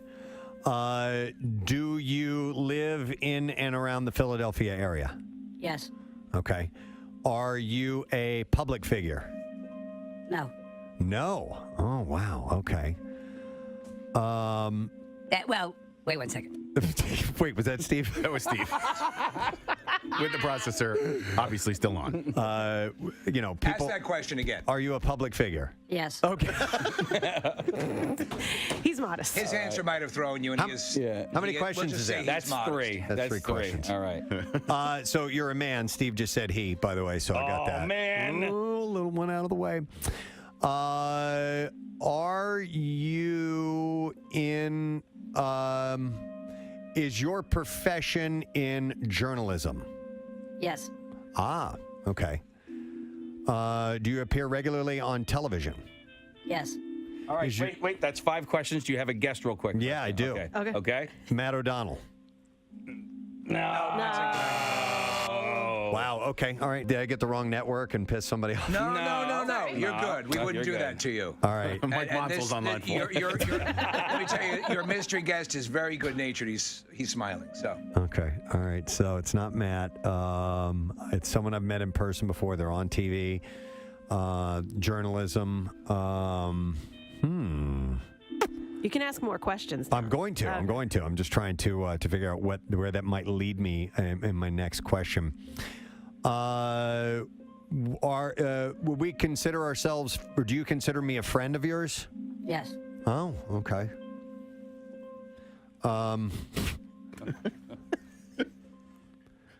Are you from an island nation? Yes. It's Vi. It's okay, Emma, right? Oh, God, you're getting there so close. Oh man, who the hell else is from an island nation? You can think broader. This person may be, I think, more famous than you're thinking. Oh, wait a minute. Shane Victorino? No. All right. Good guess, though. That's 6. That's not a nation, but it's an island. So and now- we have played golf together, so Question number 11, Preston. Yeah, I'm. Expand your search. Yeah. Wise. Yeah. I'll they live in and around the Philadelphia area. Entertainment-wise, journalism, television, island. There are some people who do it all. Who do it all? Oh, okay. So, are you a musician? Yes. Oh. Wow. What's your name? No. You're a musician. Oh my God. I should know this, right? Okay. All right. Okay. Everyone here is smiling because once you know, okay. Yeah. Do we play your music on MMR? Yes. Wow. Do you play drums? Yes. Wow. Oh, yeah. Rocking in the free world is what we do. 22 minutes after 10 o'clock. And Preston and the Steve show. We have a few more things to give away before we wrap for the day. And we're going to do one of those now. We're going to do the lesson question. And today we're going to give away a float session, which is pretty awesome, from Halcyon Floats. And the question, I'm going to go way back to the 6 o'clock hour. Surprisingly, what high-end store did Kmart merge with? 215-263 WMMR. It was earlier this morning. What high-end store did Kmart merge with? You had to have been with us for quite a while to know the answer to this. But if you were listening then, call now, 215-263 WMMR. You get the answer right, we give you the prize. That's how this thing works. The trash business is a gold mine. 93.3 WMMR with Preston and Steve's Hollywood Trash. All right, let's get some stories while we await your call. Steve, what's going on this morning? Well, some more insight into why Tom Brady and Arena Shake called it quits after their brief romance. Brady says it all comes down to he and Arena being at different points in their lives, and also that she sometimes chewed on his junk like a Slim Jim. Wow. So that's a problem. God. Wow. No guy wants that. Britney Spears and Wade Robson, you remember the guy with Michael Jackson? Apparently had a much deeper affair than what Britney claims in a recent memoir. In fact, Britney reveals she clearly remembers that when Wade would fart, she could smell Michael Jackson. Whoa. That's pretty weird. And even though Suge Knight I don't know how this happens. Even though he's serving life behind bars, actually, he started a podcast from prison called Collect Call with Suge Knight. The podcast, produced by Breakbeat Media, will reportedly have a hard-edged hip-hop attitude and will discuss things like if badminton is a sport. And that's your Hollywood. We're looking for the answer to the question. Surprisingly, what high-end store did Kmart merge with? And we're going to go to Dan, see if we can get the answer. Hi, Dan. Good morning. Hey, how's it going? Good, buddy. All right, so Kmart merged with what high-end store? That would be Hermes. Hermes. You got it, Dan. Hang on. You're going to float, man. We're going to give you a float session with Halcyon Floats. You can, of course, get in there and enjoy because stress can be scary. So relax with a float session from Halcyon Floats, Philadelphia's premier float center. Relax, recover, reset. HalcyonFloats.com. Now, Preston and Steve's Music News on 93.3 WMMR. All right, couple things to run by you. Kiss announced that they are giving away seats on board their private jet. Whoa! Along with a backstage experience at 2 of their final U.S. concerts. We hope you're enjoying your flight, and we'll soon be serving chicken. Wait, what? They're donating the ultimate fan experience to benefit children of the rainforest, a nonprofit mission to protect pristine natural lands and indigenous cultures. $25 donation enters you into the sweepstakes, and you can enter as many times as you like. The winners will fly with the band to their show in Indianapolis on Saturday, November 25th. They'll experience sound check and the concert from the pit. Wow. And then after the show, the winners will get back on their jet with Kiss to fly to the next show in Chicago. Is that like an Omaze thing, or is it really to the high? How is the selection process taking place again? Did I you say? assume it's just random. It says you can enter as much as you want. All right. $25 donation. Yeah. You can check the band's socials for a link to enter. REM's Michael Stipe recently officiated the wedding ceremony of Kurt Cobain and Courtney Love's daughter, Frances Bean Cobain. After dating for nearly 3 years, she married professional skateboarder Riley Hawk. That's Tony Hawk's son. Yeah. No kidding. Tony Hawk's son. And Michael Stipe had officiated it. That's pretty cool. And she she's a lovely young lady. She looks very much like a mother. TMZ reports that the marriage took place October 7th. A little is known about the actual ceremony, but Stipe is the bride's godfather. That is pretty cool. That's really nice. Ann and Nancy Wilson will reunite for their first full show in 4 years for a hometown show in Seattle. That'll be on New Year's Eve. And if a heart reunion isn't enough, a Space Needle fireworks show will follow. The sisters are part of the Jason Bonham's Led Zeppelin evening, which takes place at the Climate Pledge Arena. This year is Heart's 50th anniversary. Oh my God, Wow. and that's very appropriate because when they first came on the scene, they were called a female Led Zeppelin. Tickets for the December 31st concert go on sale this Friday, by the way. And one last thing, we have a little audio clip to play. I was so delighted to see this. One of my favorite people in the world, Geddy Lee of Rush, he has a docu-series that's going to be on Paramount Plus, and it's all about bass players. Yeah. And it's, I think, what is the title? Do bass players really matter? I think so. I think that's the name of it. Yeah, yeah. So we're going to play the audio of some of the trailer for you. Here you go. Yeah, it says, Are Bass Players Human Too? That's what it's called. Here we go. Welcome to a different kind of music show. I'm trying to show the world that a bass player can do many things. Absolutely. That covers all the bases. I feel like bass playing is so easy. Don't say that.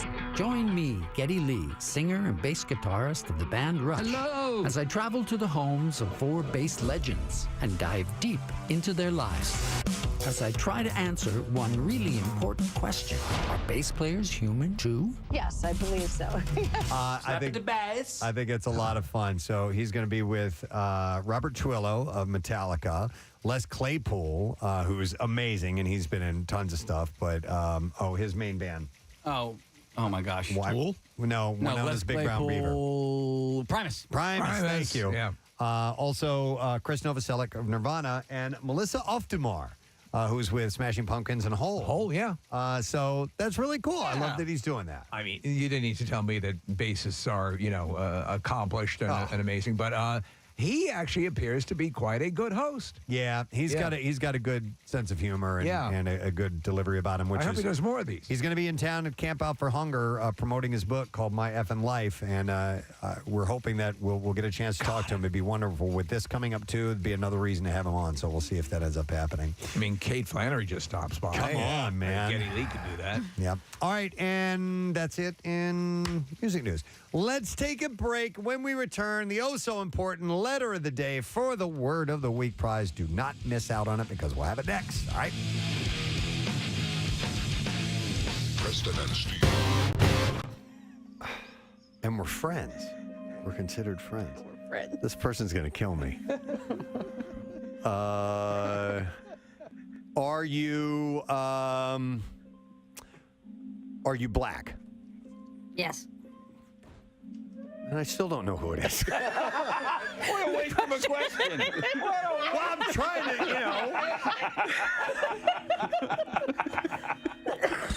More famous than I have been leading on to. We're considered friends. I mean, if I were to liken this person, I'm just going to give you a little help. Okay. It's kind of like a Swiss Army knife of capabilities here. This person's going to kill me. I thought you'd be better at this, Preston. Dude, I suck at this. I'm good at getting answers. All right, well, Apparently, I'm good at getting yes answers. You've got 'cause nothing I haven't but gotten yeses. any no answers yet. Honestly, which should kind of lead you to, oh my God. Oh, Steve. What? Some people texting in are starting to get it. Okay. Really? All right. Well, it's not Questlove because we're not friends. Yeah, that's true. And Another guess? I mean, another question. I guess. Yeah, but what's going to help narrow it down? That's the thing that I'm trying to. Maybe other Trying to get to. capabilities, other talents. Okay. Yeah, but what? Do you like to eat? Yes. All right. Do you cook? I mean, like, would people know you for your cooking? Yes. Really? Jesus, none of this is helping me. Why are you don't know the cooking drummer? I mean, honestly, I journalist thought drummer. by this time. I know. But keep going. The island cooking journalist drummer. How could you? I mean, come on. Black How can I journalist drummer. not? How can I not get it? Yes. You are on the film board. I'm going to help you with that. Oh my God, you're right. Okay, I am on the film board. You're an actor as well? Are you an actor? Yes. Oh, okay. Philadelphia actor, black drummer. You have 3 questions left, Russ. Really? Yeah. I'll give you another hint. It's the person who texted in Black Tommy Lee. That's wrong. It's not Black Tommy. Oh, that helps a lot. Acting. Dude, I'm drawing a blank. Are you giving up? No. Ask a few more. Okay. Maybe some projects or styles of acting roles, movies. You guys are just trying to give this away, aren't you? Well, I mean, I not know helping me. he's dying because I know Preston knows it, but he just go ahead. Acting roles. Do you do? Are you mainly known for comedy acting? Yes. Really? It didn't help. Dude, we didn't even use a voice processor there. Did that give it away? Tried to help him, Did you hear the voice? He's gonna know. It didn't give it away. No, it didn't give it away. Oh, man. Don't use the voice processor. Do you have a new movie coming out soon? Yes. Last question, Preston. Oh man, you got it. Man, I don't know. Come on, Preston. This is terrible. Is everybody getting it right on the text? Yeah. Everybody's narrowed it down. And have you been in our studio before? Yes. You have. That's your last question. You should know. I know. I don't know. I don't know. You don't know? Wait till you see him. I have no idea. All right, Preston. Damn it. Take off your blindfold. Okay, let's see. Wait a minute. Preston, this is one of the construction workers in our building currently. He said yes to every question on purpose. You suck.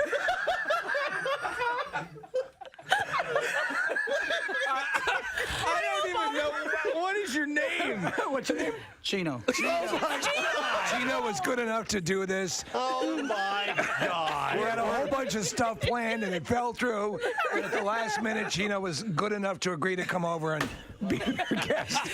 Was the actual answer yes to any of those questions? From the islands, right? Yeah, Nicaragua. Where are you from? Nicaragua? These guys are doing great work in the building Sitting here going, I'm beating myself up. You guys are saying, oh, you ought to know. I mean, for crying out loud, he's a friend of mine. Nick's like, everybody's getting it. Black from Preston, how many black drummer, actor, comedian, musician, journalist friends are there? Oh, my God.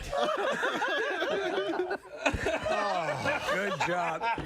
And then I take, and you a-hole.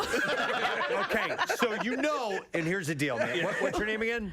Chino. Chino. Yeah. So Chino, I never remember anybody's name. Right. So when I took my blindfold off and I saw you, I felt horrible because I didn't remember who you were. Hey, Chino. Happy birthday, Preston! By the way, I want to point something out. Kat, I was giggling at the beginning of sports, and Kathy looks at me. She's like, "What's going on over there?" Ever since we got back from vacation, we do our sports intro is live. All those sound effects, it's not pre-recorded. It's Steve hitting buttons. We're Casey's artists. hitting buttons.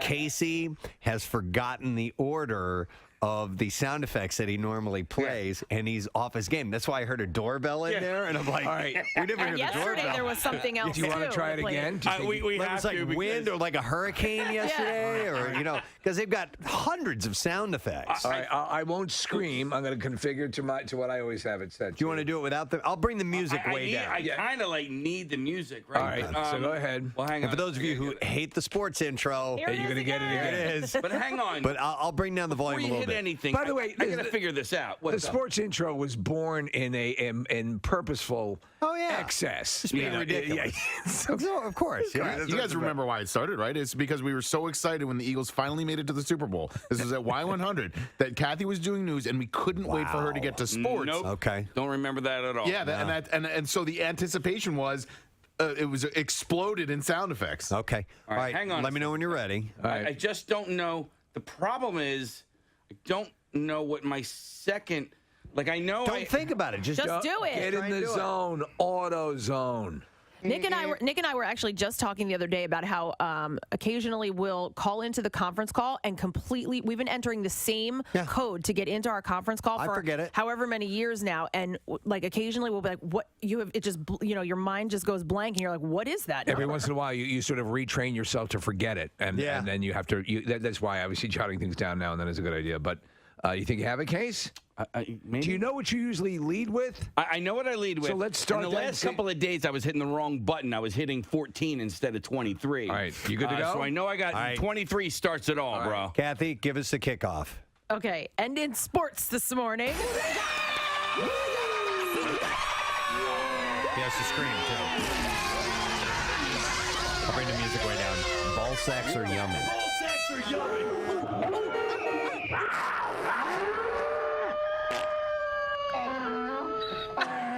And the dolphin. What happened? There you go. That was better. It wasn't timed up. I had to pause my "What the F is that?" Oh, all right. Okay. I think the music helps that with that. Sounded right. Did it sound right? A little better, yeah. I couldn't remember if I do farts or not.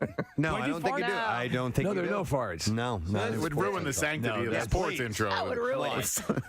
Talking about the pride of Philadelphia here. So farts appear in the music news. Yeah. You know what it is? What is it? Wrong page? No. So I hit this, and then I start with that. I killed it! There you go. All right. I start with that. I tell you what, that sounded closer than it sounded for the past couple of days. I agree. Yeah. I agree. Okay. Shut up. Game of Thrones star Sophie Turner tells Dr. Phil on his podcast, Fill in the Blanks. Oh, my God. Phil. 3-3 WMMR. The song is called Need a Favor. It's 10:38, the President Steve radio program. The weather's looking wonderful. Absolutely perfect conditions all the way through the whole weekend. And it's like a flare-up of summer. And I think I said this like 2 weeks ago. We had gotten a little increase. And I'm like, okay, that's going to be the last one of the year. Nope. Here comes this weekend. These have got to be record temperatures. Is this Indigenous People Summer? Maybe it is. Maybe it is. I don't know if you can say Indian summer anymore. We're getting a little bit into that summer type of feel. 83 degrees. I always love by that. Saturday. Yeah. Yeah. It's fantastic. I mean, listen, you're probably not thinking this way, but I'd get out and play golf. Oh my God. I didn't even thank you. Yeah, I didn't even think about that. Thought that might be something, yeah. What a great to idea. remind You're you. an idea man. Yeah.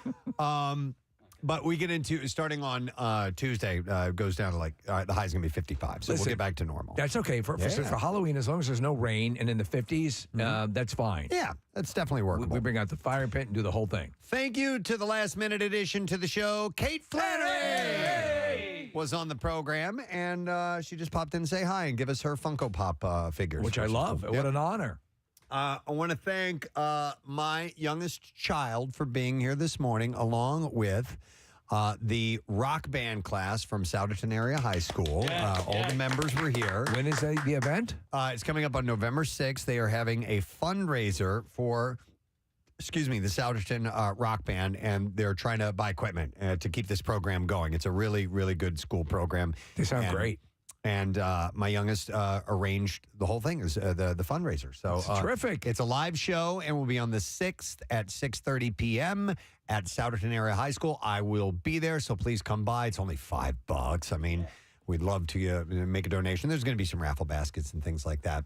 And also our good friend Bobby from Sidearm and Octane checked in, and they have a reunion show with Octane coming up in Vineland, New Jersey at the Landis Theater Friday, December 8th, and you can get tickets at thelandistheater.com. So nice to have everybody on this morning. Nice to see Pierre Robert here today, too. Nice to see you kids. Did I read correctly that now you're a major stockholder of Comcast? I am, yeah. Yes, yeah. From the broadcast yesterday. We had a really nice time down there. They couldn't have been nicer. They're awesome. And that complex is so gigantic, but it's so high tech that they have their own. I've passed by that building a million times. I didn't know there was a full food court below it, one floor down.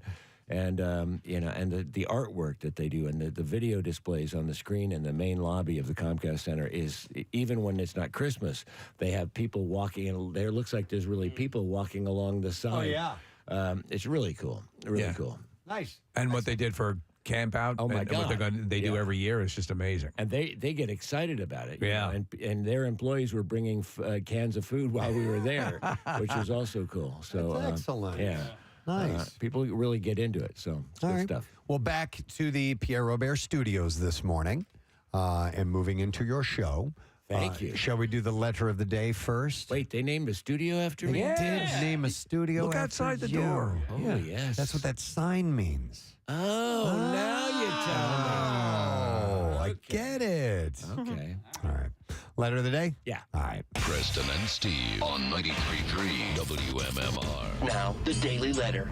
The Preston and Steve Show is brought to you today by the letter. F as in Frank. All right, F as in Frank. Friend. And we have one more letter to go. We're going to give away a pair of tickets and a Mammoth VIP experience for two as MMR presents Mammoth WVH.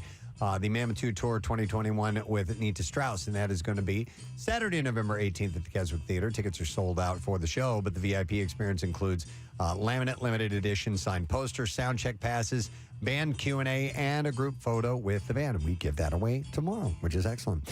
What's happening today? Well, we've got more Blink-182 tickets coming next summer. They go on sale tomorrow morning at 10 a.m.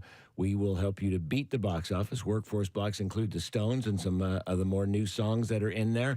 Also, Coldplay. And we are going to, at some point in the program, I'm not sure exactly how, celebrate The Who, because today is the 50th, believe it or not, anniversary of the release of Quadrophenia. Oh, my God. A masterpiece. Oh, yeah, it's amazing. Accounts. Yeah. And so I'm not exactly sure what we'll do with it, but we'll do something.